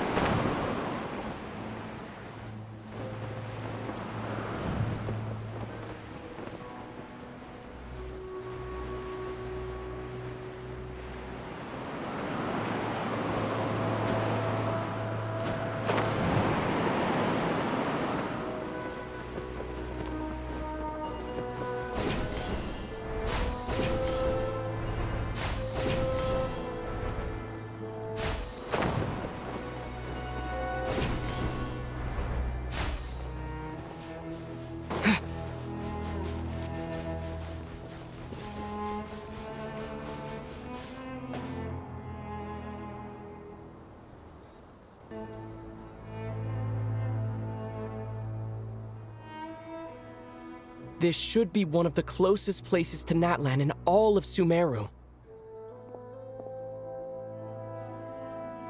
There's the barrier Nicole and Nefer mentioned.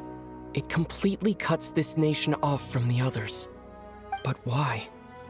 Why separate you from the rest of the world now, specifically? And if I'm not mistaken, Irminsul was polluted once before, wasn't it?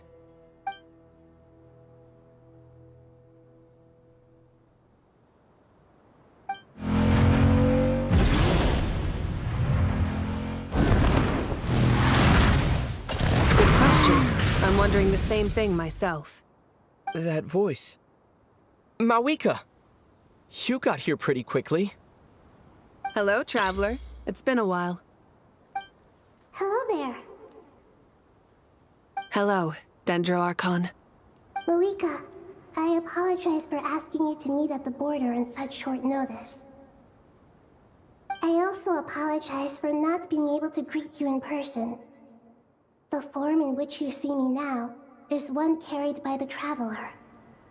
The real me is inside the mausoleum of King Deshret, and I am reaching out to you with my mind from here. Irminsul has been infiltrated by the Doctor. We must be on our guard, as he can spy on information in the world from within the tree. Fortunately, there is no record of the Traveler in Irminsul, and you are still within Natlan's borders. My records will be preserved in the Night Kingdom, rather than the ley lines. As long as the Night Kingdom remains disconnected from the ley line cycle, the Doctor has no way of knowing my movements. Exactly. So by meeting each other in this way, the meeting essentially never happened. No wonder Paimon didn't come. You were concerned that her activity would be recorded by Irminsul. The Natlanese have heard about the situation in Sumeru. With the borders sealed off, merchants have been forced to stop their shipments. It's pretty serious, and you're the ones bearing the brunt of it. I'd like to address the question you raised at the beginning. I can offer a brief explanation, although it will sound rather cruel. I don't reach this conclusion gladly, but Irminsul predates the heavenly principles. It existed long ago, when the dragons of Natlan were at the height of their power. So even when the people of Sumeru became ill because of pollution, it was not a critical issue from the perspective of Irminsul itself. As long as it continues to function normally, the barrier will not be activated. But this time, the Doctor's invasion has directly affected the tree. That is what caused the barrier to deploy. The heavenly principles established a rule that when Irminsul is plunged into grave danger, a portion of power will be reserved to isolate Sumeru. That way, even if Sumeru is destroyed, the outside world at least has some time to catch its breath. We'd certainly need it. The heavenly principles created almost everything that exists in Teyvat today. To them, preserving the existence of the world and its inhabitants takes priority over protecting Sumeru. Meaning, protecting Sumeru now falls to you. Yes. My own power may be limited, especially compared to yours. But that doesn't mean that we're just gonna sit around and wait for the end. If necessary, I will utilize any and every means at my disposal. Nicole of the Hexen Circle didn't say exactly what this meeting was about. But after hearing everything you've said so far, I think I can guess where this is going. That's right. Nahida and I discussed it at length. We both know how presumptuous this is, but... You need the pyronosis, don't you? Yes, you guessed correctly. Originally, I only intended to borrow it, but the situation is far graver than I foresaw. So instead, what I ask of you is to please give the pyronosis to Sumeru. Why do you sound so nervous? There's no need to be shy. Surely a gnosis is pretty important to a god. I guess, but it's not as if losing it would suddenly render us powerless. But I'm sure you don't need me to tell you that. With all the nations you've traveled to, and all the gods you've met, you must have realized that by now. As far as I'm concerned, a gnosis is basically an elemental energy enhancer. But I don't usually use it. You know me. I like to think I'm pretty strong without it. Yeah, not about to dispute that. So you see, you don't need to sweat it. Here, take the pyronosis. Huh? Just like that? Uh-huh, just like that. To tell the truth, I've always toyed with the idea of giving it to someone who needs it more than I do. I know you accompanied Nahida here to try and increase the chance of success. It's a good thing you did, because your involvement is one of the main reasons you've managed to persuade me. Are you sure about this? Handing over your gnosis just because of me? I won't try to quantify it, but trust me. Handing over the gnosis to Tumaini is far from the craziest idea I could think of. Besides, even if you hadn't come here personally, I think I still would have agreed to Nahida's request. Irminsul doesn't just affect Sumeru. It impacts all of Teyvat. I know all too well how difficult it can be to protect the things you care about. So logically, morally, or however you want to cut it, helping you is the right thing to do. You don't need to tell me the specifics of your plan. Where the gnosis is involved, the tighter the secrecy, the higher your chances of success. Rika. My heartfelt thanks go to you and the people of Napland.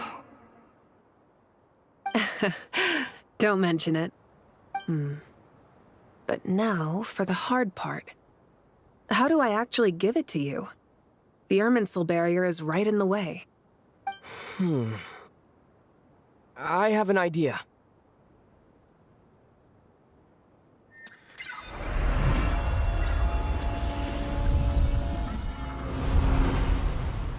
Just as I thought.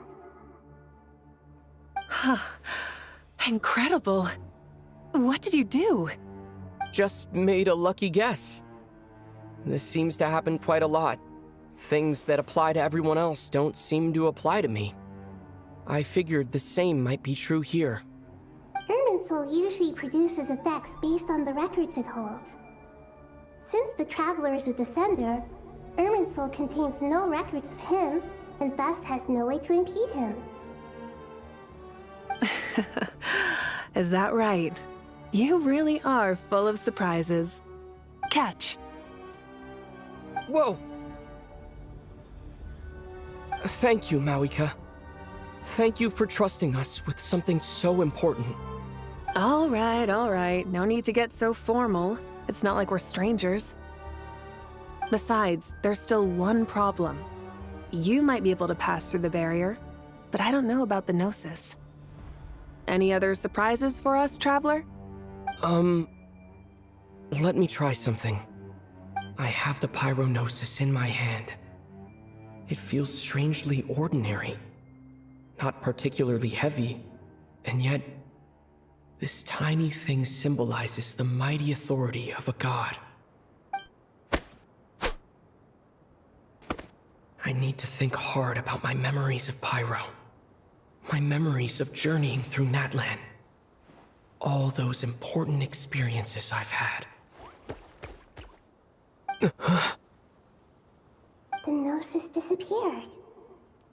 Traveler, are you alright? I'm fine. The Pyrognosis disappeared into my body. Just like phlogiston. Maybe it resonates with you because you've mastered the power of phlogiston. You might not be recorded in the ley lines, but you're still our Tumaini. Whew.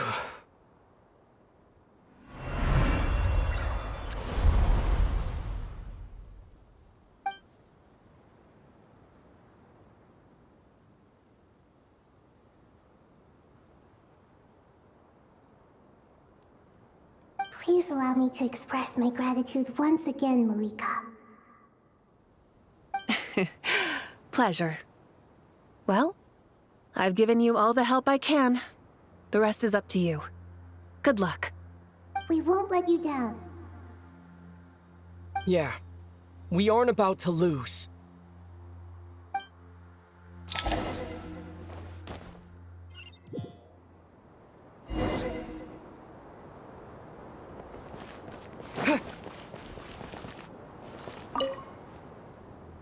Traveler, Paimon, how are you feeling? Paimon's a teensy bit nervous, but only a teeny tiny bit. Seems like she's gotten way braver over the last few years, huh? Of course. After all the adventures you've had with the Traveler, I'm sure you've gained a lot of experience and grown as a person. I'm doing all right. What about you, Nahida? How are you holding up? With the negative effects of Irminsul, I'm a bit like a piece of fruit that's been burrowed into by hungry insects and left to rot. I'd be lying if I said it was nothing. But please don't worry. We all know what we're getting into, and we've prepared as well as we can. I believe in everyone. I believe in you.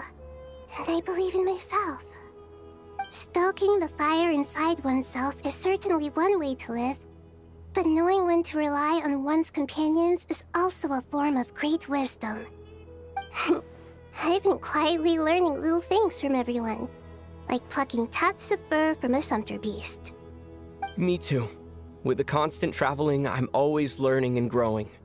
That's the journey of life. I think there's someone else here who would share that sentiment. Don't worry about what I think. I was just passing by and happened to overhear your conversation. What are you talking about, hat guy? This is the top floor. No one passes by the top floor. Says who? You can fly just like I can.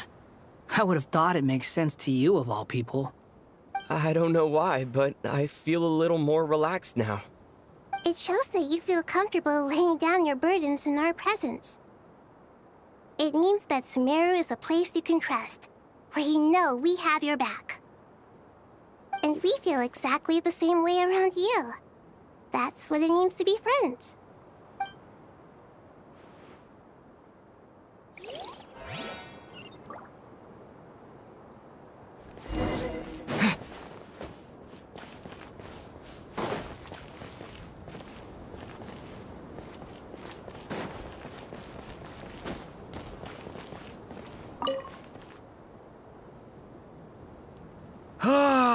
It's finally done.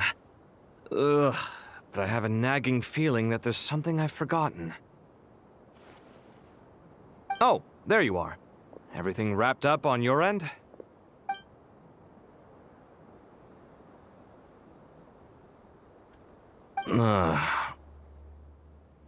Okay, fair enough. That was a pointless question. We were working in tandem, after all. You must really be exhausted.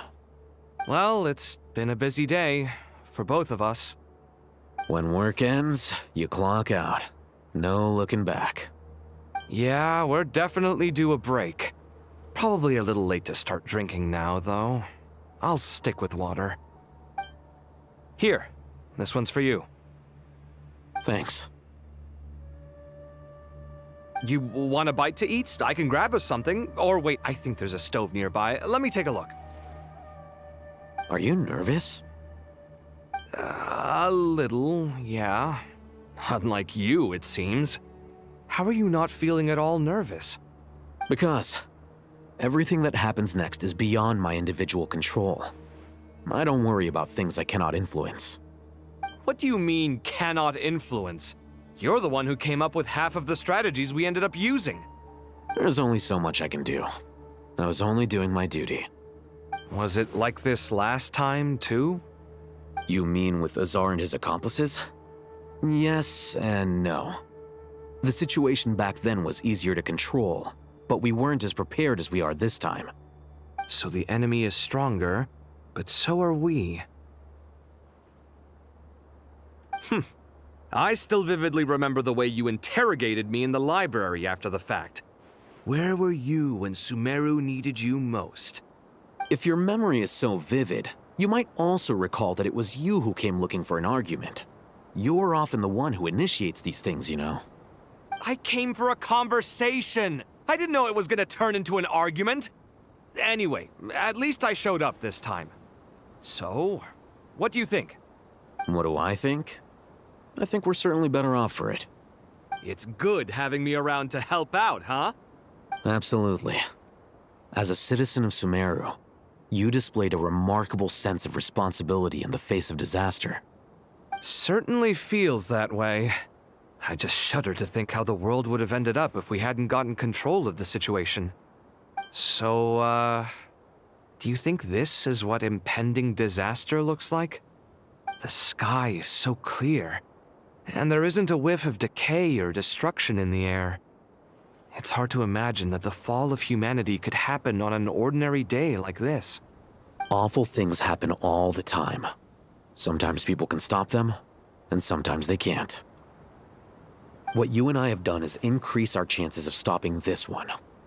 Lofty ideals may provide no defense at all against nihilism, but perhaps little decisions can. Oh, nothing. It's nothing. I hope everything works out tomorrow. It will. As long as we stick to the plan, our chances of success are good. It's really strange. You're my junior, yet you always seem to act more like an upperclassman than I do. I think it's mostly a matter of temperament. Ugh. Walked right into that one, didn't I?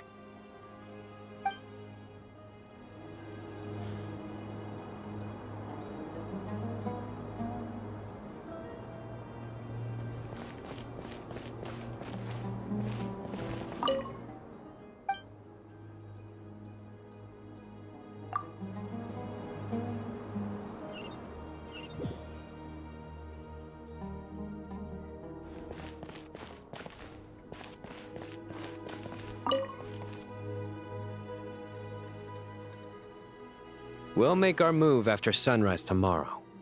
Good. Is everything ready? As much as possible. That'll be enough. Don't let the pressure get to you. We'll take things one step at a time. That's how we've always done it. Master Tainari! Mr. Sino! So this is where you were.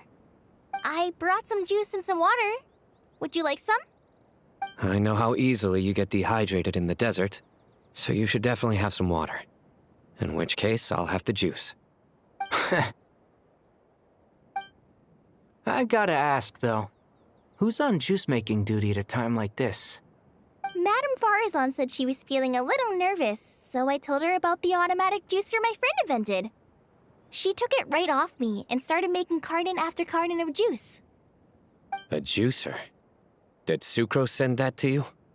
Yeah, I hadn't had the chance to try it out before this incident occurred, but I couldn't bear to leave it behind in Gandharvaville. The juice is very sweet. I think so too. Kale, how are you feeling? Physically, I'm okay, but it just still feels strange to me. Why would a great power like this come to someone like me? I know the feeling well. That same question ran through my mind every day as a kid. At least now, you have someone who can relate to you. All the more reason that you should apply for Spontamod. Tainari fiercely opposes the idea, though. Those two things are completely unrelated. What are we all chatting about, Would anyone like any juice? Oh, you have some already. I had some earlier, ma'am. Maybe give the extra to someone else? Very well, very well. I shall be off then. There's this enormous power, and then there's little old you. You feel like there's no connection between the two. And that sense of dissonance is difficult to get used to. Yeah. But after all this time, I can't believe this stuff still gets to me sometimes. Makes me feel a little childish. Kale, just because we normally keep the conversation light doesn't mean we can't discuss deeper issues.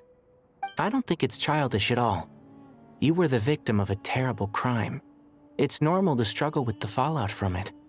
You have absolutely nothing to be ashamed of. My professor once told me that no incident can be considered truly resolved until the victim says it's over. Your rage and your pain are completely justified. Thanks. Miss Nicole said that the same god remains which were once used to inflict so much pain upon me have now become a weapon with which I can protect everyone. It's like my own personal kind of evolution.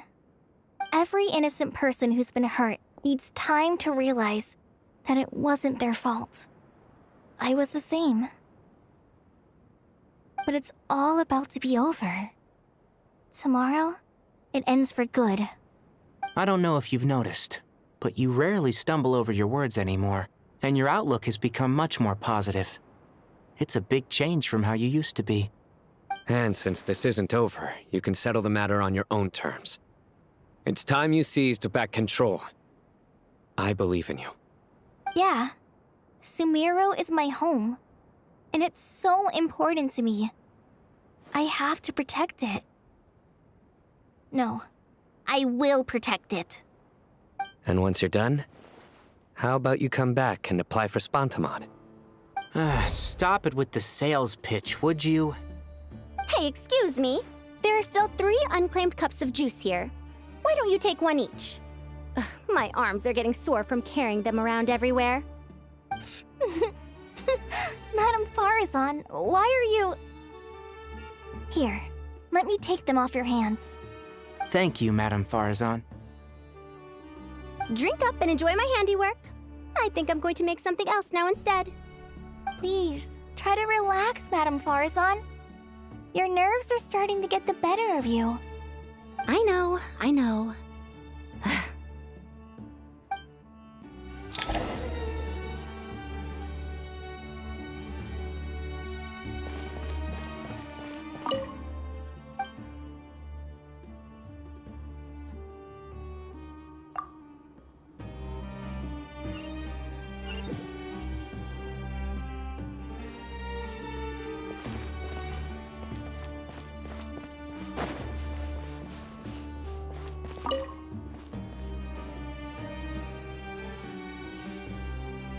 something on your mind, Miss Nefer? Nothing in particular. It's just... right now, the future feels strange and unfamiliar. But the future has not yet arrived. How can you say how it feels? Some people know that there's an impending disaster. Others remain blissfully unaware. Each group is imagining an entirely different future while walking towards the same one. But when they get there, they'll still find they feel differently about it. People are shaped by their circumstances. Different circumstances create people with different perspectives. I've always found the perspective of the Vahumana Darshan to be a particularly incisive one. Even at the height of the crisis in Nodcry, people held diverging opinions. But things are different this time. Indeed. Regardless of faith, gender, wealth, skin color, or eye color, everyone in Sumeru knows what will happen tomorrow. The world has never been an especially fair place. Yet now, against all odds, a moment of unprecedented unity and equality is about to take place. It's fascinating. If only my father could have lived to see this era. Era. To me, that term represents a much greater span of time. It can be an unsettling word. I would even say I'm afraid of it. Do angels even feel fear? Yes, at least I do. I fear the gap that grows wider with each passing day, and the never-ending flow of time. Time renders all memories insignificant, and reduces all splendor to nothing. But those memories are the one thing I do not want to lose. You're very human in that regard. If angels draw too close to humanity, our wings burn away in the bright flame of awareness, and we fall to the earth. After spending so long among humans, I have lost much of my former glory. Maybe that's a good thing. You're more human than some humans are. I've been talking to Kale a lot in recent days. We seem to be in completely opposite situations. I suppose that makes us good case studies for comparison. Case studies for who? Myself, I suppose. After comparing the two of us, I suddenly discovered that I desired more than before. It was a gentle, pleasant sensation. Just as most people pursue glory and miracles, I too am pursuing miracles of my own. Guiding humans to make the miracles in their hearts a reality. That is my miracle. It doesn't sound so bad, does it?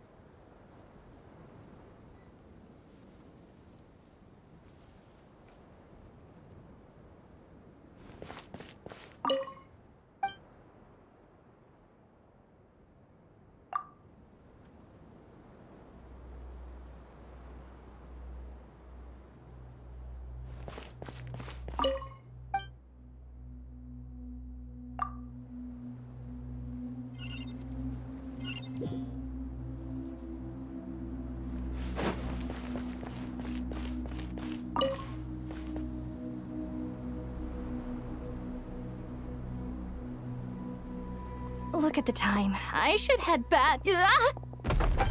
I'm so sorry. I was in a hurry and didn't look where I was going. Are you all right? I'm fine. Wait, you're... Have we met? Not exactly. I think we may have crossed paths by the house of Dana before. Oh. You're Hat Guy! From Vahumana, right? You recognize me? The clue's in the name, Mr. Hat Guy. Fair point. It's getting pretty late. What's keeping you up? I could ask you the same question. If I'm not mistaken, all the workload for the Ratawa Hisdarshan wrapped up a good while ago. Well, I have something of a background in Satyavada life, so I was helping the Dendro Archon make some preparations. But I must have lost track of time. Did you find the experience enlightening at all? Honestly, it was tedious and uneventful at first. But eventually, I think I did sense some profound truths. But they also brought a lot of suffering with them. I was told that I even shed tears while I was meditating, though I have no idea why. Sorry. I hope I'm not scaring you. Not at all. It just proves you're very accomplished in your research. Good night. I wish you all the best for tomorrow. Thank you, sir. You too.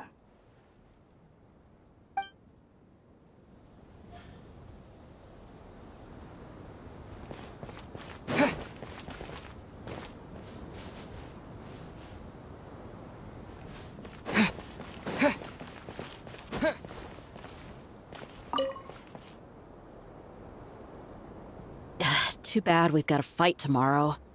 I could really do with a stiff drink. Let us pray instead. Prayer. How nostalgic. Lord Sangama Bay. Came to get some fresh air too, did ya? That's right. Actually, I was hoping I might run into you, Dia. I wanted to let you know that I've stocked up on that perfume you said you were so fond of. No, really? I'll take 2. Any chance of a friends and family discount? I knew you'd ask that. And I'm afraid to say that... Surprise! It's free of charge. That's very generous of you, Lord Sangama Bay. Does this mean you've made a fortune in Notcry? Nope. Turns out it's not that easy to turn a profit there. I even ran some assorted losses. But anyway, that has nothing to do with why I wanted to give you and Dia a small gift. Remember that merchant caravan you two rescued in the desert last month? That was transporting my goods! No way! I had no idea that was your shipment. Explains the, eclectic mix of goods, though. Lord Sangama Bay's investment in the desert and generous stockpiling of goods has helped many people over the years. The shelters you funded especially have made life a little easier for the children and the elderly. Wait, how did you know about that? Oh, I see. Nefer told you, didn't she? That pesky lady. Aren't intel brokers at least supposed to charge for divulging people's secrets? She and Candace go way back. It's normal for close friends to share things you wouldn't tell to everyone else. Sure, but why did they have to be things about me? That's how Nefer shows that she cares. She wishes for all of us to know what a generous person you truly are. It must be hard trying to make a living far away from home. Just because we can tell what kind of person you are doesn't mean everyone else can. Well, maybe her intentions were partly good, but I don't think that's the full story. I'm sure she enjoyed knowing how much it would annoy me. I'm telling you, Nefer's got a mean streak. Definitely with you on that. Does praying help you stay calm? Defending one's home is a just cause. My heart is filled with a mix of anger and hope. Anger. You know, being able to get angry is a good thing. It shows that you're in touch with the real world, and that you have the passion to pursue something you believe in. Oh, My lady, what are you doing out here? Just taking a walk to clear my head. And look where I ended up. Were you praying just now? Yes, Miss Dunyarzad. Would you like to join us?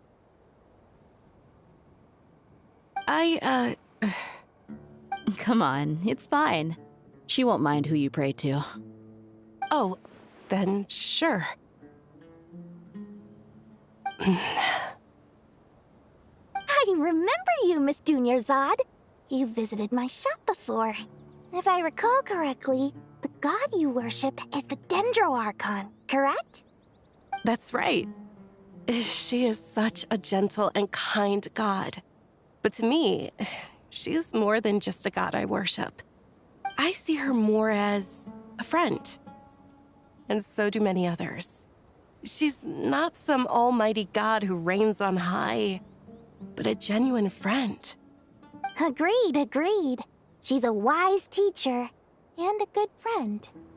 I spoke with several people during the evacuation.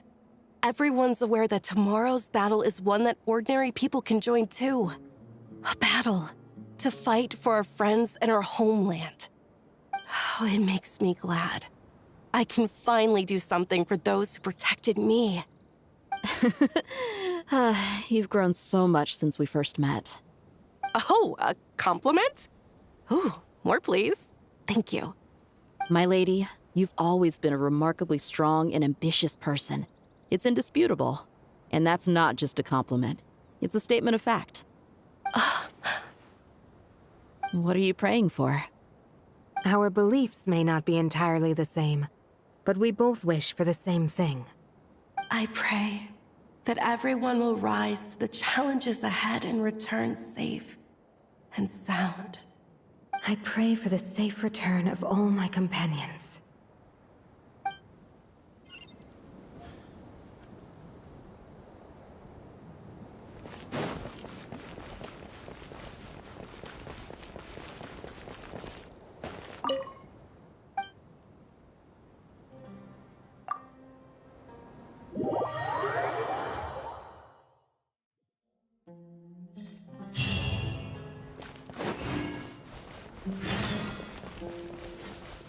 Time to go! Let's meet the others at the mausoleum of King Deshret.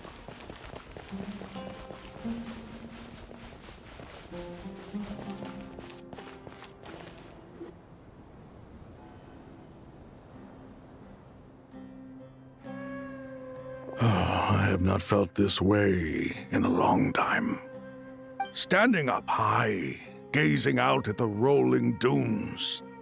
One cannot know what freedom truly means without first losing it. The golden slumber truly lives up to its name as a dreamland. Though desert sands exist there too, no mirage, no matter how glorious, can compare to true beauty. Dendro Archon, what is on your mind? I was wondering whose counsel I should seek on the questions in my heart. What kind of questions? So many.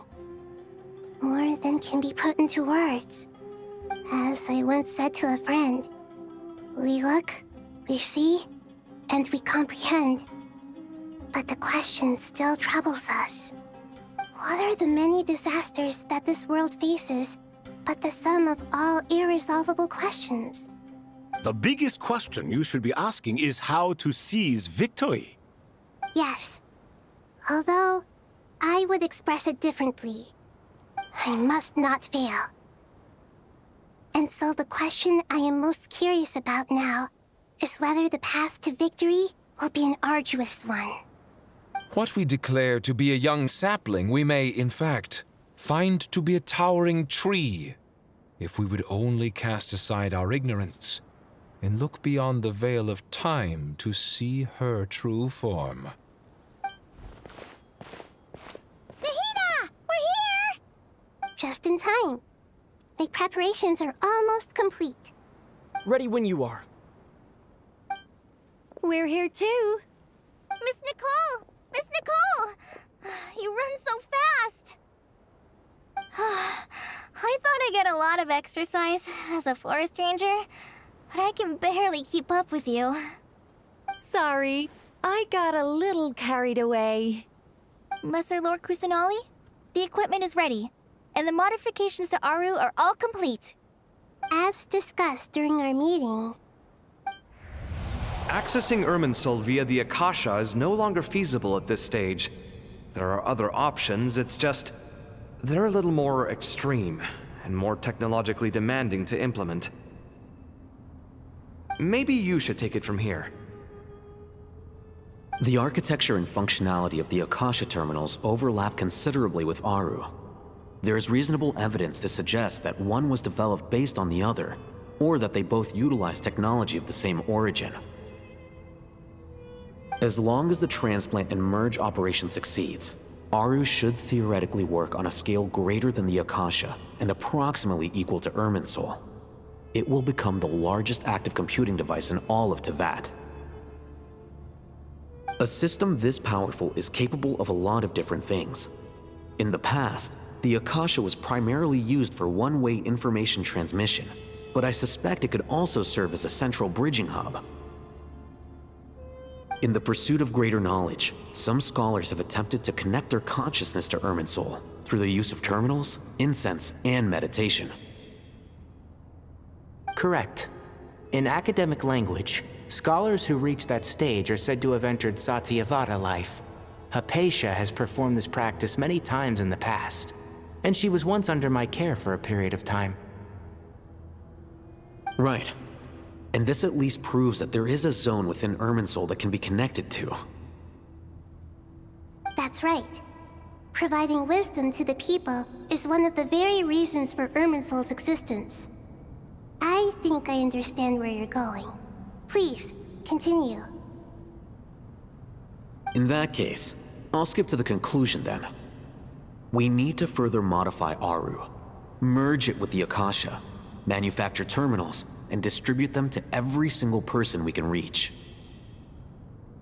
Every person? Even the desert folk? Yes, everyone. I've already calculated the amount of raw materials we need. So you mean we're going to get new Akasha terminals? Yes, but this time the people of Sumeru won't be using them to acquire knowledge, just to connect to Irminsul. That's the key. When we evacuated the city, we brought all the important assets from the House of Dana, in case we ended up needing them. Fortunately, this included the Akasha system's main terminal. We've checked all the relevant records, and one thing is certain. Nothing like this has ever been done on this scale before, so... Everyone in Sumeru is part of the plan. Whoever controls the people controls the situation. Since this function of Irminsul was introduced, it has only ever been made available to scholars, who don't constitute a particularly large group of people. But by expanding the scale to include all the people of Sumeru, all the individual connections will stack up to create a significant load on the system. Under normal circumstances, Irminsul would be able to cope with the additional load. But with it already being under strain from other activities, its remaining capacity is limited. Thus, it might be possible to shut it down completely by overloading it.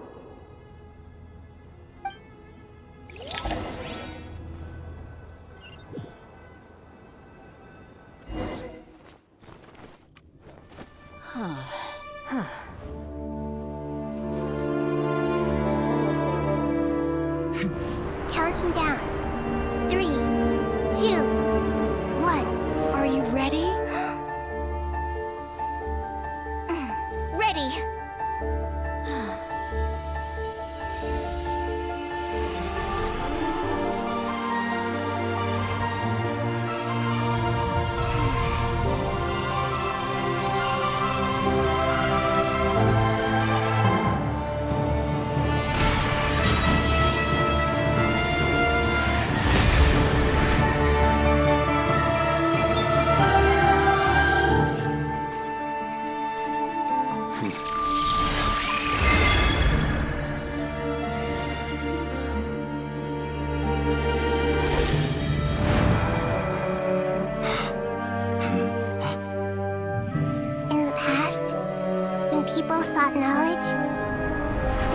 to the Tree of Wisdom.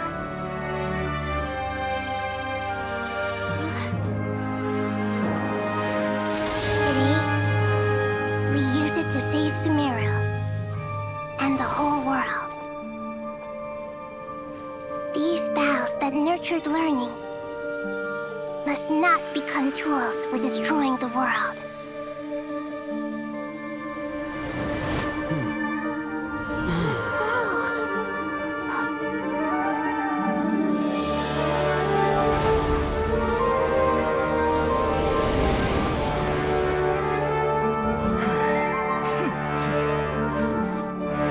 Stop. Please stop. End this transformation.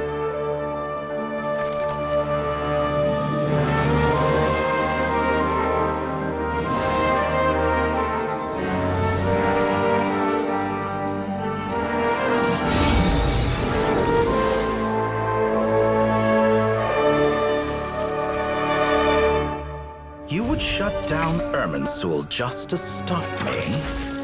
You fools. I have all the time in the world.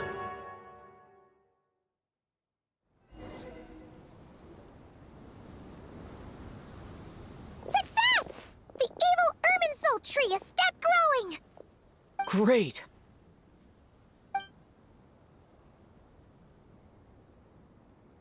What a display of true courage! The courage to think and the courage to act! I never thought I would witness the shutdown of Irminsul with my own eyes. Perhaps this is human wisdom in action? Indeed, only humans could do such a thing. Gods are few and far between. What was once created for spreading knowledge is now used for another purpose. A rather ingenious plan. I am grateful to you three for your help. Only thanks to you were we able to extend Aru's interference capabilities to cover all terminals. Now, nobody who wears a terminal will have their activity accurately tracked by Irminsul. No matter how many eyes Dottore possesses, he will not be able to see us clearly. Now for the next step. I will need the help of your supreme powers once again. How might we be of service, Lord of Dendro? I need to reach the Eternal Oasis immediately. Right now?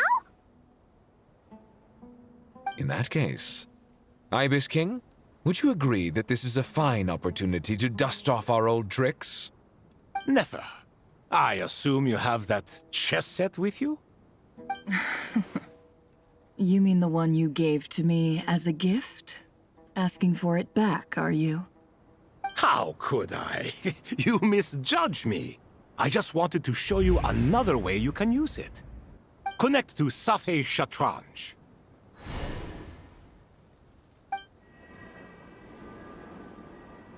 Safhe Shatranj? You mean that place in the desert? Thoth's chess set gains its power from the chessboard laid out in the desert by King Deshret and ourselves. All ceremonies conducted using the chess set must be activated via Safhe Shatranj. In other words, the chess set is an extension of the chessboard. In the past, moving a chess piece was a sacred and momentous act. Transfer initiated. Entering live combat mode.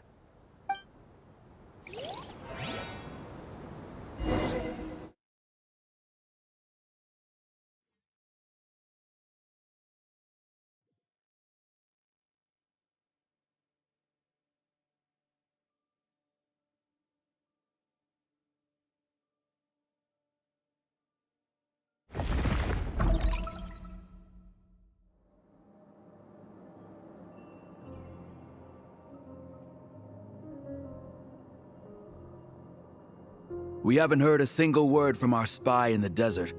I'm afraid he might have been captured. Never mind. But we spent years turning him. And a lot of Mora. Nothing comes for free in this world, but the loss is not without its purpose. For a small price, we have wasted a precious amount of the limited time they have. Quite a bargain, if you ask me.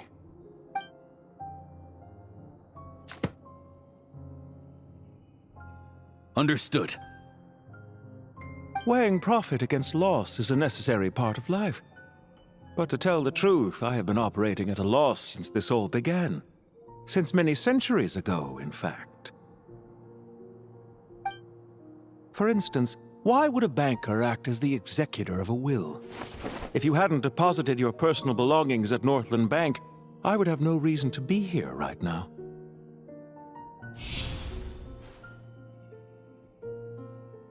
Dottore, I've placed your final data backup into the ley lines as per our contract. I trust we are now square for the safe deposit fees you paid. Is it not a little petty to split hairs like this, given our amicable relationship? I consider sound bookkeeping a matter of principle. Do not forget that you only live to see this day thanks to me. In fact, every day of your life since you met me, you've been living on borrowed time. Why, that's hardly a fair assessment. I will concede that my survival was perhaps at your whim, but I became a harbinger on my own merits. Managing money is not like other professions. Mine is not a role I could have acquired based on your recommendation alone, and certainly not one I could have lasted so long in without genuine ability. The information stored in the ley lines is quite comprehensive. Rest assured, I have not forgotten how strong your pride is. Well, I presume you have no sense of fragmentation while talking with me. How could anything possibly go wrong with such strict measures in place? The remainder of your soul was split in two, with one half sent to Nodcry and the other stored in the most secure vault of the Northland Bank. Though I must say, your disdain for the other segments is quite amusing. Zandik is you, and you are Zandik. Zandik created the segments, yet you, a segment yourself, reject him. That is, Zandik, created segments of various ages in his later years. To achieve this, he had to freeze time and part with a portion of his soul. But as constructive as it sounds, it erases my uniqueness. If each segment is equally me, then by the same token, none of them are truly me. A soul living forever in the past inevitably holds different views than he did in his later years. The same thing that completes me also restricts me. You too might ask yourself which stage of your life you want to be preserved at. The day your business failed? Or the day you were framed by a gang and sold off to a medical lab as a test subject? We needn't dredge up the past. This undesirable plan was eventually scrapped. Lesser Lord Kusanali was quite right. I needed an opportunity to eliminate myself. And after that, I concluded that there was no more effective plan than directly splitting the soul. Once the soul is transferred out, you will find that creating a physical body is far simpler than creating a puppet. The other half of your soul suffered a crushing defeat in Nodcry, you know. And yet in the process, I obtained the information I always wanted, did I not? Because now we finally know where the best testing ground truly lies. I once thought your ultimate goal was to ascend to godhood. But as it turns out, that was merely one of your experiments. Experiments take many forms. Most people are too eager for success, too fixated on the end goal. They forget that the experimental process itself is just as important. A suspiciously vacant seat, a new face. I trust you can put two and two together. The reason it doesn't exist is because someone tampered with the record. What can I say? After all your efforts, you really did uncover the world's secrets. So, is the new world you promised a lie? No, it never was. I am glad to be able to control Irmin's soul from within. Now I shall attempt to create a new world inside the existing one. Almost everyone faces the prospect of death. But not a single person has ever been able to experiment unrestrained in the afterlife through sheer force of will. I am the only one to have overcome this enormous challenge. Would I not be letting the world down if I didn't make the most of the opportunity to experiment? Clearly, the dividing of your soul did not affect the magnitude of your ego. Out of all the versions of you that have ever existed, this you is the most insane and the most radical. Is that why you chose to work with me? Which was it then? My insanity? Or my radicalism? Could I call myself a venture capitalist without a suitably ambitious plan to invest in? Yours happened to fit the bill quite perfectly. Well then, I must say, while I am surprised enough that you showed up at all, what surprises me more is that you chose to present yourself as my former subordinate, and not as the banker Pantalone. Why make things harder than they need to be? Exposing my true identity in a situation like this would only serve to destroy diplomatic relations between Snezhnaya and Sumeru. I daren't imagine the consequences. Showing up in the name of the original antagonist gives you the recognition you rightly deserve, while also being sensitive to Snezhnaya's predicament. It was an easy win. As for why I'm here, if you're suggesting that your credit is in the negative, I won't argue with that. Many people say that about you. I'd argue that a significant factor in your willingness to cooperate is the fact that you have but a few years of life left after my death. Living and dying together has a way of binding two parties together rather closely. Is it not true that a relationship should be judged by both the positive and negative returns it yields? So some of what I said actually made it into your head after all. It's true that I hope you don't die too soon, but don't you find that a strange thing for me to say? After all, you've already had quite a long life, especially for a human being. Let's not pretend that you're any more innocent than I am. Are we not the same in this regard? We both despise the existing laws of this world, and neither of us enjoy being under anyone else's control. Is it really so greedy to want the world to operate by a new set of rules? Of course not, my dear friend. And as I've said before, mutual interest is the foundation for the most reliable of relationships. You can attest to that. I just hope there never comes a day when I have to work too hard to prove that. Regrader, sir. People have been spotted approaching Sumeru City. How strange. Despite your access to Irminsol's data, it appears the soldiers noticed before you did. They must have found a workaround. Well, Dottore, I trust you know what this means. The fact is... They're coming. They'll breach the city gates any moment now. But even so, I would say Irminsol is a wonderfully convenient thing on the whole. If you do manage to create a new world, perhaps you could plant one outside my office, too. I'll consider it. What do you need me to do? Stall them? The experiment will take time. Stall them for as long as possible. Very well. But you're really asking for the moon here. Have you heard this story? There was once a guilty man, kneeling in the center of a church while an angry mob outside waited to bring him to justice. He pleaded with the gods, begging them to grant him one final request, the chance to finish confessing his sins before he was sentenced. Many suns and moons passed, seasons changed, and still his confession continued, as if he intended to speak until the end of time. Are you suggesting I worship you as a god? Or were you hoping that I might confess my sins to you? Certainly not the latter. That would make my life miserable indeed. For someone who despises them so, you never seem to have any objections to me creating or becoming one. At first, I thought you'd be furious. Concerned I would terminate our partnership, were you? Not at all. You had reasons why our partnership must continue. Don't you find people's attitudes toward gods amusing? A god descends from the heavens and people worship it unreservedly, blindly following whatever rules are given to them.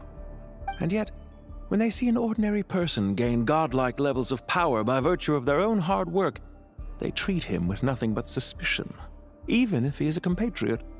Is that supposed to be a compliment? No. I was just thinking. I pity the man who would call you a compatriot. There's no need to be so self-critical.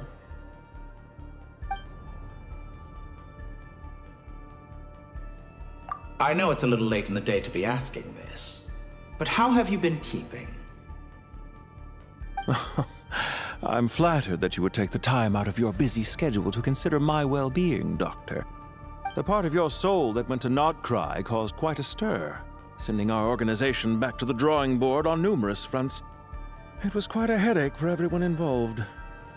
Dear me, I must have caused you no end of trouble. You certainly did. I had the rare honor of being summoned before the Tsaritsa with Pulcinella to answer for myself.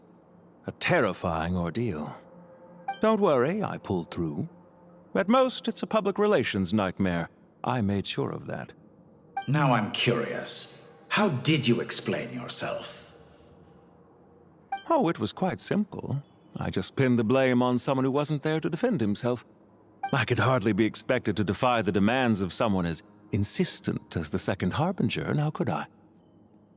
How you slander me. You know full well that I am perfectly amenable to reason. There's no question that you are partly to blame for the ruin of my reputation over the years.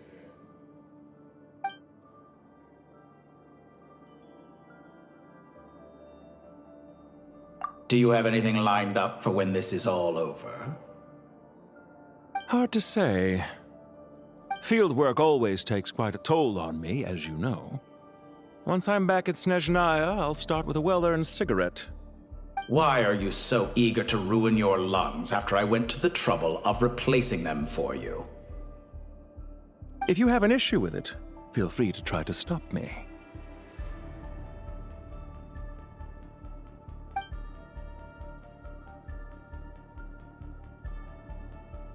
What's on your mind? The limits of humanity. It's a pity.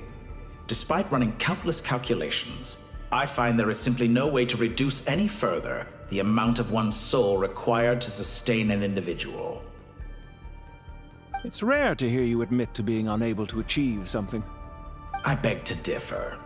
For instance, as I've told you before, the original me was prone to motion sickness and couldn't make long train rides. Ah, yes, of course. One of the reasons you often sent yourself out on errands. What are you thinking about now? A new experiment. In the event that my soul was depleted, say we extracted my data from someone else's memories, yours for instance, and then combined it with your intact soul as the base material, what would we create? Such a scenario would be impossible. Oh? As long as your current soul survives, there will be no need to create a new individual. Don't forget, you were the one who approved of the present situation wherein only one Dottore remains. And if you ceased to exist, who would be capable of performing this experiment?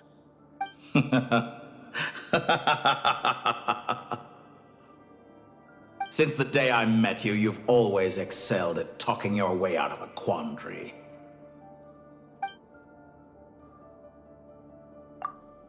Isn't it a little too early to be saying goodbye? Not that I wish to keep you from your business, of course. Very well. Let's leave the conversation there for now.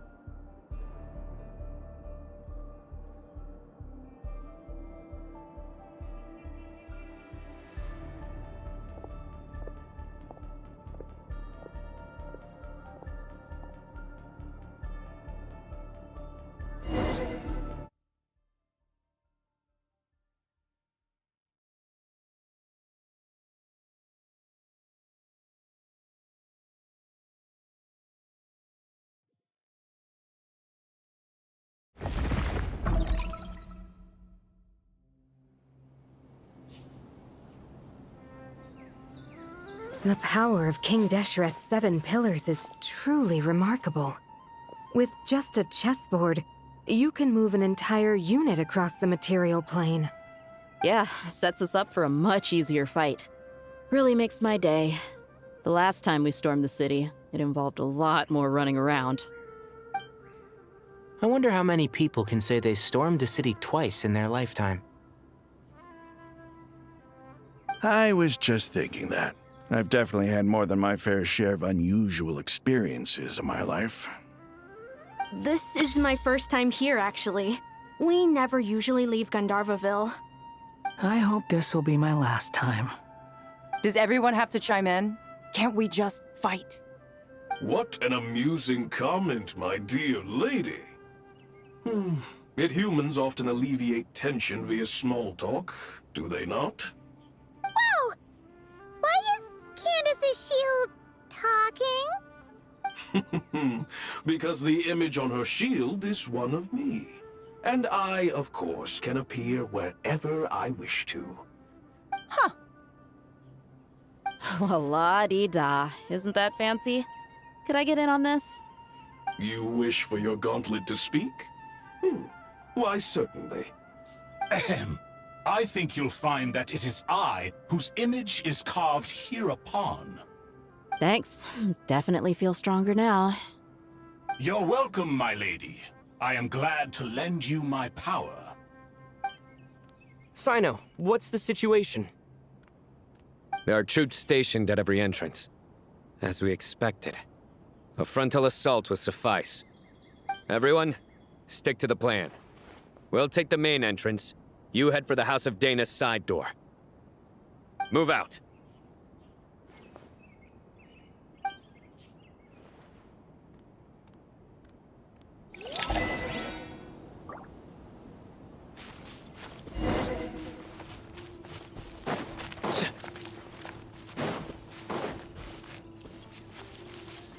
Out of my way! Take Now this! it's your turn. Watch out! Get lost! Whew. Thank you, Jet. You gotta be more careful. If you're not ready to put your life on the line, you can't be certain of defeating your opponent. She's right. Keep your wits about you, Rana. Guilty! Your penance is due! Please! Look alive!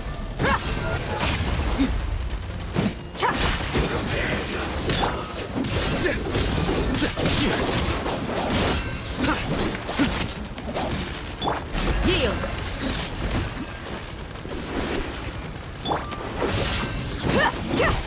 Can't run from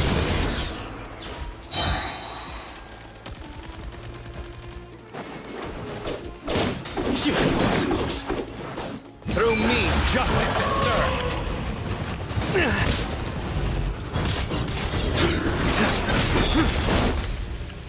No escape! My judgment has failed. Grant us your blessing! Gloves off!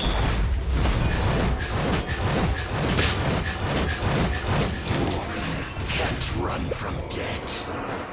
Take them out and secure the harbor. Reinforcements will arrive by water. Consider it done. Show no mercy!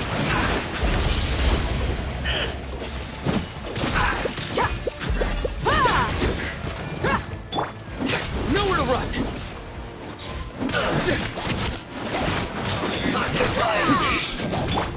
Do your work! Hear my prayer! I must collect myself. This was well done. You're caught.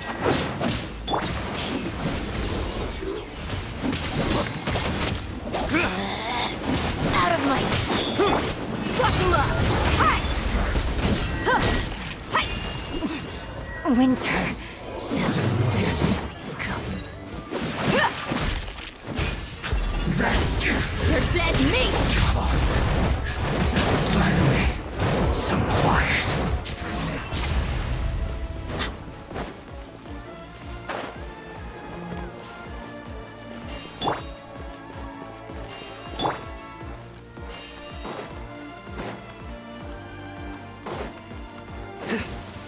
Looks like we're in for a tough fight. Please, grant us your blessing! Look alive! Nowhere to run! Your sins weigh upon your soul! Guilty! You stand condemned! Can't run from death. Guilty! Use the force authorized. You stand condemned!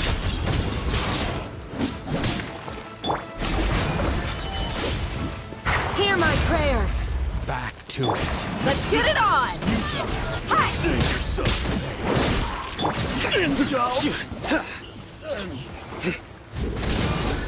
I lost control.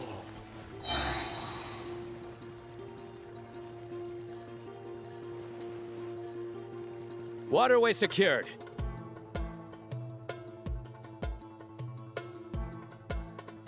Brothers! Sisters! Perfect. Just in time. Welcome. Once we've linked up, we'll continue the advance. The team has arrived at the north entrance, as planned. Good. Press on.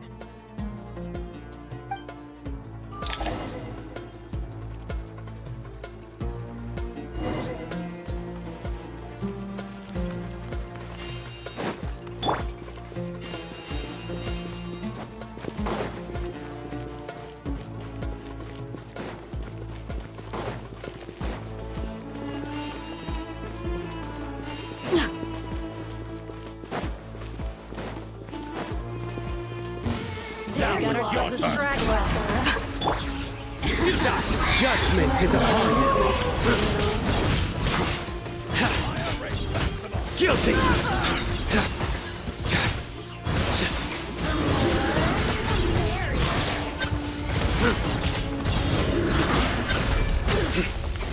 Blink!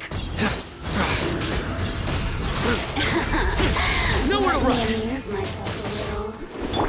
Over here!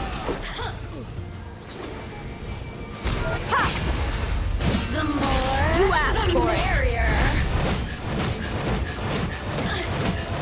Look at me. I'm your Go! Your sins weigh upon your soul. You stand condemned.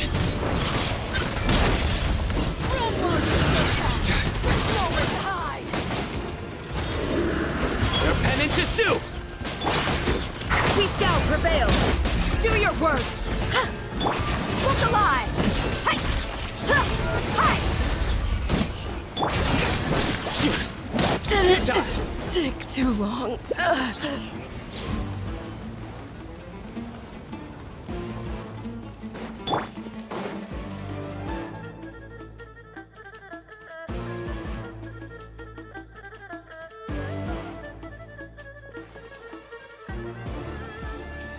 Look out!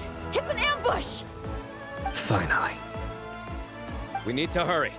Take the middle road now. Mahamacho Sino, area clear.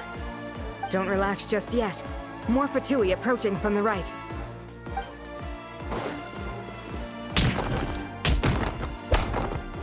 Irminsul cannot track our movements. If necessary, we could split up. Don't worry. We'll wipe them all out. As you can see, our people came raring to go. Good, good. How are things with the Traveler? Can Tainari keep him safe? Don't underestimate Tainari just because he's a forest watcher. He can handle it. All right. You know that's not what I meant.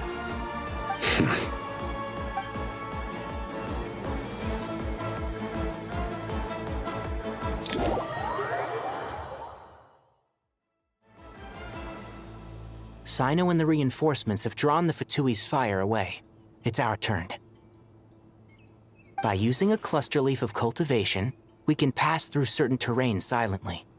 Good luck with that. We'll just fly up there. Huh? Oh, yeah. Paimon forgot she could fly. Ready? Ready.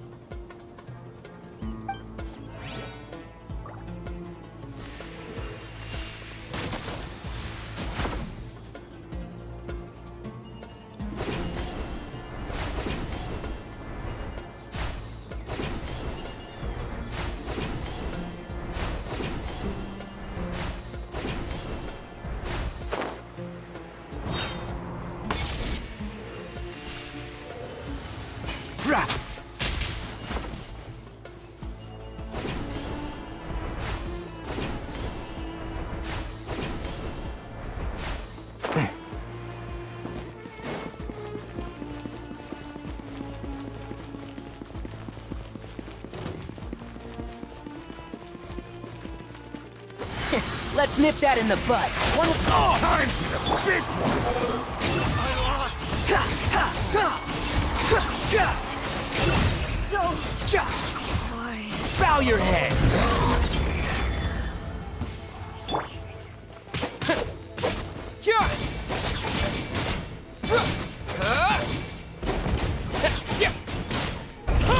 Couldn't fix it.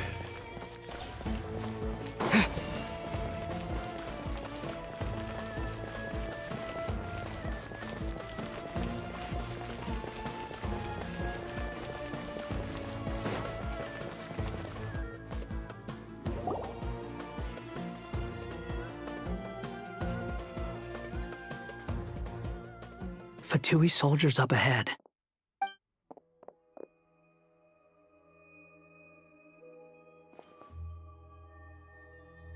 Careful. Prepare for battle. Hey! There's people over there. You have some nerve showing your faces here in the center of Sumeru City.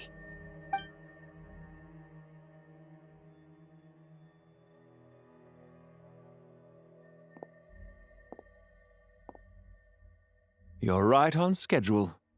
Well, this guy sure as heck isn't your average Fatui sergeant. They've stationed quite a few people nearby. It definitely looks like they were waiting for us. But something feels off. Everything about this guy feels too deliberate. I highly doubt he's just a subordinate of Dottores. And he's no mere sergeant. Whatever his rank is, it's high. Much higher than we thought. So you've been waiting for us. But it looks like you're geared up for a conversation, rather than a battle. Very clever, General Mahamatra Sino. I know you're the one in charge of this siege, and I look forward to making a deal with you. A siege?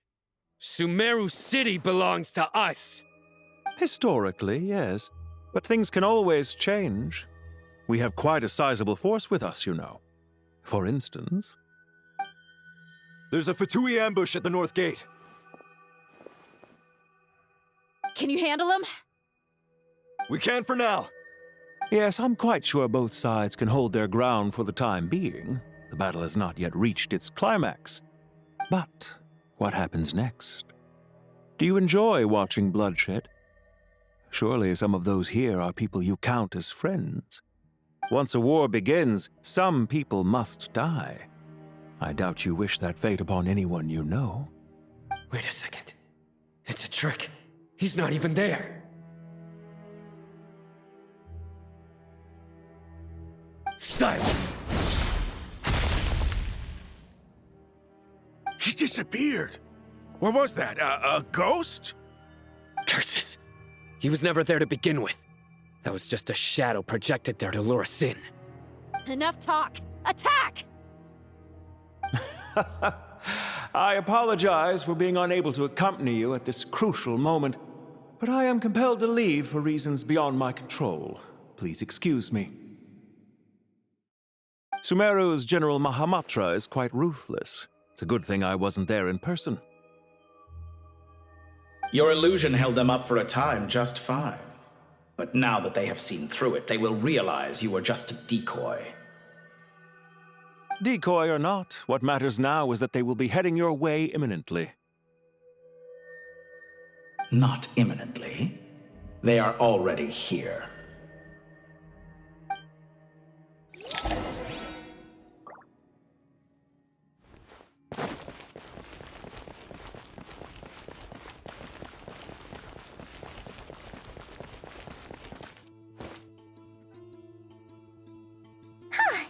We made it!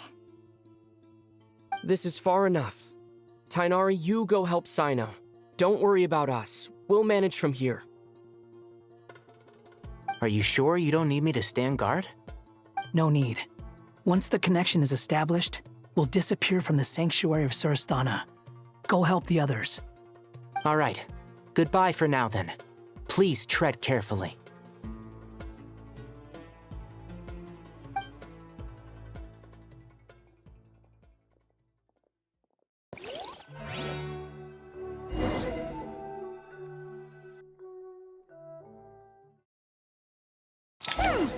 Now where's the interface Nahida mentioned? Come on, where's it hiding? Found it. It's over here.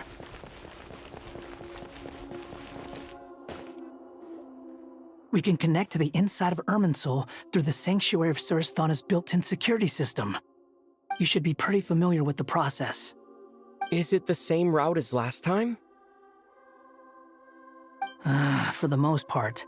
We don't need to adjust any of the parameters. Then I should be fine. And Paimon? Once you're both ready, we'll set off. Wait! The stakes are way higher this time, right? Maybe Paimon should stay outside and help the others. Then, you can focus on the fight without having to worry about Paimon! Huh? Why are you staring at me like that? It's nothing. I just suddenly realized how much you've grown. Hey, you've grown quite a lot yourself. Don't you two start getting into it again. Well, anyway, Paimon thinks she's pretty knowledgeable. Who's the best guide in Tavatigan? And don't forget, Paimon's a college student now. If we say Alhatham's not a weirdo, it's hard to explain how he came up with the idea of you applying to the academia. But for all that he counts, you're doing surprisingly well in your studies. Just goes to show how important it is to have someone supporting you. And Paimon's not the only one. Let's not forget that you only became a student because of Nahida's personal recommendation. That's fair. I have learned a lot in Sumeru. Oh yeah. Did you ever come up with that ugly nickname you promised me? What? No way! We're friends now! Paimon gave up on giving you one ages ago. Anyway, isn't Hat Guy enough of a nickname for you? Fine. Suit yourself. We need to go. Paimon, if you're staying, look after yourself. Will do. Paimon's gonna link up with Tainari and Sino. You guys are the ones who need to be careful. We will be. Bye for now.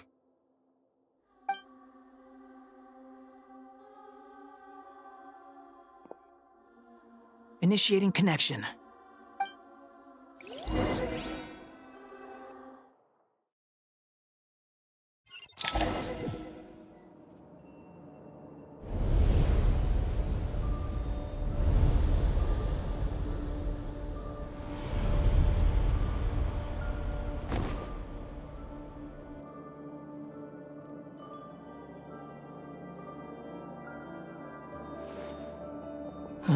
Well, here we are again. Come to think of it, I still don't even know where we're going. Thanks to our terminals, it should be impossible for Irminsul to read. I can... Don't tell me. Only you need to know. That way, whatever happens to me next, it won't affect your progress. Listen to me. Your safety is just as important as mine. Don't even think about sacrificing yourself for the greater good. We came here together, and we're leaving together. All right, if you insist. I won't argue with you.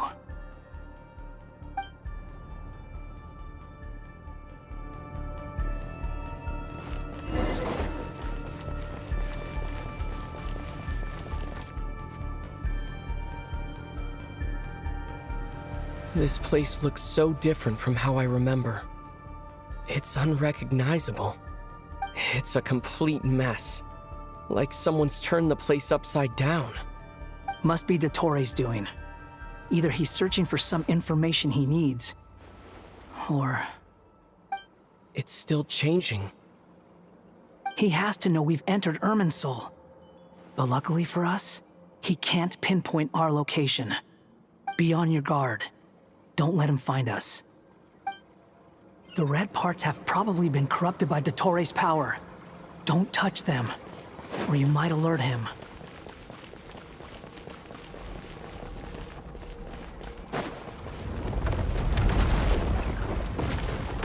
He's looking for us. Tread carefully. That wall could be a problem. Fortunately, it looks breakable. Give it a shot.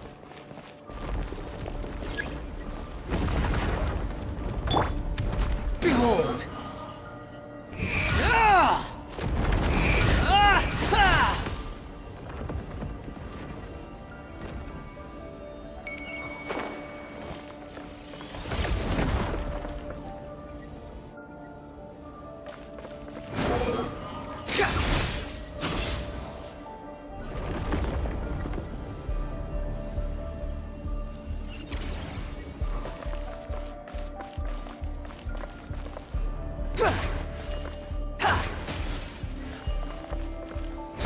fury.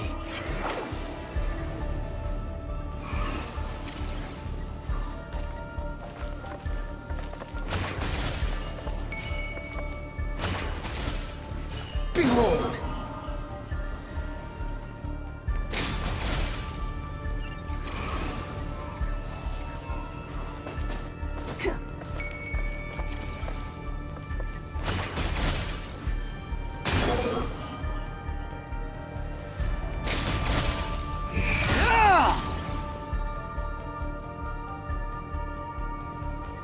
The same old trick again? Are you kidding me? Let's handle it just like we did before. This cheap trick isn't gonna stop us. Oh no, it's a trap. Is that why he would use the same trick over and over again? To get us to lower our guard?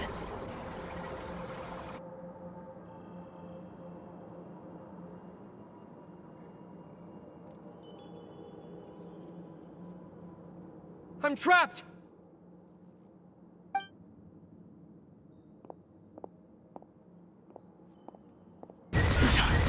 Why won't this thing budge? Hello? Hello?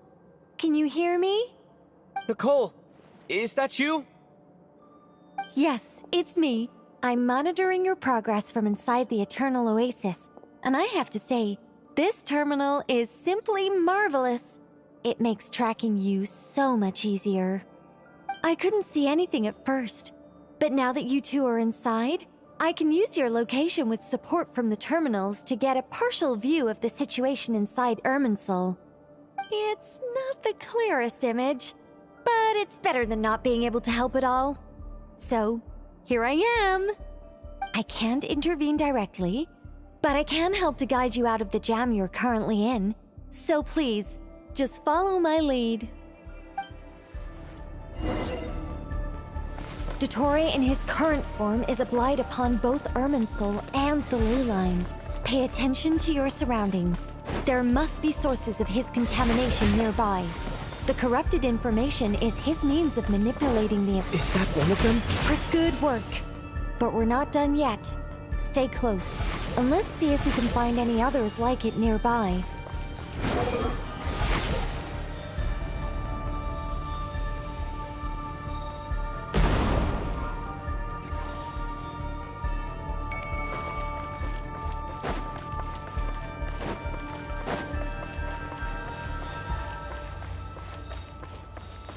Rises.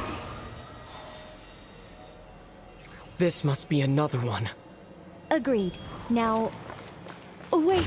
Watch out! It's Dottore. I think he's found us. The seal is broken. Quick! Get out of there!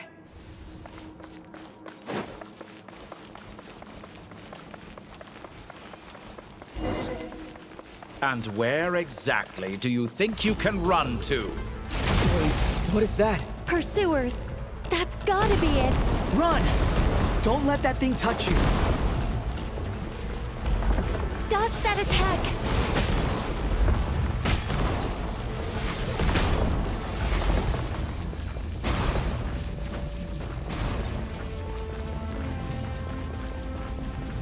There's more than one path. Which way do we go? To the left! Trust me!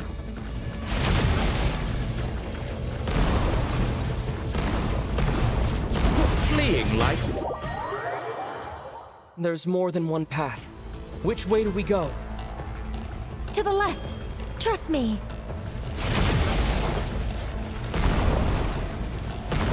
Fleeing like vermin. What a pathetic sight. Hey! Watch yourselves! Stay focused!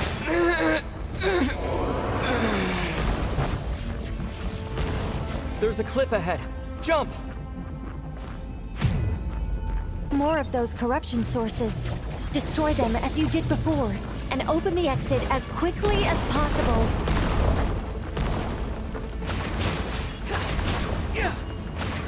They're relentless. Is he trying to wear us down? You'll just have to destroy these too.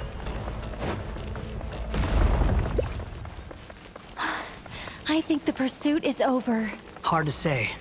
Stay alert.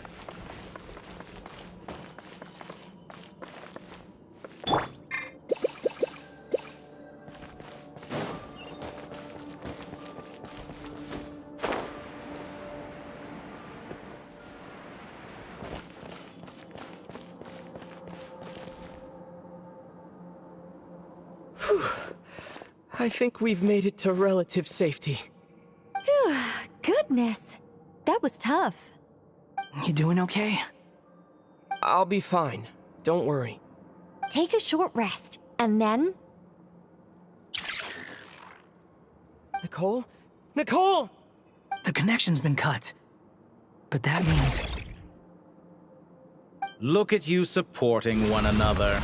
How very touching.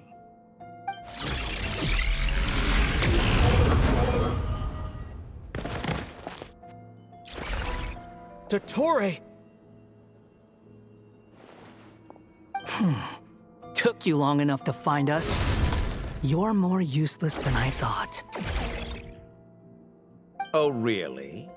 I think I deserve a little more credit for my methods than that.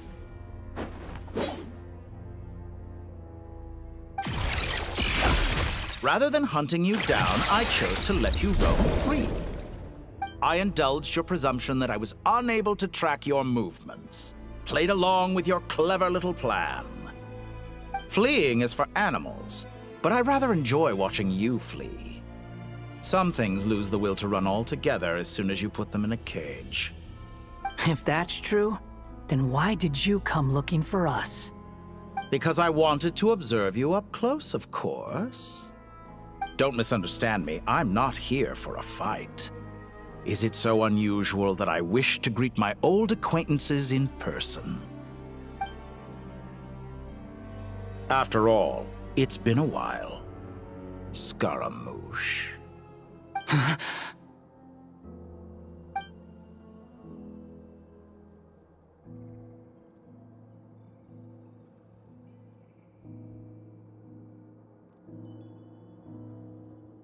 Why are you so afraid? I have done nothing unprecedented in discovering the truth. Nor did I go to any great lengths to uncover your story.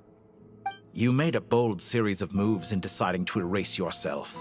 And with the power of this great chronicling device called Irmin's Soul, you were able to achieve something quite remarkable. Once most people form an opinion about someone, it tends to imprison their mind. Yet you managed to erase every trace of your existence. A novel take on death indeed. However, this meant that you stood out to me all the more when I saw you in Nodcry. I didn't even have to go looking for you. Just the sight of you was enough for me to intuit the truth. For someone in my position, connecting the dots was a trivial affair. It would have been more surprising if I hadn't managed to piece it together. You seem very pleased with yourself for figuring it out. I'm sure you'd even be more delighted to learn the full extent of your crimes. That would hardly be necessary. Besides, isn't there something that concerns you more right now? Something that fills you with dread? Let me put your mind at ease. I have no intention whatsoever of restoring any of the records you deleted. For one thing, it would be exceptionally difficult. But more to the point, I doubt that the prospect of losing your current life is all that frightening to you. Because in your case, the cruelest twist of fate is that you'll never again have the chance to make up for any of your mistakes. Isn't it? Dottore?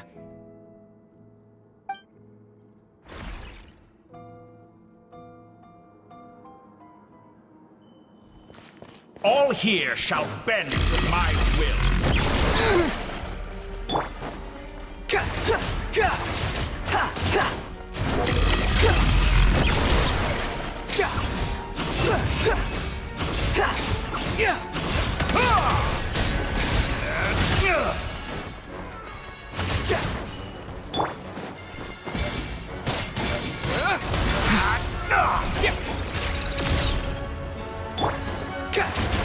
Fallen Fury. I'm afraid you'll need to do better than that to take me down. I expected you to have grown stronger. Ah, how foolish of me. I forgot that you lack any means to increase your power. You will pay for everything you've done! Oh, will I now?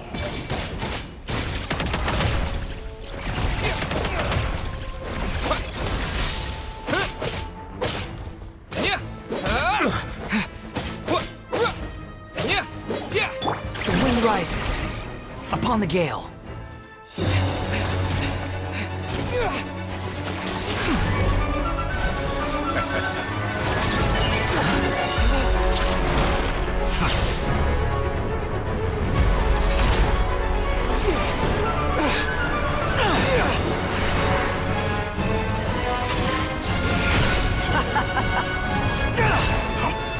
Does the prospect of death amuse you? I could ask you the same question! I'll distract Torre. You focus on the mission. Got it!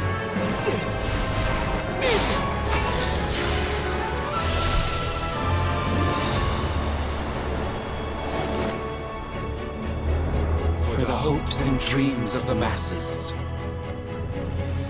Open the secret door on this enchanting night. May wisdom's light eradicate ignorance and darkness, and hereby fulfill our ancient vow. Commence data extraction.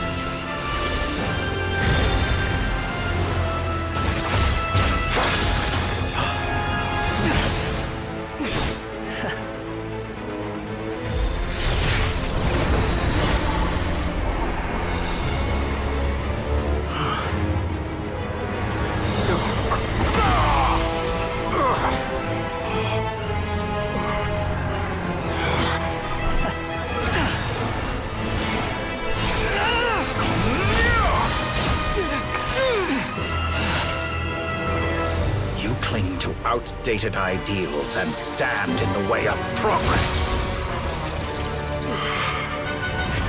You will pay for interfering with the grandest experiment of all time.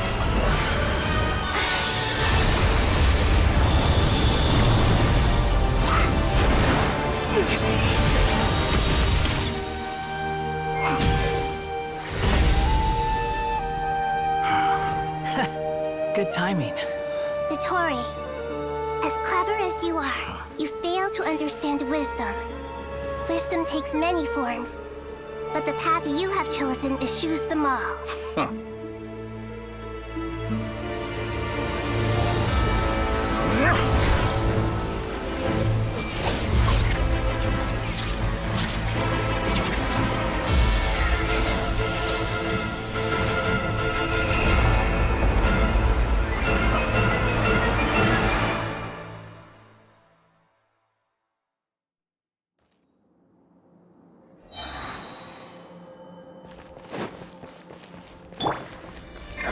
My strength is fading! Since you are within Irminsul, it stands to reason that any power you wield comes from it. You're extracting the information from Irminsul just to strip me of my power. I will find his weakness.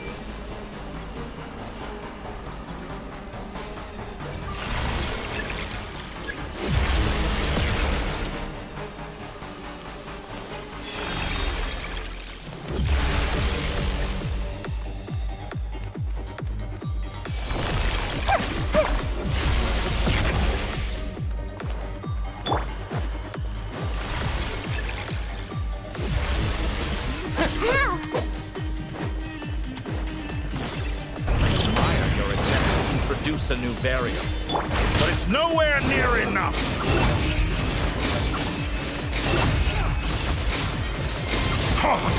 A petty trick. Grow!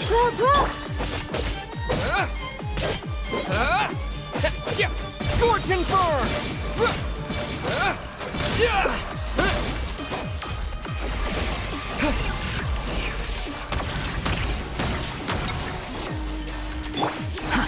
Too slow.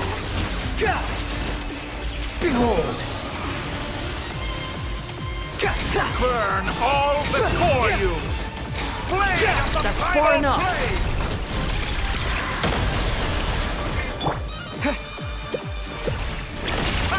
You won't destroy. We're so close. Just hold on a little longer. I'll hold him up. Traveler, Hat Guy, the rest is up to you. We certainly have a knack for surprising each other, don't we? I'm just getting started. It's time. Say your prayers. Stay on the offensive, but watch your back.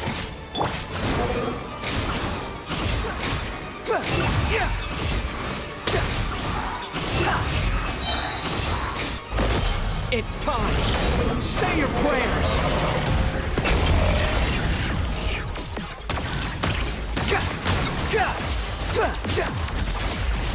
Let's try this. Muso no Search for it.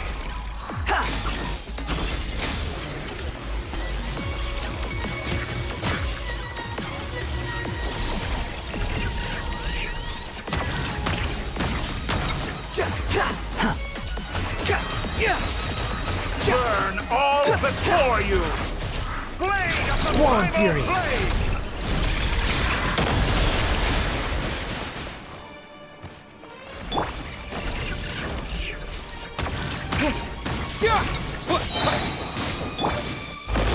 It's time. Say your prayers. Behold. Let's try this. Muso no Hitotaki!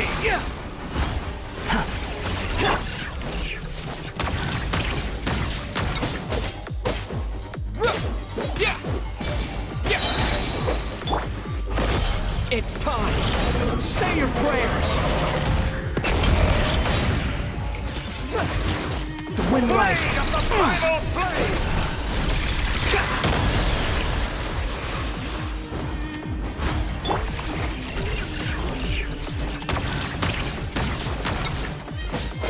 Scorch and burn! Behold!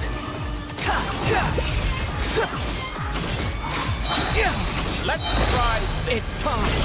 Say your prayers! Too slow. Time to ignite!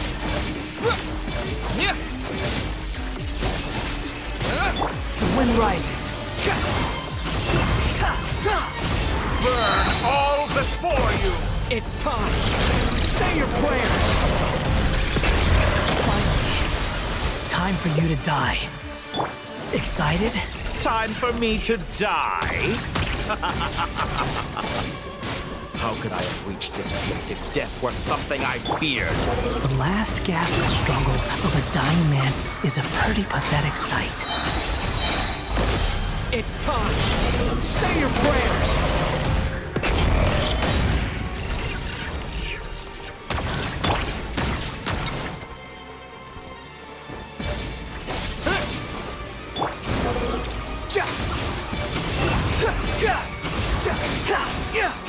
Burn all before you!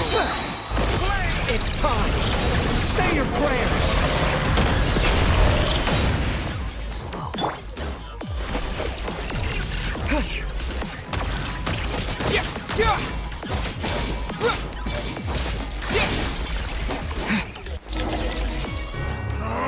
That's enough!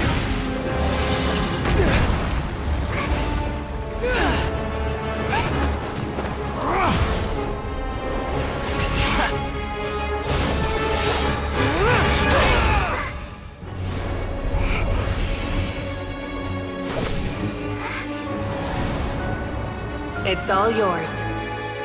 Do with it as you see fit.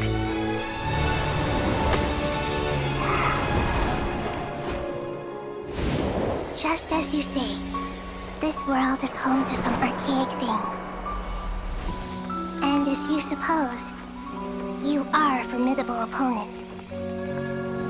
You have long coveted the secrets of wisdom. So now, I will demonstrate true wisdom in action. I I invoke my supreme authority as the keeper of Irminsul. Commend me or condemn me. But give your verdict now!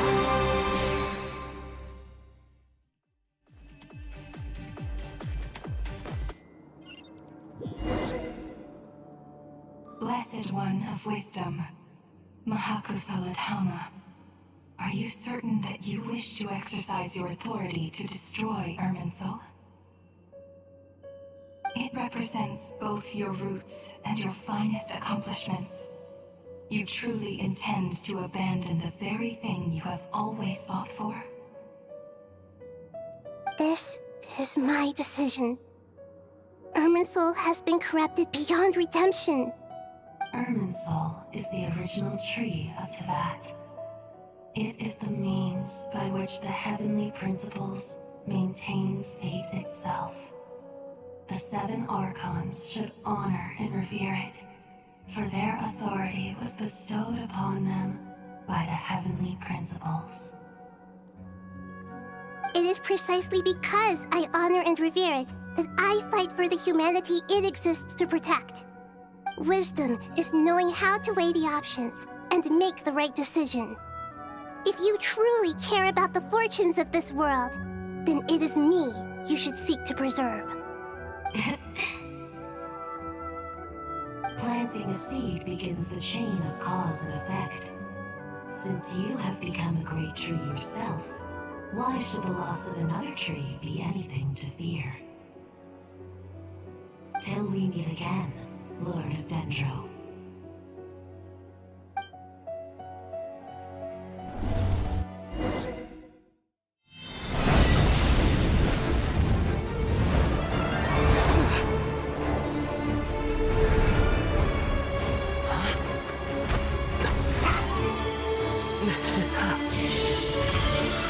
The first flame.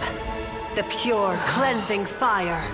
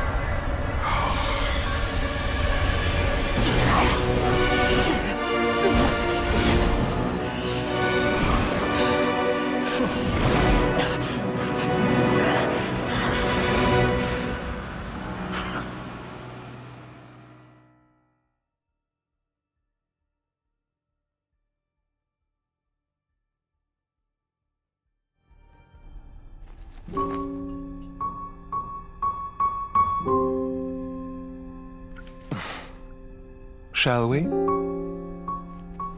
Where were we? I was suggesting that you needn't perform when signing a contract. You're only sitting here because your bank demanded an evaluation of the trustee. So you told a story about a young scholar from a merchant family in Sumeru? I told a compelling tale, didn't I? The post-expulsion story is far more captivating. The human experiments or the elixir of immortality? The part where you die. Ah, yes.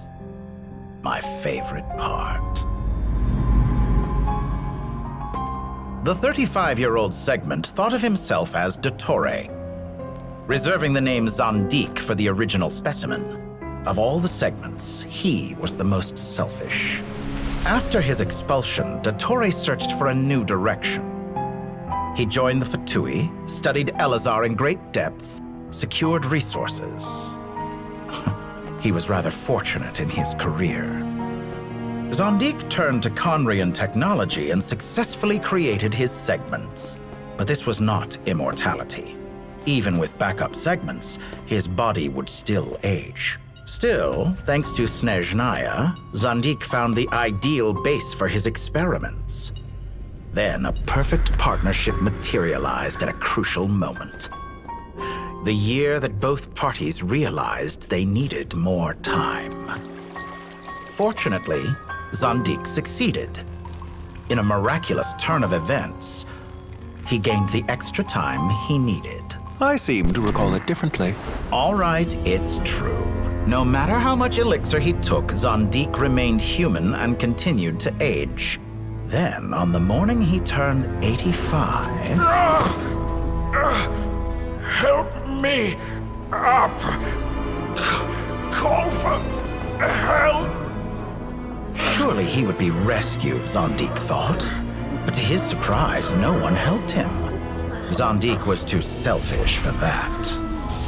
Don't forget, you're one of us.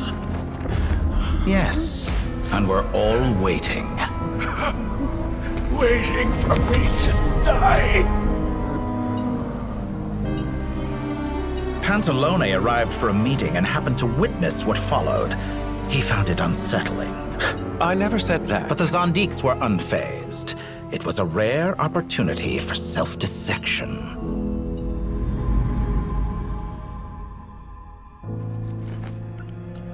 What does all that have to do with you depositing your data at Northland Bank? It has made me cherish my time in this world all the more. Fair enough. So you do have a sense of self-preservation.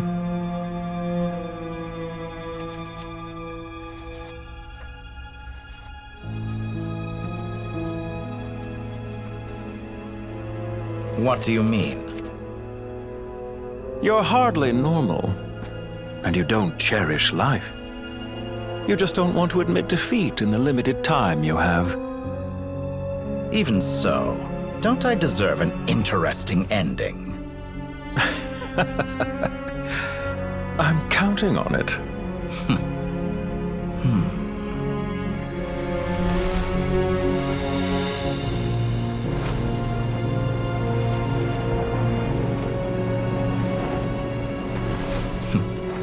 If nothing else, I expect my funeral will be a grand affair indeed.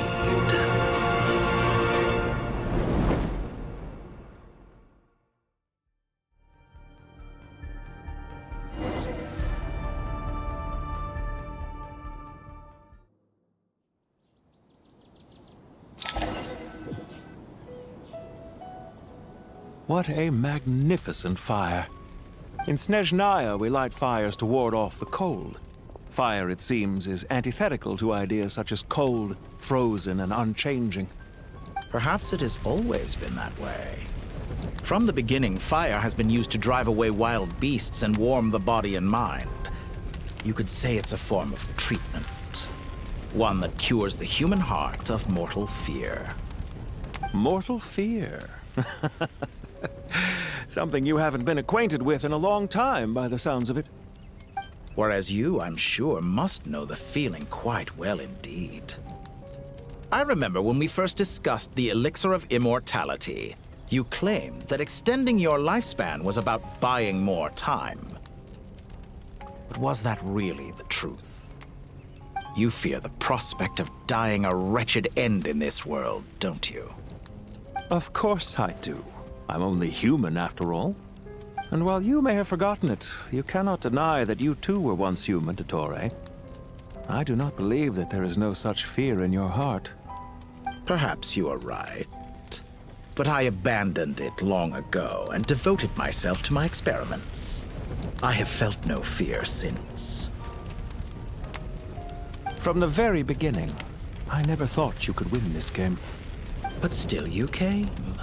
Contract in hand, to honor our agreement. Because I am a reputable partner. And as we have discussed, experiments are about more than results alone. The process is equally important. I have come here and completed my creation, and I do not regret my decision. I'm afraid your journey ends here. After I die, there will be no one to make the elixir of immortality, and your remaining stock will only last a few more years.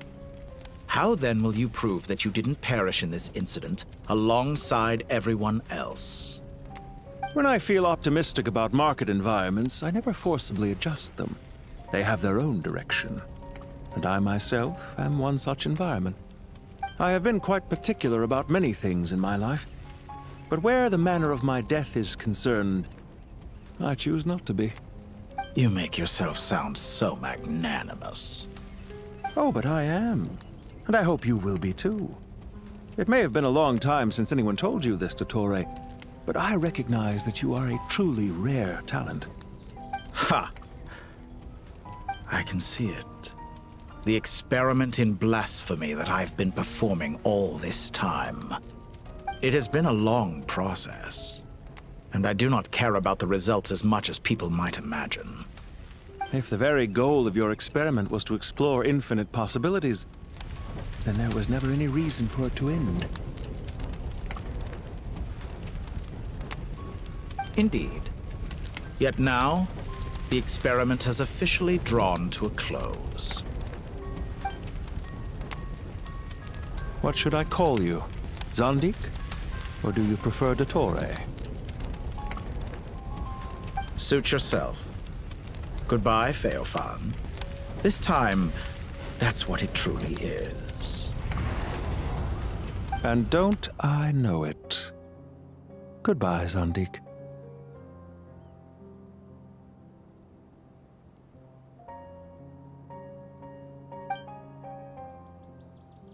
I could have carried out many more experiments, but to me, Lord of Dendro, this outcome is certainly not the worst.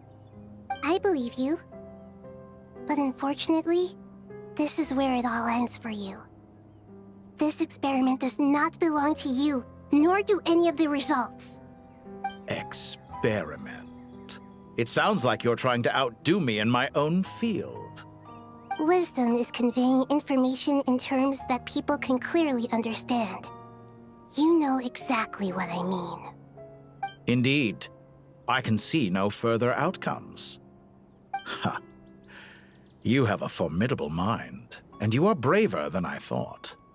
Setting fire to the very thing your survival depends on.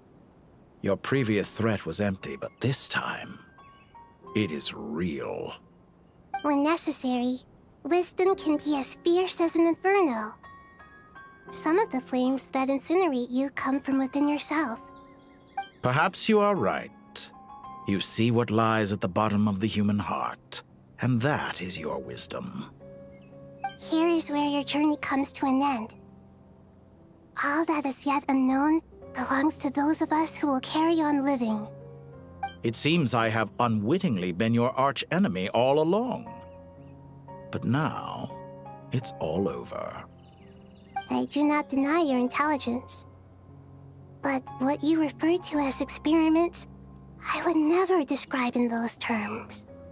They are events that take place in the real world, and they are so much more than mere data. Goodbye. We will never meet again.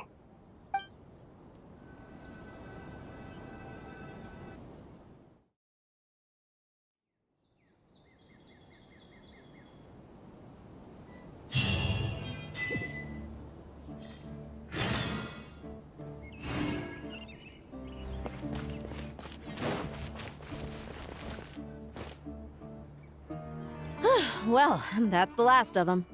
Everyone on the list is already back where they should be. It was a long, hard road, but we finally finished escorting everyone back. I just pray that we'll never need to leave again.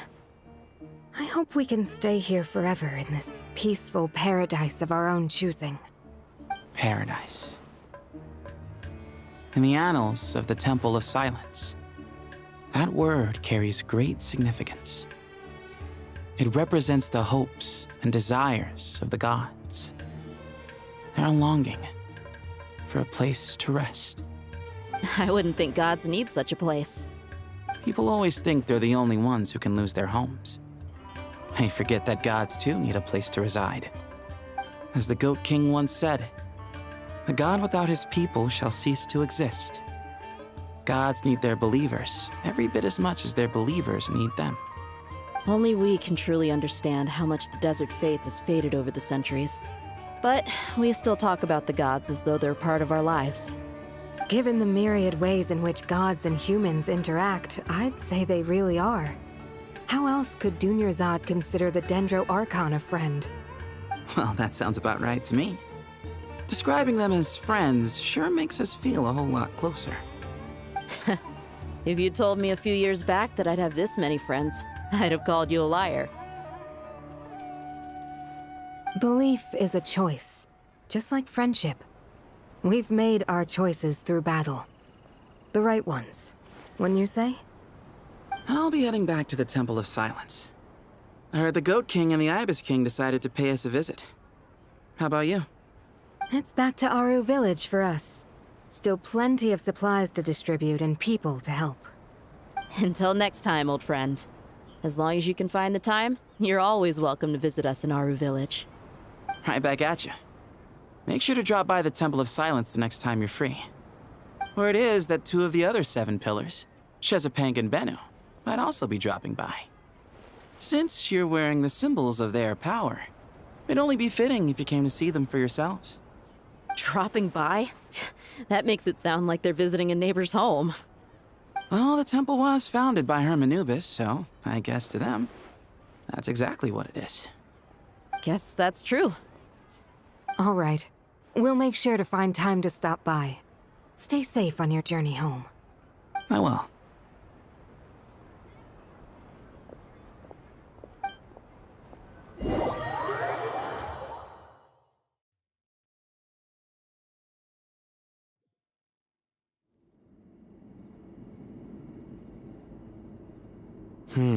You do have a point. See? Retirement has always been a problem, especially for old-timers like us who've been locked away all these years. You finally step out into the light, and bam! You're face to face with a whole different world. Naturally. What do you think, Layla? Huh? Why would you think to ask me? How could I possibly be qualified to decide where the servants of King Deshret should live? Sorry if my question was unclear. Do you think their statues will stand out too much if we place them here? Hey, I never agreed to this. How could we possibly allow our statues to be left in Hermanubis' home? That would be like breaking into someone's house, then pretending it belonged to you in the first place. Different beliefs can coexist. We still need to respect one another. By which you mean, you two plan to stay at the Temple of Silence, for a while at least, but you have no intention of relocating your statues here. So, you see this as sort of a family visit? Is that correct? Family. Huh. You could say that. In a sense, Hermanubis would view this as his home. Just look at this place. Magnificent, is it not? The sad truth is, in the past, all 3 of us invested so much into misguided ventures. We failed to build what we should have, and wasted so much time instead. And what do you mean by that? I mean that for the most part, time spent associating with the likes of Sobek, and, let's say, Thoth, might reasonably be considered wasted. Why does that not surprise me? Go on. Anyway, given how much time we'll all be spending together, I'd say that the bonds we built will end up proving to have been a sound investment. Once Sethos, the current leader of the Temple of Silence, returns, you can discuss the matter of staying here with him. But judging by the expressions of everyone here, I imagine you'll receive a very warm welcome. This sacred ground houses untold knowledge, after all. What better place for the servants of King Deshret to appear in the mortal world? How about we share a meal together first? I imagine it's been many years since you last tasted fresh food. Oh, that sounds wonderful! After so many hundreds of years, I can only surmise that desert cuisine has become a lot more varied. Are we having a get-together? If you'd like, I can help prepare some food. After all, Lord Thoth, you helped me so much in the desert, and I still haven't properly thanked you. Oh, my, that would be wonderful. I'm touched that you still remember. How the times have changed. To the people of today, it seems the Ibis King has become a kind and passionate god. And you, Mr. Herreshoff? What kind of god do you wish to be? To be honest, I haven't given it much thought. How about you, Dendro Archon? Do you have any hopes for your future? Me? I'm very happy with my current life. Forgive my bluntness, but you do not seem to derive your authority from majesty and might, like Lord Al-Ahmar. Clearly your approach has its advantages, but also its dangers, don't you think? I do, but projecting a majestic front doesn't really suit me. Besides, my relationship with others isn't simply one of a god and her people. Not putting on airs might earn you more adoration. Exactly. Besides, I really like parties where everyone brings their own food and we all come together to share. You should join us. I'm sure you'll find it fun. Last time when we got together for a picnic near the Avidia Forest, it was quite the occasion. Seeing as you're already here, how about we hold the next one in the desert? Can we do that? Wouldn't Tainari have to transport a ton of drinking water? Don't worry, I can help out.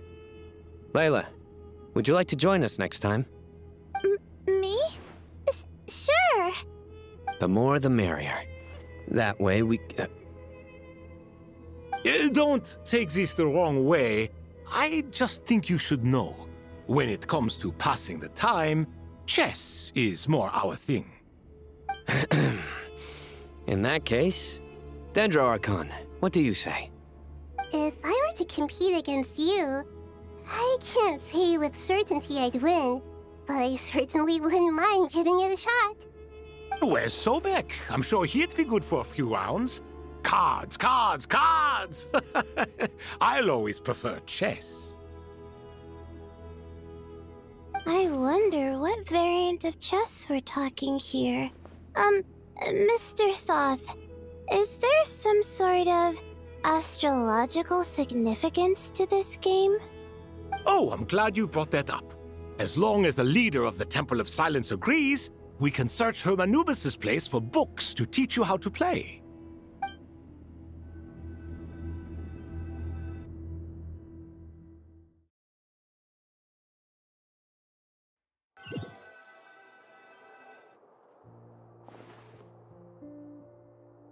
Such devastation visited on Sumeru City. So many houses destroyed or damaged in the fighting. Who could have foreseen this? Look at all of this. It's going to take me forever to tidy up. I suppose living below the academia doesn't always work out to your advantage. I would have thought a little appreciation of my sincerity and effort in helping to clean up this mess might be in order. Helping? Effort? This is your house! Of course you should be putting in the effort! If anything, I'm the one who's helping! So you see yourself as just a helper in this situation. I must admit, I'm rather shocked. If you're trying to say that since I live here too, I have an obligation to tidy up, fine, I suppose I do. Wait a second, stop changing the subject! Nevertheless... In the wake of a great storm, a missing roof is a predictable inconvenience. Can you stop making it seem like I care more about this house than you do? Doesn't it upset you at all to see your home in this state? I won't pretend it's ideal, but that's no reason to be upset. This is the roof over your head, your shelter from the cold. The furniture is scattered, the paintings have fallen off the walls, the windows are shattered. Don't you feel even a little disheartened? The way I see it, these problems are easily solved. Ugh, this is precisely why I hate talking to you about sentimental things. It's like banging my head against a wall. You simply don't understand just how much work goes into making a proper home. It sounds like this is causing you a lot of anguish. You mean the house or the paintings? I mean your sentimentality. Oh, well, yes. But I'd rather not dwell on such things right now. Generally speaking, when anguish becomes the norm, people usually make an attempt to improve their situation. But there are so many people and things in life that are difficult to change. It's not like you can force them. Besides, anguish can be a source of inspiration, and I'm not sure I could break my reliance on it. I'm glad you're able to make yourself think like that. What kind of a response is that? I was stating a profound truth about the very nature of art. Suffering is the cradle of all creation. Even you can't deny that. And I wasn't trying to. I'm just happy for you. Pure and simple. Can't you tell? Happy about what?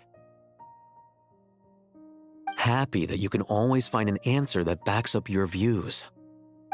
You... More often than not, life is a process of running into problems and then searching for answers. Yours more than most. Not everyone's so good at justifying things to themselves. It's something that you've been steadily mastering. Huh. What about you, then? What skills have you been mastering lately? Pass me that box. Huh? Okay. You may consider this my progress on the path to mastery. What? Wait a second. Isn't that box mine? Hey, it is! It must have fallen off that shelf. I'll hate them. Those are my paints and inks. Would you like me to put it in your bedroom for you? Huh? I mean, sure, if you don't mind. What kind of progress is this? Does he think he can bribe me? Not that giving me back my own things is much of a bribe. These books on the floor, they're a complete mess. And this one, didn't he say it was an out-of-print collectible? It's completely covered in dust, and some of its pages have even fallen out. Ugh, guess I should help him repair it. This one too. And this one.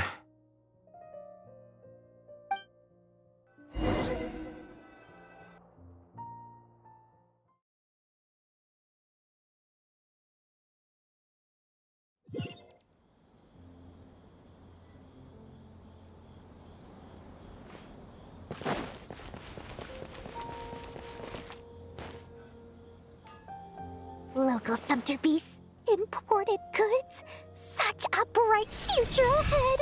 I can picture the Mora just rolling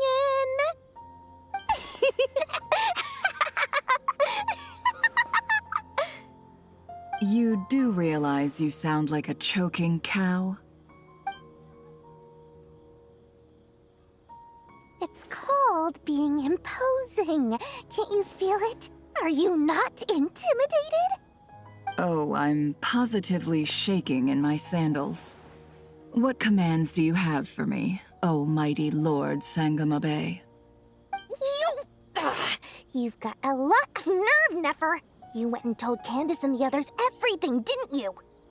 Seriously, do you have any idea how differently they see me now? Surely that's a good thing. I presume they're more disposed to actually like you now, maybe even view you as a friend. You traded my secret for sympathy! Thanks to you, I've lost every last shred of my mercantile majesty. How am I supposed to make anyone think I'm a big, scary investor now? The dark days of Lord Sangama Bay are behind you. Why not take this chance to make a few honest friends? Speaking of friends, since when did the notorious Lady Nefer gain such an admiration for holier-than-thou types? A moon chanter here, an angel there? Who'd have thought it? A coming together of fates, nothing more. No need to throw around accusations of admiration. Forget it. You're right about one thing at least. Making friends is never a bad thing for a merchant. So, I really took a loss this time.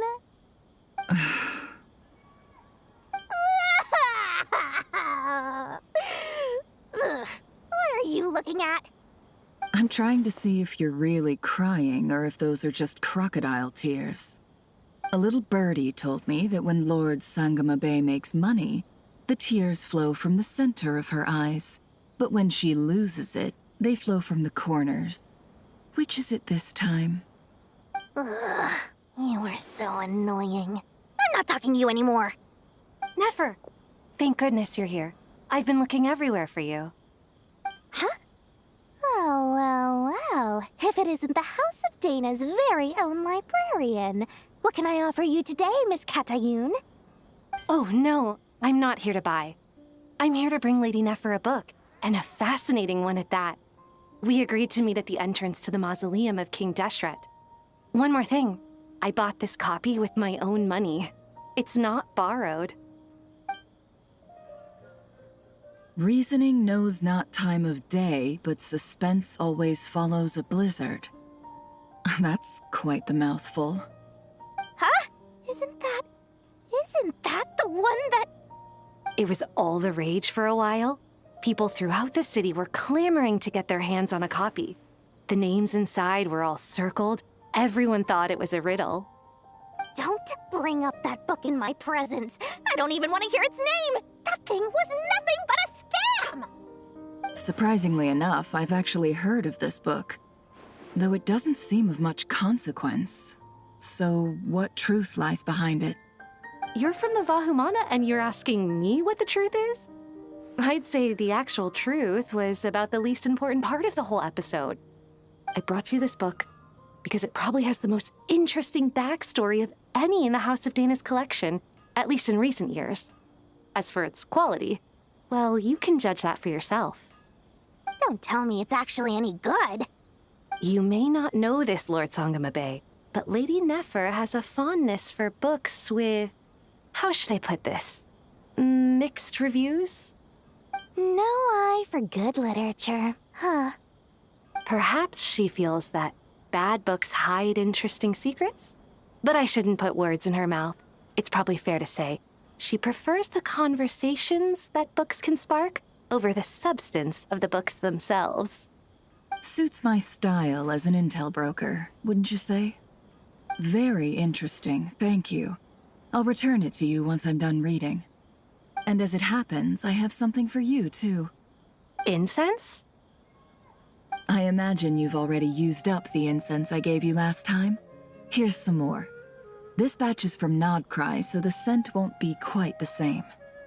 Well, actually, I've been saving the incense you gave me. I couldn't bring myself to waste it without a special occasion. But I'll gladly accept this, too. And I promise I'll use it this time. Katayun, you haven't changed a bit.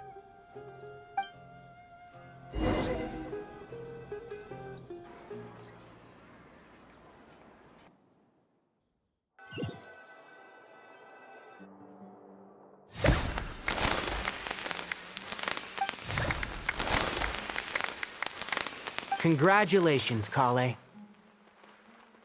Well done, Kale. After studying for so long, you've finally become a full-fledged ranger. Sure hasn't been easy for you, huh? This really is fantastic news. All grown up. No longer a trainee, but an official forest ranger. Oh, the next step is to secure tenure in the academia. Thanks, everyone. It's true. I'm an official forest ranger now. Master Tainari, thank you for your guidance and support.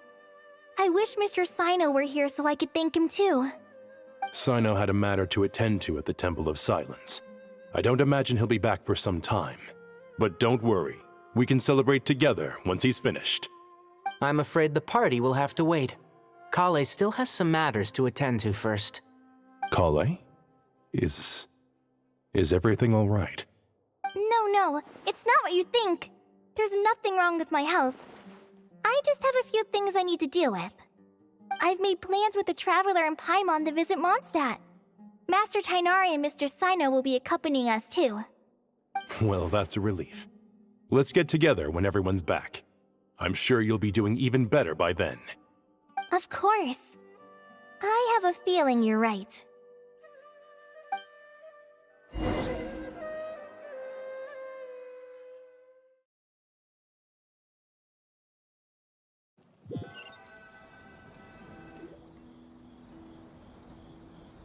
Phew! After all that catching up on sleep and food, Paimon's feeling full of vim and vigor again. For someone who spends so much time resting, your recovery routine is surprisingly simple. Hey! Paimon's been working her butt off too, you know. She flew all over the city helping everyone out. Don't worry, I saw how hard you worked. Alright, we all know you're the most hardworking person in Teyvat. As long as you're rested and full, that's what really matters. Paimon's been looking around the place, and it seems like the city's already on the mend. But Paimon's been wondering how Nahida's doing. We should check in on her.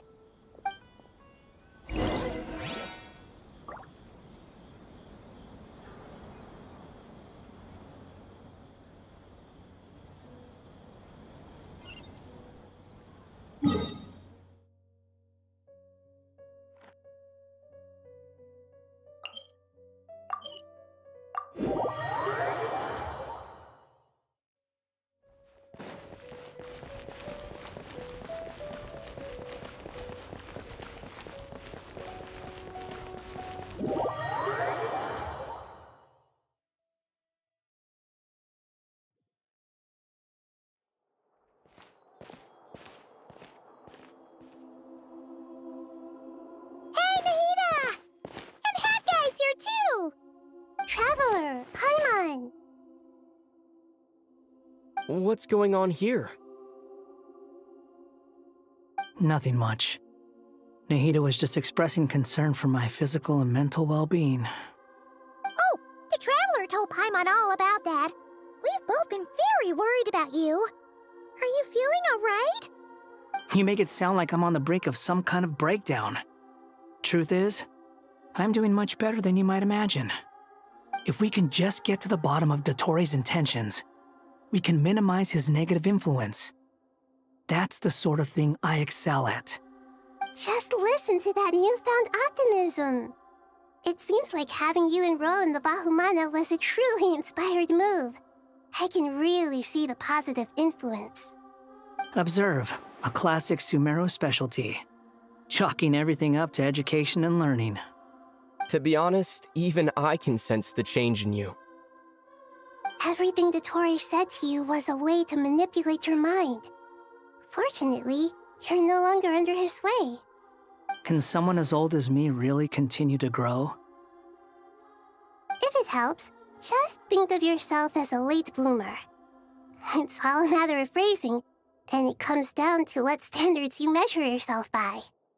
For a puppet, developing at such an age is perfectly normal. But if you choose to call yourself a late bloomer, it sounds more like you consider yourself human. However you see yourself, well done. All right, I see what you mean. Anyway, what's your next step? What else can I do but complete my current courses? Everything else can wait. Anyway, that's enough chit-chat. There are still things in the city I need to help out with. I'll be heading there now.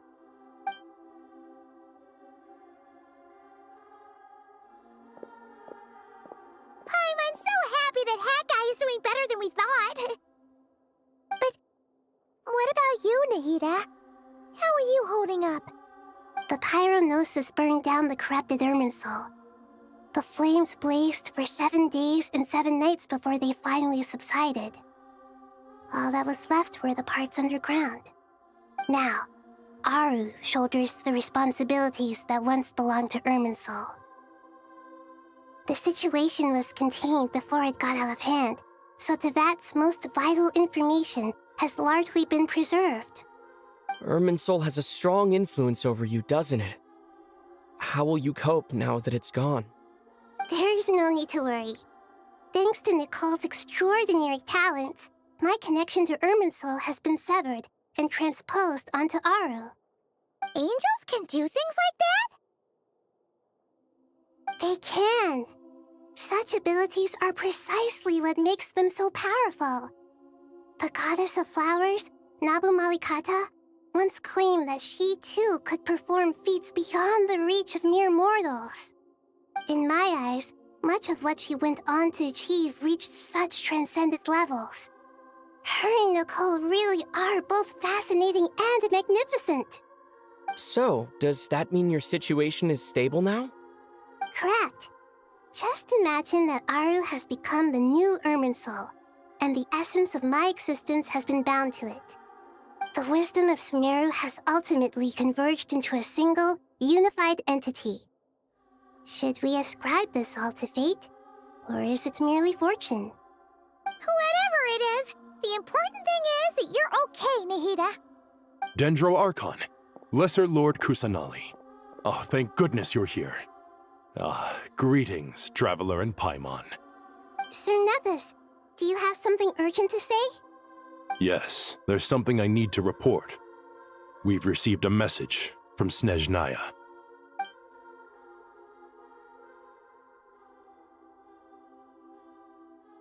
The Fatui Harbinger, the Rooster, sends us his sympathies, along with all the usual pleasantries. His stance is that, following the unrest in Nodcry, Dottore was subjected to internal censure. This madness was the act of a rogue element, one who cannot be seen to represent the Zapoliarni Palace. No less than can be expected. Snezhnaya paid a heavy price working to stop him. They even lost one of their own Harbingers. The letter goes on to say that even so, Snezhnaya cannot claim to be blameless. Apparently, they will deal with Dottore's subordinates in accordance with Snezhnayan law, holding all those involved in his crimes accountable. Additionally, they are supplying relief funds and supplies, which are already en route. They hope this will aid in Sumeru's reconstruction. Sounds like he's got an answer for everything. True. But as diplomatic rhetoric goes, it's highly effective. Completely watertight, both in logic and sentiment. This disaster has had a profound impact on Sumeru. There is much that I will keep in my heart. The matter of Dottore can be seen as settled for now.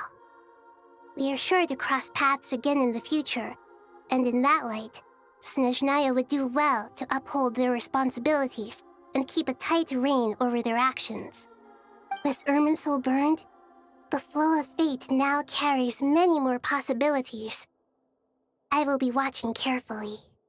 Perhaps we can move on to a less serious matter?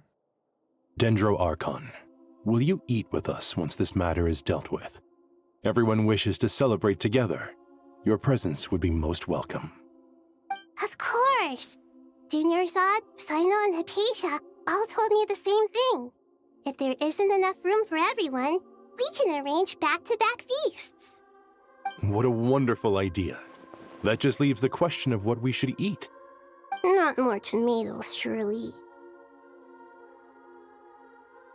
More? Dendro Archon, what do you mean by more tomatoes? Those good friends of yours are always talking about tomatoes. Sometimes when I'm walking through the city, I can even hear them arguing in the fields.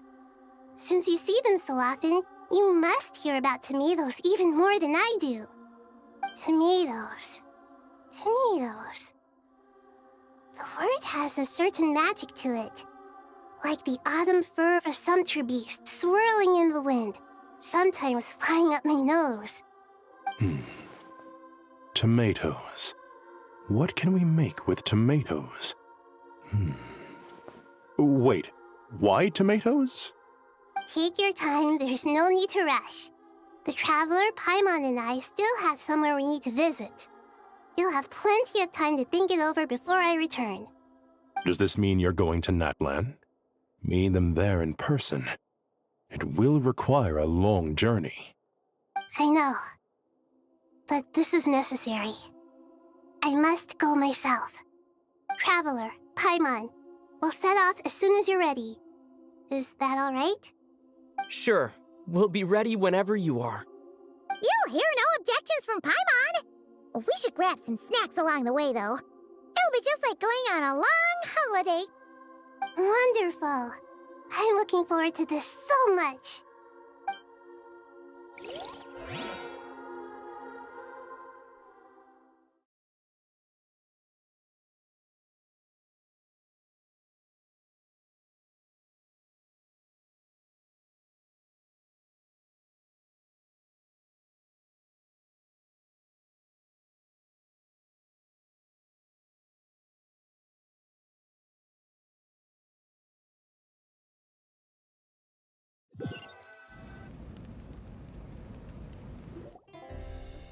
That land is such a lively place.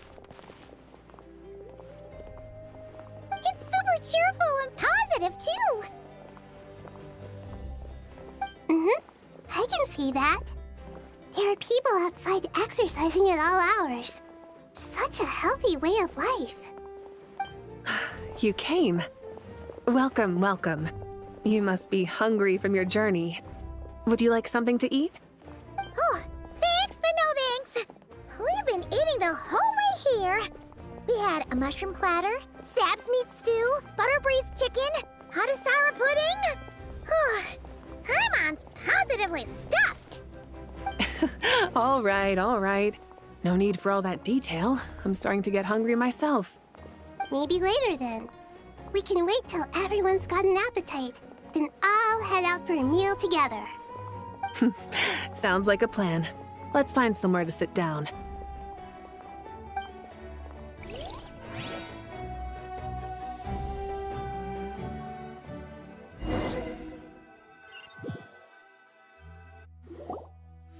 I should tell you, I already have some sense of why you've come.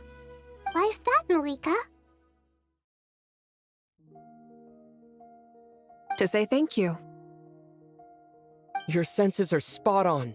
But on top of that, we also feel guilty. Because the pyronosis has vanished? I sensed its loss. Despite scouring through the remnants of Irminsul, we couldn't find any sign of the pyronosis. Not even any trace of it burning to ash. That's certainly unusual. Still, the potential fallout from Irminsul's loss is significant, to say the least. Perhaps the pyronosis's disappearance is simply a knock-on effect of the impact it's had on a certain strand of fate. There's no need to feel guilty. We were clear that this time, there was to be no returning, only giving.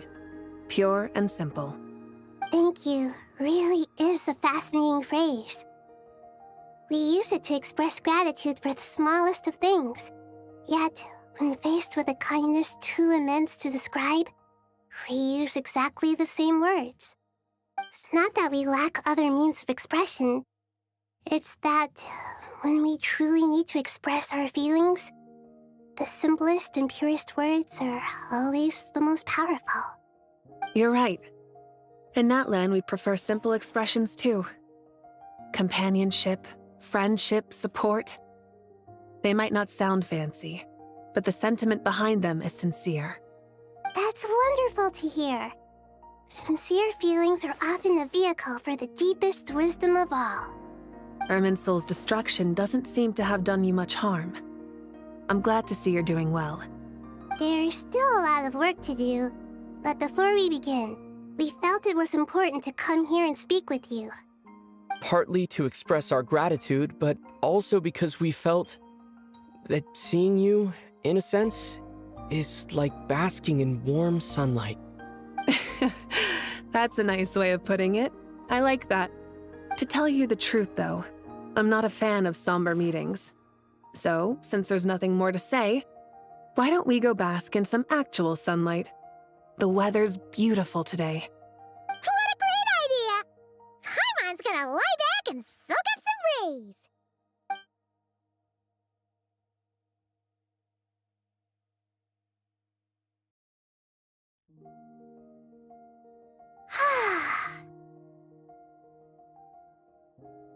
In that case, I think I'll lie down for a bit too before we head to our next stop.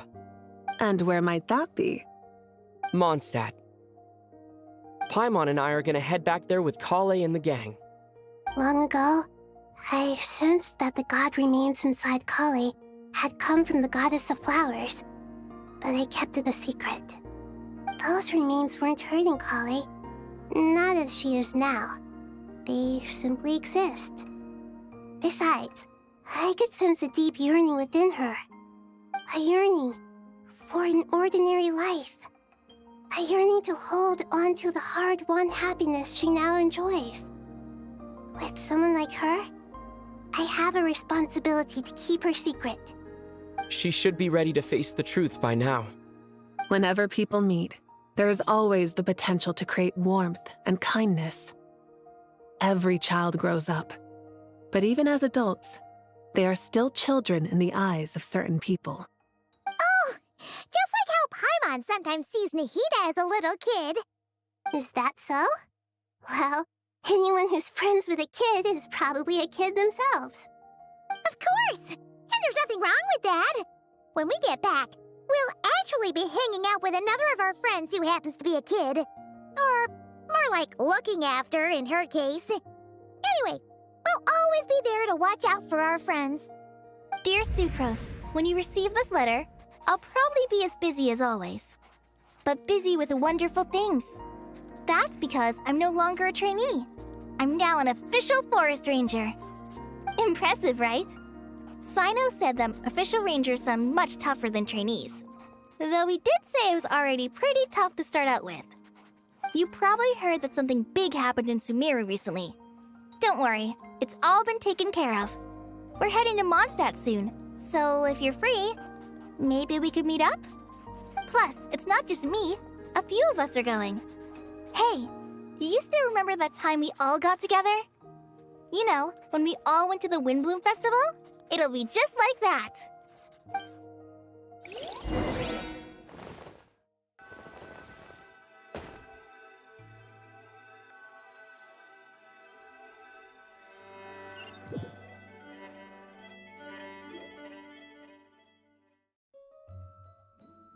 Dainari, is that...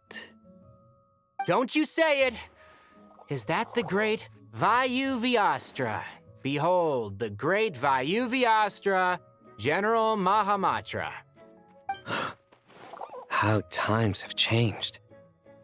I wasn't expecting you to beat me to the punchline. You've changed. You've really upped the aggression in your battle against Sino's jokes. Kale, how did you know what I was going to say? For the love of...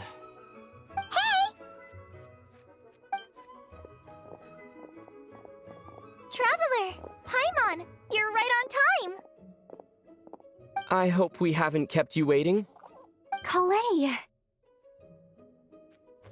Sucrose! It's been so long! How have you been? I've been well. Everything's going great. What about you? Are you still busy? Not at the moment. Oh, right! That juicer you gave us works amazing! Farzan loves it! Seriously? That's wonderful. I don't suppose you drew up a detailed test report. Oh, what fruits did you use? How's the texture of the final product? Sucrose, you might want to try asking your questions one at a time. Albedo! Paimon didn't see you there! It's been a while since all of us were together like this. How about we follow the same plan as last time? Good idea, my friend. You never disappoint.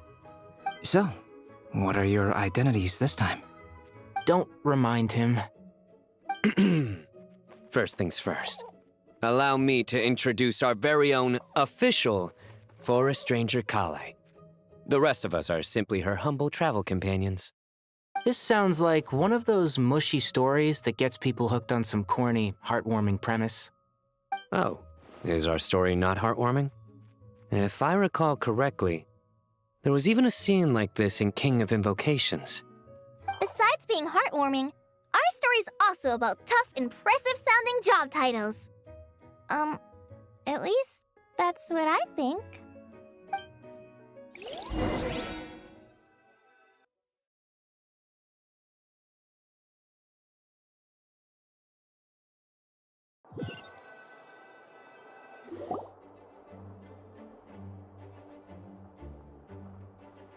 Oh, you're here already?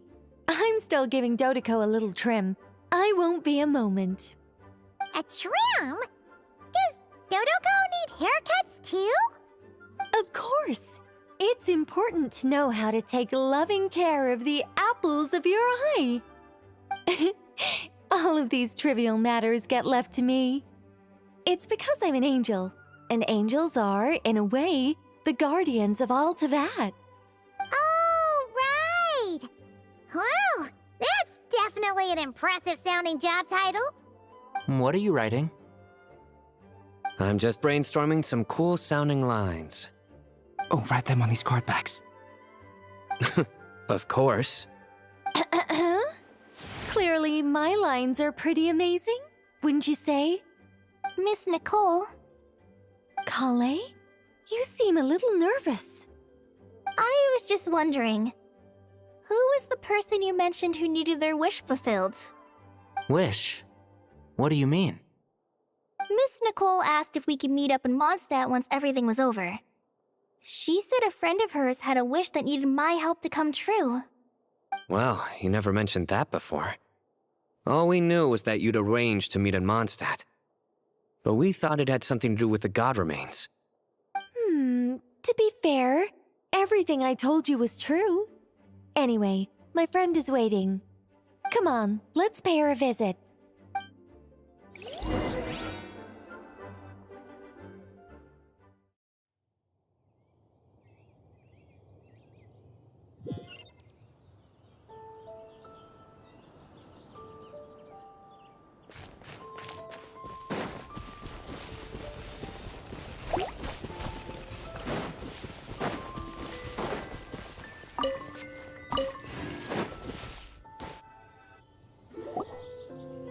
Huh? You're... Surprised? I bet you weren't expecting to meet a woman like me beneath this beautiful tree in a faraway land. An oasis will spring from the place where a djinn resides. That saying falls somewhat flat here in Mondstadt, given that everywhere is already so lush and green. Lilupar! What are you doing here? I made friends with Miss Nicole. I asked her to bring me here and then invite Kale to come. The prologue to this story is that I have a wish. It has stirred within my heart for centuries, millennia even. Originally, it was merely Al-Ahmar's lie, but now it has become reality. Could this be... Related to the goddess of flowers? My dear young lady, my mistress left her final trace in this world upon you. I can't tell you how glad I am to see you here. And now I have seen you, and peered into your heart. You have experienced hardships and suffered setbacks. The torment an ordinary person might expect to face has befallen you threefold. This is the source of your resilience. But, beneath all this, I've witnessed the seeds of desire. You yearn to return to the simple life you once knew, do you not? I do. I want to throw away everything that isn't mine. But how do you decide what is yours? The scars that others carve into your flesh? The kindness and love they inscribe? Are these things not yours as well? They are. This is something I've talked about with Miss Nicole. Miss Nicole said I should learn how to adjust my standards. I just want to live as an ordinary human. Anything beyond that isn't mine. Don't you want anything from the remains of the goddess of flowers? She gave me a revelation once. I think that's already more than enough. In the past, you would not have possessed such a rich heart. Your brief life has taught you to hold on to everything good, to home in on kindness. How fascinating. You're nothing like Nabu Malikata, and you're certainly not her. Of course not. I'm not some great and powerful being, Miss Lilupar. Yet I am a djinn. We exist because of the Lord of Flowers. We revere and love her. My wish is to see her one last time, to give everything for her. Kale, can you do this for me? But her remains won't be easy to remove. Are you sure this is what you want? That's beside the point. First, I need to know. Are you willing to do something for the soul of this lonely, wandering woman? I'm willing. But look, you know nothing about me. Even if you have heard the stories about me, all you would know is that I was rightly punished for the many evil deeds I committed. Ah, so you do know. Your lips are quivering, your eyes trembling, and still you're willing to do something for me. Life has been cruel to you, and yet you've learned to be kind. My dear young lady, to repay your kindness, I too must play my part. Are you sure about this, Lilupar? I yearn to see my mistress. For this moment, the world can burn to ashes, the universe be engulfed in flame. I care about nothing else. And you, Kale, I can give you a gift. You'll become just another ordinary human. But Miss Lilupar, what will happen to you? My wish will be fulfilled, and I can die happy. Why would you wish for that? A long, unending life might seem desirable for one who has never possessed it, yet it brings torment to one who has. My remains are scattered across the yellow sands, but my soul can find no peace. Since you've promised to grant my wish, give me that release. Allow the dying to die, and let the dead rest in peace. You have my thanks. Kale, there's no pressure on you. What she said, it's all true. A wish is a genuine desire, after all. It's as if you want to use the last of your life to give me a better future. Nothing's so selfless. We'll be using our futures to fulfill each other's wishes. This is a noble act, a beautiful and secret transaction between two women. I understand. Miss Lilupar, I'm ready. Close your eyes, Kale. Then open your soul. From there, I will embrace my mistress. The downpour of flowers is your touch, like returning to the very beginning. Like surrendering to your grace, my mistress. People say that devotion is beautiful, yet filled with pain. How foolish of them. For me, devotion is beautiful, pure and painless. Devotion is my love. Thank you.